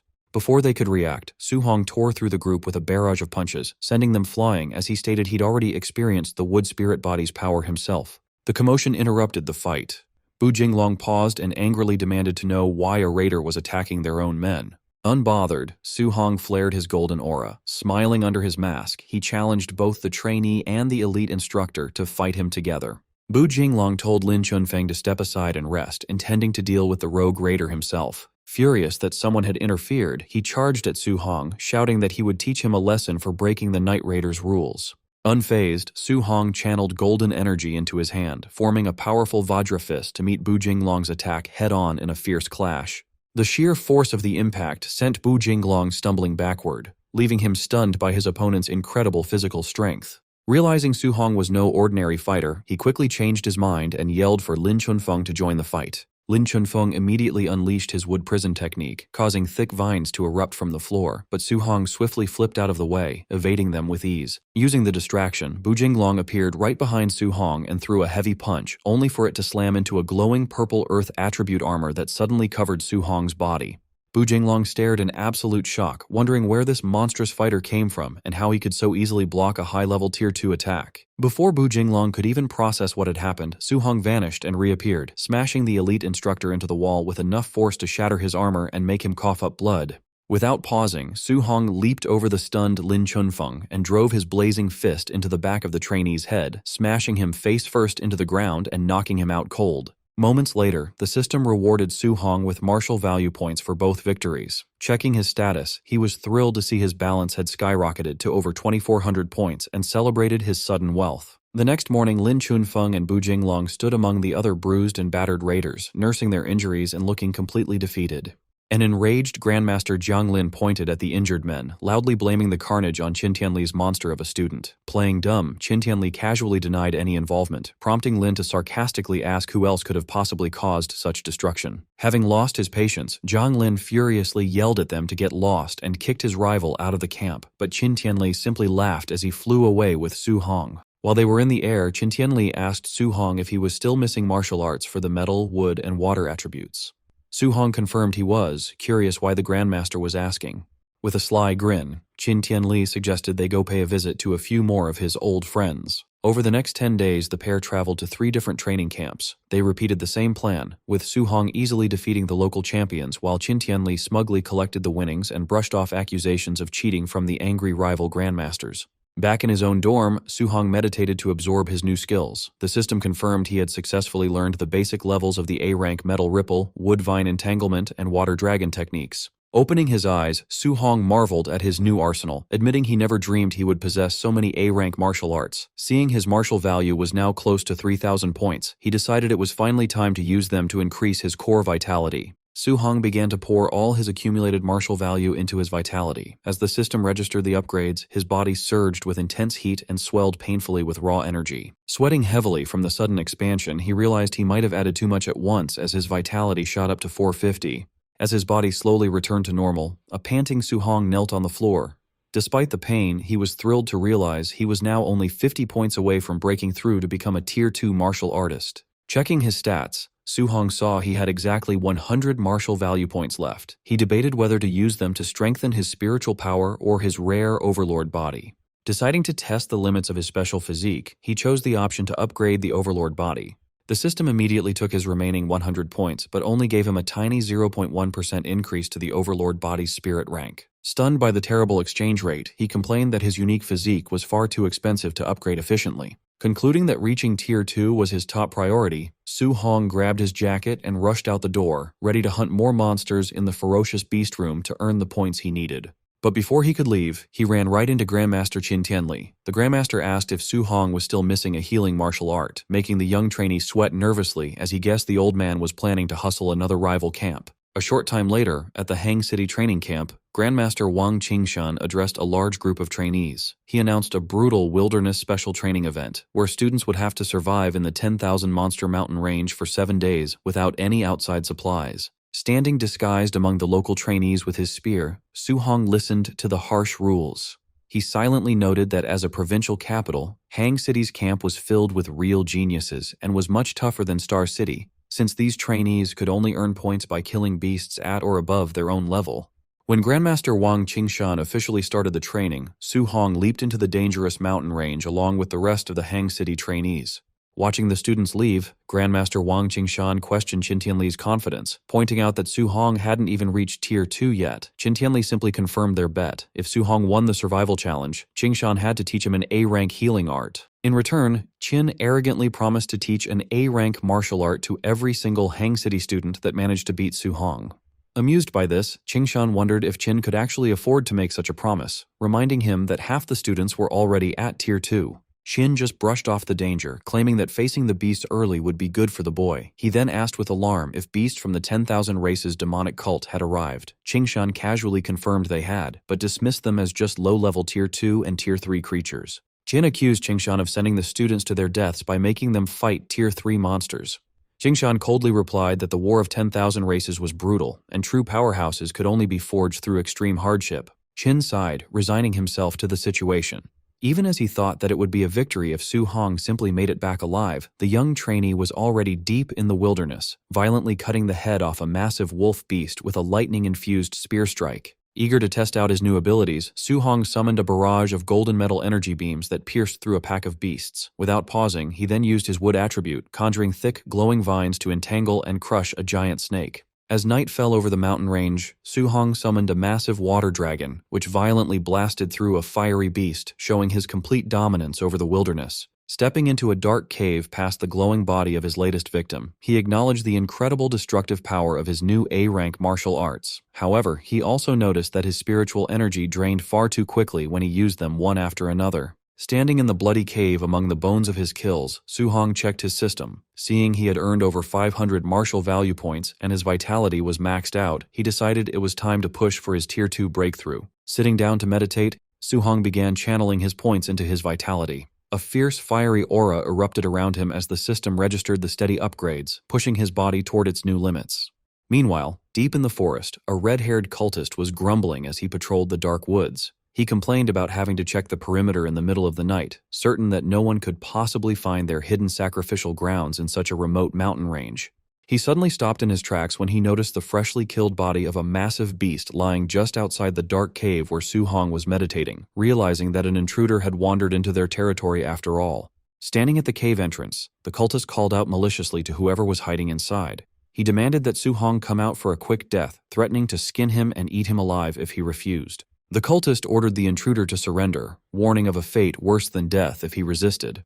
Glancing at the dead blazing black tiger, he figured his opponent had, at best, Tier 2 or Tier 3 strength. From inside the cave, Su Hong listened to the man's arrogant tone. Since the cultist spoke so dismissively of Tier 3 martial artists, Su Hong suspected he was up against a formidable Tier 4 expert. Since he had only recently broken through to Tier 2, he admitted he lacked the confidence to take on a Tier 4 opponent. Deciding that running was his best bet, he launched a water dragon attack to cover his escape from the cave. The cultist eagerly gripped his sword and shattered the watery beast with a single slash, mocking the attack as having the measly power of an early Tier 2. Spotting Su Hong trying to escape, the cultist immediately chased after him. He praised the young man's genius for taking down the beast at such a low level, but sadistically added that his favorite pastime was murdering promising talents before they could reach their full potential. The cultist suddenly stopped in confusion, asking Su Hong why he had given up running. Su Hong turned to face his pursuer. He calmly stated that based on the energy the man had just used, he was actually just an early-stage Tier 3 fighter, far weaker than Su Hong had initially feared. Spotting a distinct tattoo on the man's neck, Su Hong recognized him as a member of the 10,000 Races demonic cult. He recalled that this cult consisted of human traitors who carried out terrorist attacks and sacrificed their own kind to alien races in exchange for power. Disgusted by the traitor, Su Hong flared his golden aura and declared that such human scum deserved to die. Smirking, the cultist challenged Su Hong to prove his words and launched an A-rank fiery sword strike known as Fire Slash. Facing a Tier 3 opponent for the first time, Su Hong decided to go all out. He unleashed Sea Inverting, a massive wave of golden lightning that violently clashed with and completely overpowered the fiery strike. Su Hong was surprised, wondering how a Tier 3 martial artist's technique could be so easily blown away by his attack. The cultist panicked, unable to understand how he was losing to someone an entire major realm below him despite using an A-rank martial art. He was also completely baffled that his opponent wielded both water and lightning attributes. Enraged, the cultist unleashed a frantic flurry of sword slashes, but Su Hong effortlessly dodged every single strike. Utilizing his rapid movement technique, Su Hong vanished and suddenly reappeared directly behind the cultist. He immediately unleashed another devastating blast of golden lightning.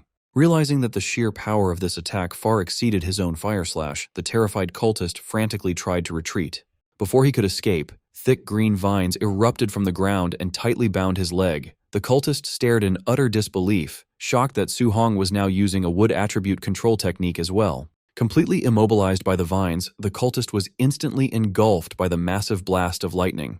As the dust cleared from the intense lightning strike, Su Hong stared down at the cultist's smoldering remains. Suddenly, the body began to melt into the ground, prompting Su Hong to wonder if the cultist had used some bizarre movement technique to survive the blast. The cultist reformed his body, now covered in thick, magma-like rock armor. He angrily cursed his terrible luck for running into such a monstrous human genius out in the middle of nowhere. Declaring that Su Hong had nowhere left to run, the armored cultist prepared his counterattack as Su Hong took a step back. The cultist initiated a bloodline transformation, sprouting large wings from his back. He arrogantly demanded that Su Hong witness the divine might of the celestial race.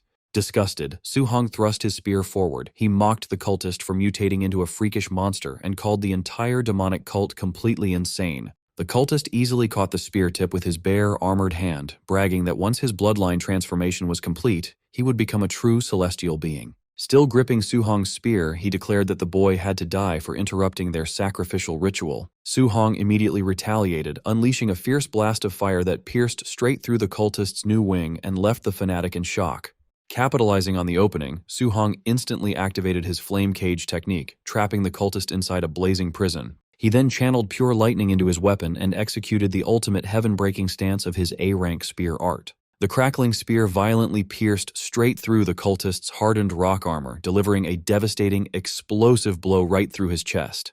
The hardened rock armor crumbled away as the cultist gasped in sheer disbelief, his mutated body completely shattering into pieces just moments later. Checking his system, Su Hong was shocked to see a massive reward of 212 martial value points for the kill. He realized that hunting these fanatics was incredibly lucrative, noting that he normally had to fight beasts for a long time just to scrape together 500 points. Remembering the dead cultists' mention of a sacrificial ritual, Su Hong quickly deduced that they must have captured human victims. He immediately decided to contact his grandmaster for backup. Back at the Hang City training camp, Grandmaster Qin Tianli checked his phone and relayed Su Hong's message to Grandmaster Wang Qingshan. He reported the demonic cult's presence and their ongoing sacrifice, noting that Su Hong was requesting a rescue team. Wang Qingshan calmly sipped his tea and coldly dismissed the threat. Qin Tianli explained that this particular ritual actually targeted the cult's own brainwashed followers, meaning there was absolutely no reason to intervene or save them. Questioning his rival's relaxed attitude, Qingshan asked Qin Tianli why he was still sitting around drinking tea instead of rushing to save his student. Qin Tianli casually replied that there was no need, as Su Hong had already killed the early-stage Tier 3 cultist. Qingshan scoffed, flatly refusing to believe that a mere Tier 1 trainee could defeat a Tier 3 cultist, and accused Qin Tianli's student of blatantly bragging. Unbothered, Qin Tianli casually told him to believe whatever he wanted. 3 days later, deep in the wilderness, Su Hong stood over the freshly severed head of a massive multi-eyed snake beast. Leaning against the creature's corpse, he reviewed his system stats and sighed in disappointment. Despite hunting numerous Tier 3 beasts over the past 3 days, his martial value had only reached 832 points. He complained that all this grueling effort had yielded less value than killing just 4 cultists. Suddenly, his heightened senses picked up a hidden presence nearby. A blue-haired woman with black wing tattoos on her back stood on a nearby branch, playfully praising the handsome young man for detecting her approach. Gathering sharp ice energy in her hand, she offered a seductive smile, but ruthlessly declared that since he had intruded on their territory, she had no choice but to kill him. She instantly launched a rapid barrage of deadly ice spikes at him. Rather than feeling threatened, a confident smile spread across Su Hong's face. He happily realized that another demonic cultist just meant more free martial value points delivering themselves right to his doorstep. Su Hong countered the attack with a massive water dragon. The 2 elemental strikes violently clashed, creating a thick curtain of smoke. Suddenly, the cultist attacked again as a whip shot out from the smoke. Reacting instantly, Su Hong caught the whip. He decided to keep her alive just long enough to ask where the other demonic cult bases were. He yanked the whip with immense force, pulling the panicked woman through the air straight toward him. As she flew into range, Su Hong delivered a brutal punch to her stomach with his cold fist technique, instantly defeating her. Standing over her, he pointed his glowing spear at her neck and demanded to know where their base was. Terrified and bleeding, she begged for her life and revealed that the base was 10 kilometers to the north. Su Hong pressed further, asking how many Tier 3 fighters were there. She confessed they had 3 Tier 3 and 3 Tier 2 fighters. Calculating his progress, Su Hong realized only 1 Tier 3 cultist was left. Wiping out the rest would give him over 1,000 points, enough to upgrade his telekinesis to Tier 2. Refusing to stay down, the female cultist lashed out with her whip to create distance. She furiously yelled that Su Hong had underestimated her. She triggered a blood transformation, sprouting large wings as she turned into a heavenly god race member. Hovering in the air, she arrogantly boasted her strength had doubled and she could easily kill him. Su Hong didn't give her the chance. He immediately countered with a powerful spear thrust, unleashing a massive pillar of golden lightning that pierced straight through her chest. As her mutated form faded, Su Hong pulled his spear from her falling body and coldly told her to hand over her points. His system confirmed a reward of 208 points, leaving him highly satisfied with the easy profit. Meanwhile, at the cult's base, a small group of trainees found themselves completely surrounded by enemies near a massive stone pyramid. The trapped Hang City trainees panicked, realizing it was a deadly trap. They cursed their bad intel, seeing they were facing a large squad of Tier 3 fighters instead of just a few Tier 2s. The Blood Commander coldly ordered his men to execute the intruders. The cultists eagerly charged, spotting the 3 Tier 2 human geniuses. They maliciously declared they would skin them alive as sacrifices. Refusing to go down without a fight, the desperate trainees grouped together. They promised to take out as many cultists as possible, trusting their Grandmaster would avenge them. High above the battlefield, the Grandmasters calmly watched the trap. Qingshan proudly pointed out his 3 top Hang City geniuses to his rival. Qin acknowledged their bravery for standing against Tier 3 enemies. Qingshan planned to let the trainees fight to build experience, promising to step in only if things turned fatal. Smirking confidently, Qin Tianli told Qingshan they didn't need to intervene. He pointed out that his own little monster, Su Hong, was already rushing into the valley to save Qingshan's students. Wang Qingshan glared at Qin in disbelief, asking if he was drunk. He scoffed at the crazy idea that a mere Tier 1 trainee could save anyone from a squad of Tier 3 experts. Down in the valley, one of the top Hang City trainees stepped forward to cover his teammates, bravely declaring they would fight and die together. A cultist lunged at them with glowing red claws, laughing that there was no escape. The trainee braced for the fatal blow, accepting his end. Suddenly, a crackling spear of golden lightning shot past the trainees, violently pinning the cultist to a tree and killing him instantly. The remaining cultists stopped in their tracks, angrily demanding to know who had interfered. Su Hong appeared in front of them in a flash of lightning. Using his lightning skill, he grabbed 2 cultists by their heads and brutally smashed them together. Spinning around, he gathered his energy and unleashed a blinding flurry of lightning punches, instantly clearing out several more enemies nearby. Standing among the defeated bodies, he hid his aura and calmly asked the stunned trainees if they were all right. The Hang City geniuses stared in awe. They recognized him as Su Hong from Star City, amazed by his monstrous strength for easily killing so many Tier 3 experts. Watching from the cliff, Wang Qingshan broke into a nervous sweat. He demanded to know how Qin's student could use a lightning skill when he supposedly needed a healing art. Seeing Su Hong use the high-level skill without getting tired, Qingshan suspected he had already reached Tier 2. Qin Tianli was secretly just as shocked. He panicked when he realized Su Hong had gone from Tier 1 to Tier 2 in just a few days, finding the boy's growth rate completely ridiculous. Back in the valley, Su Hong told the Hang City trainees to retreat while he covered them. Still dazed by his power, they told him to be careful and quickly ran away. Once they left, a greedy grin spread across Su Hong's face. The female cultist had lied about their numbers. There were actually over a dozen Tier 3 experts present. Thrilled, he claimed the remaining cultists as his prey, knowing that at 200 points per kill, this fight would bring a massive profit. Suddenly, a huge cultist charged at Su Hong, roaring that he would smash him into pieces. Unfazed, Su Hong easily dodged the brute's guard and delivered a heavy punch to his stomach, sending the massive man crashing to the ground. Gathering more lightning in his hands, Su Hong turned to the remaining enemies and said it was their turn. Terrified by his overwhelming strength, the surviving cultists backed away. Meanwhile, a man climbed the pyramid stairs while the cultists screamed that Su Hong was a monster, begging their commander to save them. Once at the top, the man inhaled deeply, looking over the dead cultists with crazy joy. He happily announced that their deaths were worth it and their sacrifice would be remembered. Su Hong paused in confusion as the blood from the dead enemies defied gravity, floating up and rushing toward the top of the pyramid. The massive amount of blood swirled around the man's body, and Su Hong realized this was the true purpose of the cult's ritual.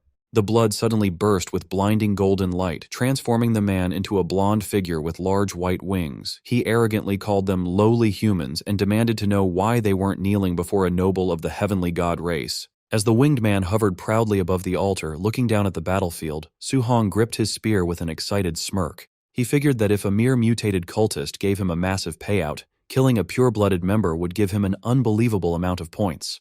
The Heavenly God race member arrogantly glared down at Su Hong, demanding to know who gave a mere ant permission to look up. Vowing that Su Hong would pay for this insolence with his life, the winged man vanished, reappearing directly behind him. Su Hong panicked, completely caught off guard by the blinding speed. Su Hong barely blocked the incoming strike, but the heavy impact shattered the ground beneath him. The winged man smirked, amused to discover such a capable fighter within the younger human generation. Wiping blood from his mouth, Su Hong realized the overwhelming strength of the Heavenly God race.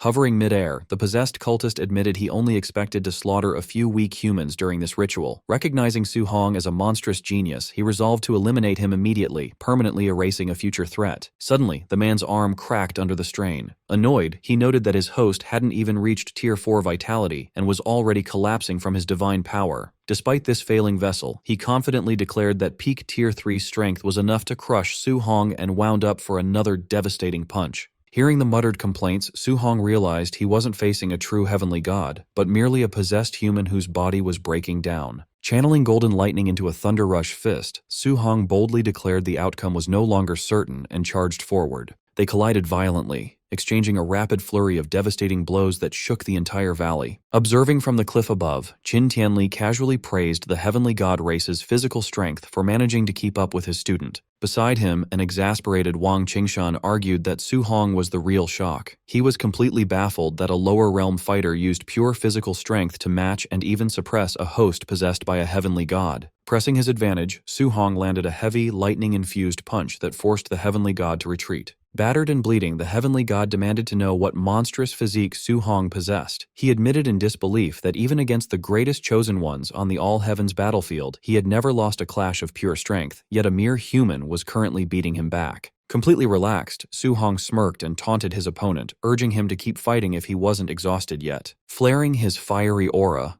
Su Hong reveled in the fight. Ever since awakening his overlord body, he had been terrified of accidentally beating people to death. Now he was exhilarated to finally unleash his full strength with the sole intention of killing his opponent. Su Hong openly wished the heavenly god's true body was present, disappointed that the frail human host prevented a truly satisfying battle. Enraged and humiliated at being looked down upon, the heavenly god screamed at the human ant and initiated his ultimate technique, opening a massive golden portal to summon his divine arsenal. Countless glowing spears emerged from the portals. Hovering above, he declared Su Hong was the first person to ever force him to use this move. Sensing that each golden spear carried enough destructive power to obliterate a Tier 3 martial artist, Su Hong wondered about the technique. His system suddenly chimed, notifying him that this specific martial art could not be learned, leaving him surprised that uncopyable skills existed. Watching from the cliff, Qingshan recognized the attack as Divine Arsenal, an innate martial art exclusive to heavenly gods with extremely pure bloodlines. Realizing the implications, Tianli wondered if the entity possessing the cultist was actually a high-ranking alien noble.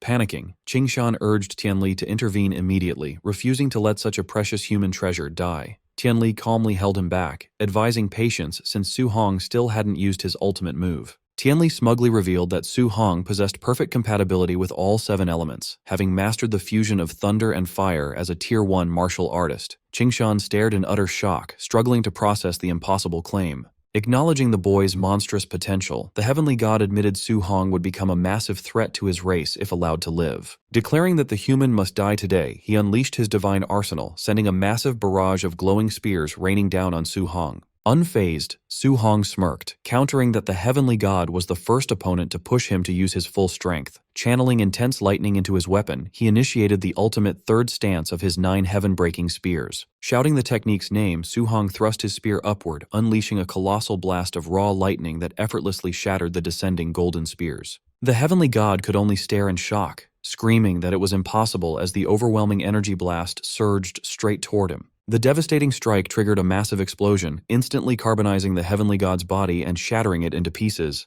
The sheer force of Su Hong's attack didn't stop there, completely cleaving the cult's massive stone pyramid in half. Standing before the ruined base, a trembling and exhausted Su Hong grinned as his system confirmed a massive reward of 843 martial value points, concluding the grueling fight was completely worth it. Grandmaster Qingshan landed next to Su Hong, excitedly praising him as a precious treasure and a great genius. Grabbing the bewildered boy's face, Qingshan admitted he never would have believed a Tier 2 martial artist could defeat a heavenly god had he not seen it himself. Despite the high praise, Su Hong remained grounded. He realized that if an ordinary member of a top 10 ranked race forced him to use his ultimate move, Their true geniuses must be terrifying. Qingshan then concluded that defeating a mere small fry wasn't something to get overly excited about. 4 days later, the wilderness survival training officially ended at the Hang City camp. The final scoreboard placed Su Hong first with a staggering 17,210 points, completely eclipsing the second-place score of 4,700. Some trainees immediately accused him of cheating, refusing to believe a lower-tier fighter could earn so much. The Hang City geniuses he saved quickly shut down the rumors, declaring that Su Hong was impossibly strong and had easily one-shotted Tier 3 demonic cultists.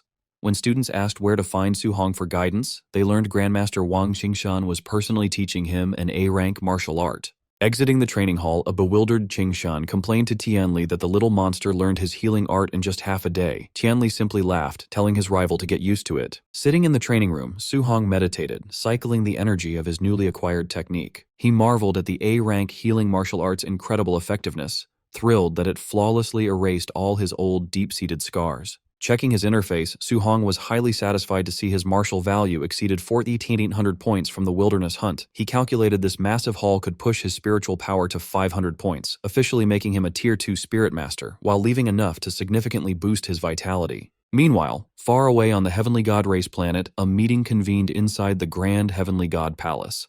A statue interrogated its subordinates, angrily demanding to know how their clansmen could possibly lose to a human an entire realm lower, especially after unleashing the divine arsenal. Tianming respectfully confirmed the humiliating defeat, admitting to his lord that the human they faced was an unprecedentedly monstrous genius. The statue entity summoned another clansman, Tian Shang, who immediately stepped forward, awaiting its command. Recognizing the massive future threat the boy posed, the statue issued an official Heavenly God Race kill order, demanding his immediate eradication. Tian Shang accepted the assassination mission with a confident, sinister smile. The statue then asked for an update on the divine object fragments hidden within human territory.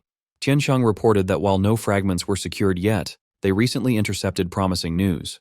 The statue ordered them to continue their secret search at all costs, strictly warning them to keep the human race blind to their movements. Meanwhile, at the Star City training camp, trainees watched a live feed of Wang Tiantuo decapitating a Tier 2 bear beast with his bone netherfire fist. The crowd noted that ever since Su Hong defeated Wang Tiantuo, Xiao Nan, and Lin Xinghe, the three elites had been fighting like maniacs. Driven by their loss, the trio spent every day pushing themselves in the combat rooms, exchanging all their contribution points for strength pills. This training paid off, allowing all three of them to break through to Tier 2 within a single month. Even Lin Xinghe abandoned his typical flashy style, training hard enough to build a heavily muscular frame. Prepared and confident, the three elites awaited Su Hong's return, eager for a rematch. Later, outside the camp, instructor Lindsay welcomed back Grandmaster Qin Tianli. Noticing the young prodigy was missing, Lindsay asked where Su Hong was. Qin Tianli explained that the boy wanted to stay in the woods for a few more days of solo training. When Lindsay worried that Su Hong might miss the end of the camp, the Grandmaster assured him that the kid wasn't stupid enough to be late. 2 days later, deep in the wilderness, Su Hong sat meditating atop a high stone pillar while a snake beast coiled around the rock below. Surging with golden energy, he absorbed his recent gains until his system confirmed his spiritual power had reached the 500-point threshold. Sensing its prey, the giant snake roared and lunged at the meditating trainee. Su Hong casually extended his glowing hand, freezing the beast mid-strike with his telekinesis. Unleashing his amplified power, he activated his weapon condensation art, forming a construct of golden energy to crush his immobilized prey. He shaped the energy into a golden sword and with a single command, brought the blade crashing down, splitting the snake in half. Dispersing the weapon as the beast's remains fell away, he marveled at the damage output he now wielded as a Tier 2 Spirit Master. Eager to test the limits of his enhanced spiritual capacity, he decided to attempt a 3-attribute fusion, gathering thunder, fire, and metal energy in his hands. The moment he forced the 3 elements together, the mixture became unstable. Realizing too late that he had lost control of the energy, the blast detonated, shattering the stone pillar he stood on. Coughing in the rubble, he noted the backlash of the failed fusion, but realized that a successful strike could injure a Tier 4 expert. On the final day of the training camp, a ragged Su Hong walked back through the front gates. Spotting him, the other trainees rushed to notify Wang Tiantuo, eager to see the rematch. Grandmaster Qin Tianli asked the young prodigies if they were confident they could win against Su Hong. Xiao Nan, Lin Xinghe, and Wang Tiantuo declared their victory was guaranteed. Unfazed by the crowd or their confidence, Su Hong asked the trio if they were sure they wanted to challenge him again. Flaring their new auras, Wang Tiantuo warned Su Hong not to underestimate them now that they had reached Tier 2, while Xiao Nan boasted she could defeat him by herself. Offering a sheepish apology, Su Hong interrupted their boasting before erupting in a fiery aura and revealing that he had also broken through to become a Tier 2 martial artist. Despite her shock, Xiaonan ignited her power, declaring that her status as a Tier 1 Spirit Master meant she wasn't afraid of him. She then activated her weapon condensation art, summoning a giant golden sword from the sky. In response, Su Hong activated his weapon condensation art, summoning a giant golden sword of his own. The blade crushed Xiaonan's spiritual weapon, causing her to cough up blood before it even landed. Pointing his summoned sword at the trio, Su Hong apologized once more before revealing that he was a spirit master as well. The three elites backed away in shock. They realized Su Hong was a dual Tier 2 martial artist and spirit master with a top-tier physique, meaning he hadn't used his full strength during their last sparring session. Finding the trio insufficient for his needs, Su Hong smirked and invited the entire camp to attack him at once, eager to harvest martial value points from the crowd. He unleashed a glare at the surrounding trainees, breaking their fighting spirit. The crowd erupted into panic, screaming their surrenders and begging him to stick to fighting the elites. Watching from the sidelines, instructors Bai Mu and Lin Zhe complained to Grandmaster Qin Tianli, feeling hurt that he had kept Su Hong's Spirit Master status a secret.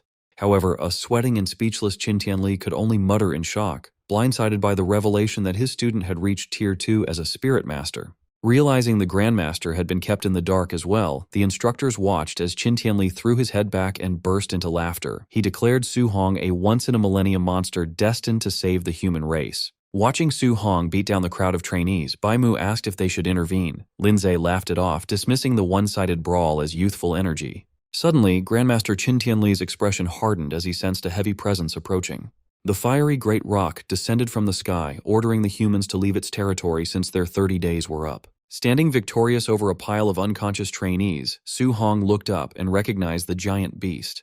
Annoyed by the creature's arrogance, Qin Tianli erupted with his immense aura, declaring he had tolerated the bird long enough, mocking its attempt to intimidate him while asserting his dominance. Before the beast could react, Qin Tianli unleashed a barrage of punches into the giant bird. Watching from below, Su Hong was mesmerized by the heat of a Tier 7 Grandmaster's flames, likening the clash to immortals fighting. Standing atop the battered bird's head, Qin Tianli ignored its cries for mercy. When the beast warned that it had a backer, the Grandmaster challenged it to summon its boss so he could beat him up too. The Grandmaster's confidence vanished when a booming voice ordered him to stop. The sky darkened as a shadowy entity with glowing red eyes materialized behind the clouds, casting a glare over the region. Lin Zhe and Bai Mu stared in horror, realizing the great rock was connected to the legendary Lord of 10,000 Monsters. Gripping his fist, Su Hong broke into a cold sweat as he recognized the entity as one of the supreme rulers of the mountain range, a being guaranteed to be at least Tier 9, or possibly a king-level existence. Staring up at the huge, shadowy Lord of 10,000 Monsters, Su Hong felt the heavy weight of its gaze. The meeting made him realize how weak he was. Compared to experts at Tier 9, his current Tier 2 strength was nothing. A deep sense of fear washed over him as he thought of his family. He knew that if a being that strong ever attacked Star City, he would be helpless to protect his aunt and uncle. Looking at the sky, Su Hong decided to push past his limits, vowing to break through the tiers until he reached the legendary King Realm. Meanwhile, Qin Tianli let go of the beaten Great Rock. Knowing the beast had a powerful backer now, he let it go. The Great Rock angrily swore revenge as it flew away. As the beast left, Qin Tianli was glad that the Lord of 10,000 Monsters was bound by an old agreement with humans, which kept it from attacking casually. Despite the scary interruption, the training camp ended without any more trouble. As the trainees gathered by the buses to go back, Su Hong put on his backpack, eager to see his aunt and uncle after a month away. Just then, a voice called out to him. Li Tu and Chen Shan ran up to greet him. Li Tu cheerfully said Su Hong was sure to become famous in Star City. Chen Shan awkwardly brought up their past issues, asking Su Hong not to hold a grudge. Su Hong sighed, telling them he wasn't that petty. When they got back to Star City, an official welcomed the students, congratulating them on finishing the hard training. The official announced a grand banquet at the City Lord's estate to celebrate their return, with gifts for everyone. While the other trainees cheered, a tired Su Hong wished he could skip the event and go home. Later, guests began arriving at the huge City Lord's estate. The fancy banquet hall was soon filled with people. An attendant politely showed two nervous guests to their seats. Su Hong's uncle and auntie sat at a fancy table, looking awkward and out of place. Some wealthy guests noticed them. Judging their simple clothes, they wondered why migrant workers were at the event. Su Hong's auntie worried their clothes would embarrass their nephew. His uncle sighed, saying they were wearing their best clothes, but admitted they shouldn't have come. Their worry was cut short when Principal Lee of No. 1 High School approached, warmly greeting them as Su Hong's relatives. Surprised by the attention from such an important person, the couple nervously returned the greeting. Principal Lee kindly told them to relax. Suddenly, Wu Lingxian, president of the Star City Martial Artist Association, hurried over and enthusiastically shook the uncle's hand. She loudly praised Su Hong as the most promising genius she had ever seen, leaving the uncle even more overwhelmed. The wealthy guests watched in shock as the city officials greeted the seemingly ordinary couple, wondering who Su Hong was. Meanwhile, at the center table, the most powerful leaders of Star City were gathered. Lin Xinghe's father politely complimented the city lord, assuming his son, Wang Tiantuo, easily took first place. The city lord humbly brushed off the praise, complimenting the other family's children. Xiaonan's father confidently argued that his spirit master was stronger, predicting his daughter would win first place. Lin Xinghe's father scoffed, saying his son's speed would beat both of their children. This started a heated argument among the three fathers. Wang Ni angrily slammed the table, insisting his son's attack power guaranteed him first place. As the other two patriarchs fired back, they continued to stubbornly brag that their own child was invincible. Watching from a distance, Principal Li asked Wu Lingxian if she planned to step in. She refused, joking that she might beat them up if she had to listen to them brag anymore. She confidently added that there was no need to stop the argument, because once Su Hong arrived, the fathers would be silenced. Principal Li was doubtful, but Wu Lingxian just smirked, saying it was a woman's intuition. Suddenly, a guard urgently announced that the trainee's bus had arrived. Eager to see his son's return, the city lord proudly invited everyone outside to welcome the pride of Star City. The three fathers confidently waited by the red carpet, but their smiles disappeared when their children stepped off the bus. Instead of looking like champions, the three elites were covered in bandages and bruises. The horrified fathers rushed to their children. As the city lord panicked over his son's face, Lin Xinghe dryly said Wang Tiantuo got the worst of it by refusing to surrender. The fathers were stunned, demanding to know who could have defeated all their genius children at once. The shock grew when the city lord sensed their auras and realized all three had broken through to Tier 2. The fathers were confused, wondering what kind of monster had appeared in Star City. The three elites admitted defeat completely. Wang Tiantuo said his opponent's strength was far greater. Lin Xinghe confessed he was outmatched in speed, and Xiaonan revealed she had been easily beaten in spiritual power. Traumatized, the trio warned their fathers that the winner was an absolute monster and told them to look at the bus. As footsteps were heard, the rest of the returning trainees, all equally beaten up, quickly formed two neat rows outside the doors. Su Hong casually stepped onto the red carpet, holding his spear and looking completely unharmed. Feeling awkward about the display from the other trainees, he wished he could just go home. Spotting his aunt and uncle in the crowd, Su Hong immediately called out to them. The surrounding elites were stunned to see that the amazing genius was the child of commoners. As the crowd shifted, Su Hong's aunt tripped, but before she could fall, a soft glow of spiritual energy caught her. Su Hong rushed over, using his telekinesis to gently lower her to the ground. He quickly checked if they were hurt. Amazed, his uncle marveled at the technique, while his aunt said she was fine. Relieved, his uncle admitted they had been worried sick. Su Hong smiled and comforted them. Watching this display of power, the city lord and Xiaoyan's father were shocked. Realizing Su Hong was a Tier 2 spirit master, Xiaoyan's father finally understood why his daughter lost so badly. Nearby, Principal Li and President Wu Lingxian furiously pointed at each other, both accusing the other of hiding Su Hong's spirit master status. Then they realized neither of them knew. Recovering quickly, President Wu gloated that no one would challenge her now. Equally happy, Principal Li cheered that No. 1 high school would dominate the city. The news of Su Hong's true power caused a frenzy among the wealthy guests. Desperate to get on his good side, they scrambled on their phones to gather his information, order gifts, and call their daughters to the estate, hoping to secure him as a son-in-law. Seizing the moment, the city lord quickly had an attendant bring out a premium bank card and property deeds. Approaching Su Hong, he loudly praised him as a dragon among men and offered him a luxury villa and $3 million in cash, claiming it was the official reward for first place. The other fathers silently cursed the city lord for being a sly old fox, knowing he had just made up the reward to buy the boy's loyalty. Extending his hand, the city lord promised to fully support Su Hong in the future. Su Hong quickly thought about his options. He knew the city lord was trying to win him over in public. Refusing the gift would offend the powerful man, but accepting meant he would owe him and couldn't refuse his future requests. Su Hong decided that he could not afford to offend the city lord. He realized that accepting his protection would keep his family safe, letting him train in the wild without worry. With powerful allies like Grandmaster Qin, President Wu, and Principal Li backing him up, he knew the city lord could not force him into unfair situations in the future. Su Hong politely accepted the offer, shaking Wang Ni's hand and thanking him. Pleased by his acceptance, the city lord told Su Hong to speak up if he had other requests. Su Hong asked if the city lord could help find a cure for his aunt's rare illness. His aunt and uncle were moved to tears by their nephew's immediate selflessness and care for them. Wang Ni turned to his helper and ordered him to handle the matter personally, demanding that the best medical resources be secured to treat Su Hong's aunt. Eager to please the young genius, the city lord asked Su Hong to ask for anything else he wanted. Su Hong admitted that he could use a better, high-quality weapon. Laughing, Wang Ni invited Su Hong to follow him to his personal armory to choose any weapon he liked. While Su Hong thanked him, the city lord secretly gloated, knowing that accepting favors would make Su Hong more loyal to the Wang family. Before leaving, Su Hong asked his aunt and uncle to wait for him. At the same time, the city lord told his son, Wang Tiantuo, to host the banquet while they went to the armory. Wang Tiantuo politely led Su Hong's aunt and uncle to a comfortable area, while the crowd whispered in awe, amazed at how quickly Su Hong's humble family had gained high status. Wang Ni led Su Hong into the massive armory, explaining that weapons were sorted from C grade to B grade, with the best A-grade alloy weapons stored at the very back. He told Su Hong to pick any A-grade weapon that matched his element. Su Hong was amazed, knowing an A-grade weapon was worth hundreds of millions. Instead of a normal weapon, Su Hong asked if the armory had any multi-attribute alloy weapons. This caught Wang Ni off guard, and he asked if Su Hong was actually a multi-attribute martial artist. Su Hong explained that because he trained in multiple elements, Grandmaster Qin valued him and advised him to look for a multi-attribute weapon.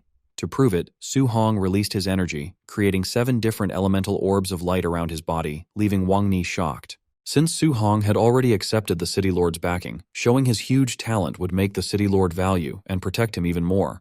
Wang Ni asked how Su Hong's training speed could be so fast, since multi-attribute users usually progress slowly, with 7 elements making it hard to even reach Tier 2. Excited, the city lord realized he was looking at a rare genius, a Tier 2 7-element artist, a Tier 2 spirit master, and owner of a unique body better than the barbarian god body. Overjoyed, he felt a legendary star had truly come to Star City.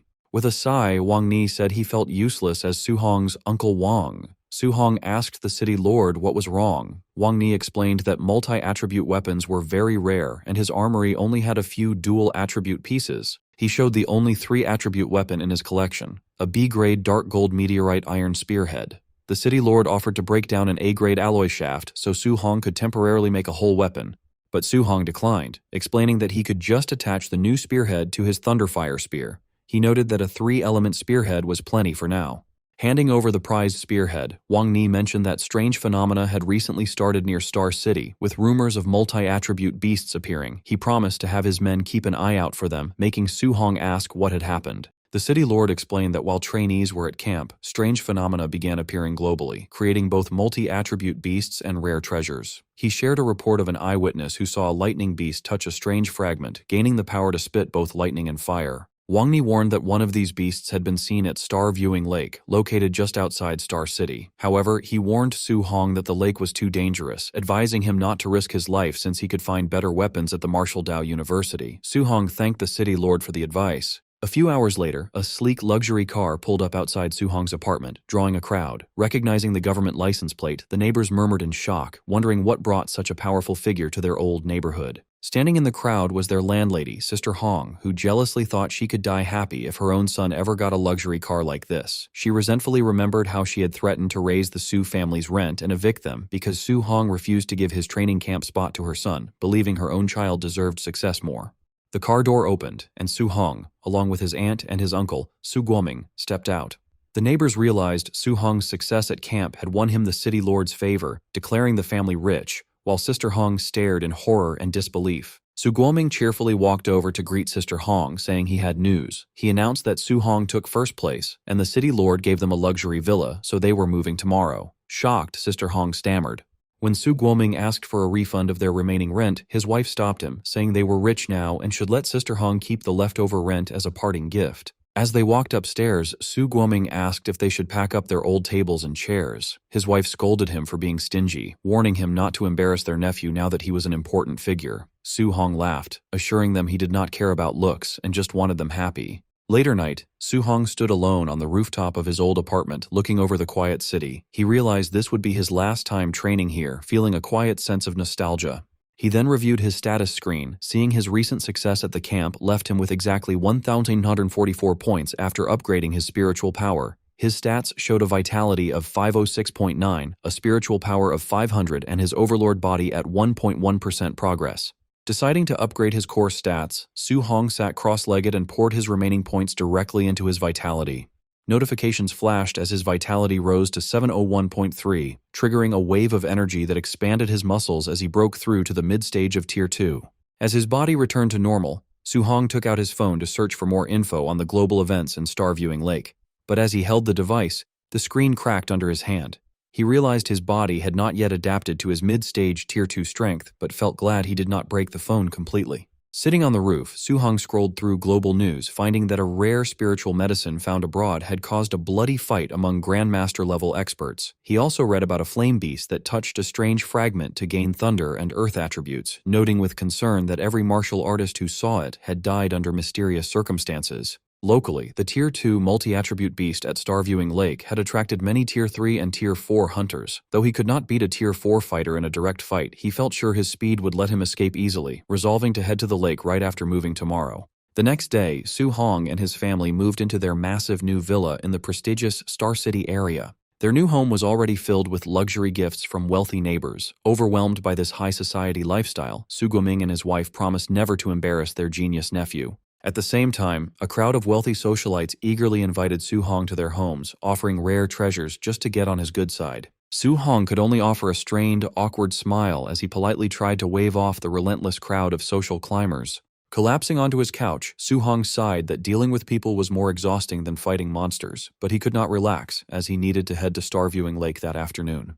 Arriving at the local martial artist base, Su Hong was surprised by the packed courtyard and wondered why everyone was lingering instead of heading to the lake's anomaly. He soon overheard low-tier fighters complaining about a swarm of Tier 3 and 4 experts, admitting they were too terrified to leave the base for fear of being robbed. Upstairs on the second floor, Yeche demanded to know if Su Hong had really killed his cultist nephew, which a mysterious guest confidently confirmed. Before Yeche could react, the guest stepped forward and unleashed a suffocating pressure that instantly forced him to his knees. Radiating a terrifying red aura, the red-eyed noble coldly warned Ye Ke to show absolute respect. Terrified and utterly suppressed, Ye Ke could only beg for forgiveness. Later that afternoon, Su Hong reached Stargazing Lake, where crowds of martial artists were already gathering along the shores. Hiding behind a tree, he quietly observed the different groups of hunters lining the water's edge. Scanning the crowd, he noticed there were no weak Tier 1 fighters here. Everyone was at least Tier 2 or Tier 3. He even spotted several highly formidable Tier 4 experts resting near the water. Su Hong realized that if a Tier 2 multi-attribute beast could draw this many experts, the competition in other regions had to be absolutely insane. Suddenly, violent bubbles erupted on the lake's surface, drawing the immediate attention of nearby hunters. With a colossal splash, a massive dragon-like creature erupted from the depths. The panicked hunters recognized it as a Tier 3 star-spotted giant fish. The giant beast roared furiously, quickly charging a massive ball of dual-attribute energy inside its gaping jaws. While panic erupted as hunters scrambled to escape, one arrogant Tier 4 fighter stood his ground, mockingly asking why everyone was running from a mere fish.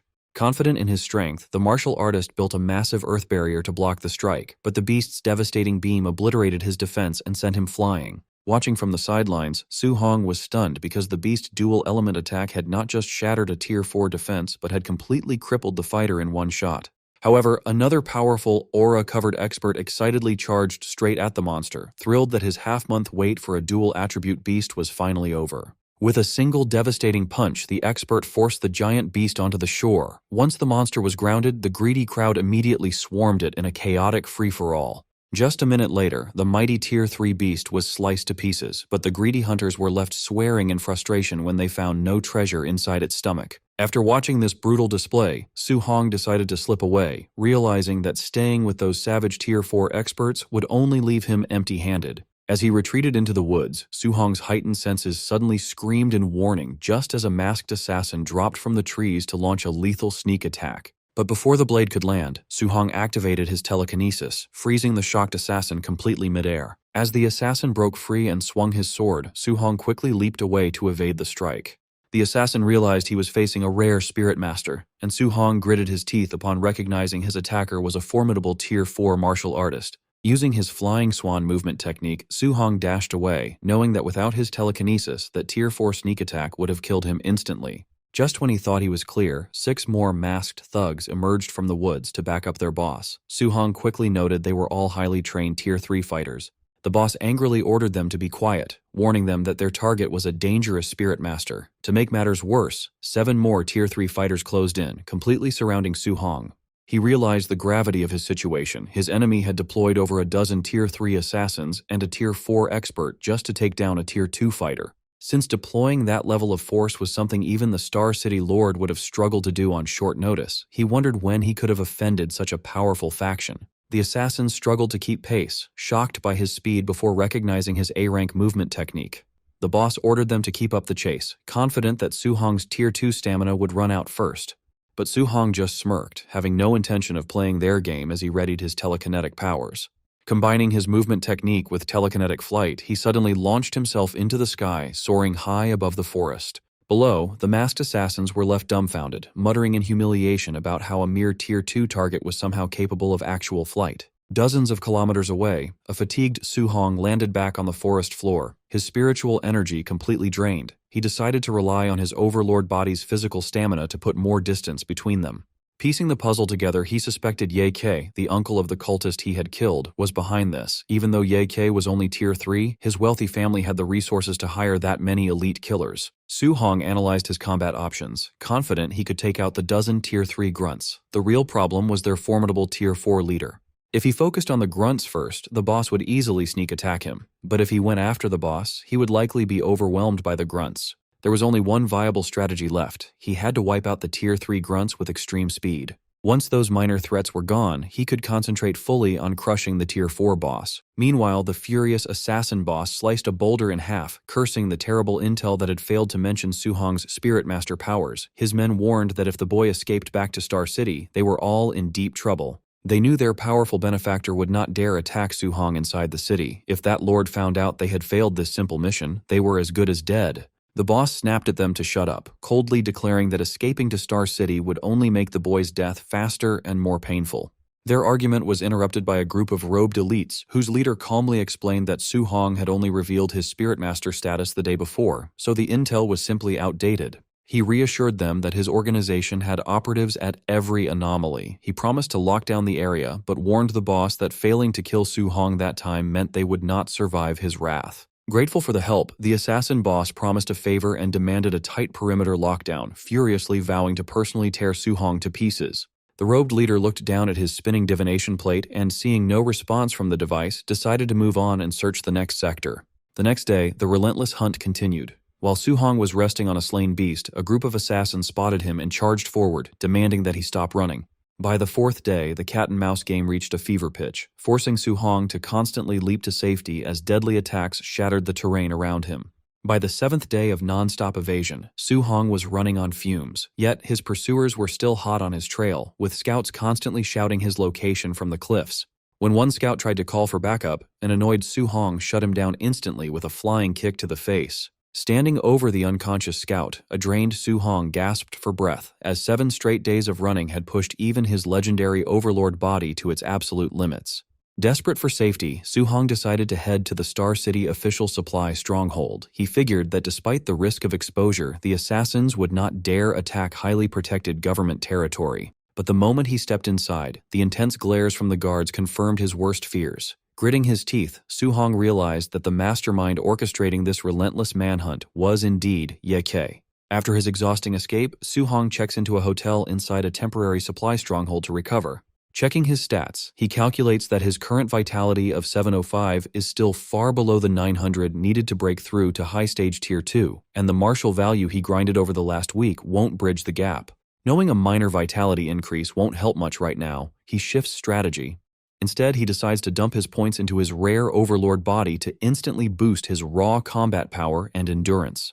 The upgrade triggers a terrifying surge of red aura, flooding his muscles with raw strength as the system registers his rapidly rising stats. Although his overlord body progress only goes from 1.1% to 6.5%, the upgrade still boosts his overall strength by a massive 20%. Thrilled with this power-up, Su Hong decides to cultivate his guidance technique while resting, keeping his eyes on the window just in case his pursuers show up. A few hours later, the quiet night is shattered when the hotel lobby downstairs erupts into chaos as guests shout for everyone to record some local drama. Downstairs, Su Hong instantly loses his appetite when a half-naked man walks right past his dinner table. Forcing down his food, Su Hong notes that his stalkers still haven't found him. He realizes they probably don't dare cause a scene inside the protected stronghold and are likely waiting to ambush him outside. But his thoughts are interrupted when he overhears some nearby hunters complaining about finding a rare 3-star patterned dark purple bamboo, only to get robbed of it by Tier 4 martial artists. Su Hong immediately recognizes the item, recalling that this legendary bamboo is a multi-attribute natural treasure where each star pattern allows it to hold an additional element of spiritual qi. Since a 3-star bamboo can store 4 distinct attributes, he immediately prioritizes obtaining it, knowing it will be the perfect catalyst to master his upcoming 4-element fusion. Striking up a conversation with the hunters, Su Hong points out that snatching natural treasures is never easy due to localized magnetic fields. Impressed by his knowledge, a hunter explains that the bamboo is surrounded by a crushing gravity field that increases pressure based on the tier of the intruder. The hunter gleefully adds that the greedy Tier 4 thieves who robbed them were instantly crushed into meat paste the second they stepped into the field, leaving other patrons shivering in absolute terror. Instead of being intimidated, Su Hong realizes this scaling gravity rule set is actually a massive advantage, wondering if his overlord body is durable enough to withstand the pressure and bypass the Tier 4 experts. But before he can plan his next move, a massive destructive red energy slash shatters the stronghold's walls, catching everyone in the room completely off guard. The attack cleanly slices Su Hong's dining table in half, but he casually leans back with his food in hand, realizing his stalkers have finally arrived. The masked assassin boss and his squad of killers step through the smoking rubble, mockingly asking Su Hong why he has finally stopped running. Hiding behind a flipped table, the surviving hunters break into a cold sweat, unable to comprehend what kind of trouble a Tier 2 kid could have caused to warrant an entire hit squad of Tier 3s and a Tier 4 leader. The boss coldly orders everyone else to get lost, sending the remaining patrons screaming out of the ruined building and leaving Su Hong completely isolated. Closing in on their target, the killers mockingly ask if Su Hong really thought they wouldn't dare break the piece of the supply stronghold just to eliminate him. Remaining completely relaxed in his chair, Su Hong smirks and tells them that he was actually the one waiting for them to show up. Believing the kid is just bluffing, the assassin boss bursts into laughter, mockingly asking if he really expects them to believe a single Tier 2 kid can wipe out their entire squad. Without another word, Su Hong grips his weapon, letting a devastating aura of elemental fire and crackling lightning wrap tightly around his spear. Brandishing the charged spear, he calmly points it at his enemies, declaring that the only way to find out if he can beat them is by trying. Recognizing the terrifying energy of 3 elements fusing together on a single weapon, the assassin boss freezes in shock before frantically screaming at his men to retreat. But it's already too late. Su Hong instantly teleports into the dead center of the surrounding squad, plunging his glowing spear into the ground. Channeling his rage and raw power, Su Hong commands the unstable energy to explode as the boss watches his life flash before his eyes. The resulting detonation is absolutely colossal, completely vaporizing the hotel and sending a massive shockwave of fire and light tearing through the night sky. Watching the massive explosion, horrified bystanders wonder why anyone would use such an absurd level of destructive power just to eliminate a Tier 2 kid. But as the smoke clears, the onlookers watch in shock as the elite assassins drop dead one by one, realizing with horror that the Tier 2 kid was actually the one who unleashed the blast. The aftermath reveals a massive crater where the hotel once stood, with the lifeless bodies of the entire Tier 3 hit squad scattered across the smoking ruins. Dragging himself out of the rubble, the heavily injured assassin boss curses his employer's useless intel for failing to warn him that Su Hong wielded a 3-attribute martial art. Surveying his groaning, crippled subordinates, the assassin boss reassures himself that since a Tier 4 expert like him was heavily injured by the blast, a mere Tier 2 target at the epicenter has to be dead. He figures that despite the heavy casualties, completing the contract is still a win, especially since failing meant certain execution by their terrifying master, Lord Nabu. However, his celebration is cut short when a massive pillar of energy suddenly erupts from the crater right in front of him. Before he can even react, a shirtless and completely unscathed Su Hong drops from the sky, unleashing his devastating heaven-breaking spear technique. The boss barely manages to deflect the fatal strike, screaming in disbelief that the kid is still breathing, only for Su Hong to instantly vanish from his sight. Swinging at empty air, the boss's survival instincts scream at him to turn around. He spins around just in time to see Su Hong's eyes glowing red as he teleports directly behind his remaining dazed grunts, prompting the boss to desperately scream at his men to wake up and pin the boy down. But the dazed grunt is too slow to process the danger, sleepily asking his boss what he's shouting about. In a flash, Su Hong's spear brutally skewers him straight through the chest. Lifting the lifeless bodies on his weapon, Su Hong mockingly declares that even if a Tier 4 expert is too tough to take down quickly, he can still easily harvest plenty of points by slaughtering every single Tier 3 lackey in sight. He notes that the backlash from his unstable 3-element fusion was incredibly risky, realizing that if he hadn't condensed his earth armor and buffed his overlord body just in time, the explosion would have completely crippled him. Casually tossing the skewered corpses aside, Su Hong dashes past the boss, knowing that with the Tier 3 grunts out of the way, a single successful 3-attribute fusion is all he needs to finish off the Tier 4 expert. Watching his entire squad get casually slaughtered, the assassin boss goes completely bloodshot with rage, flaring his aura as he furiously vows to chop Su Hong's corpse into 10,000 pieces.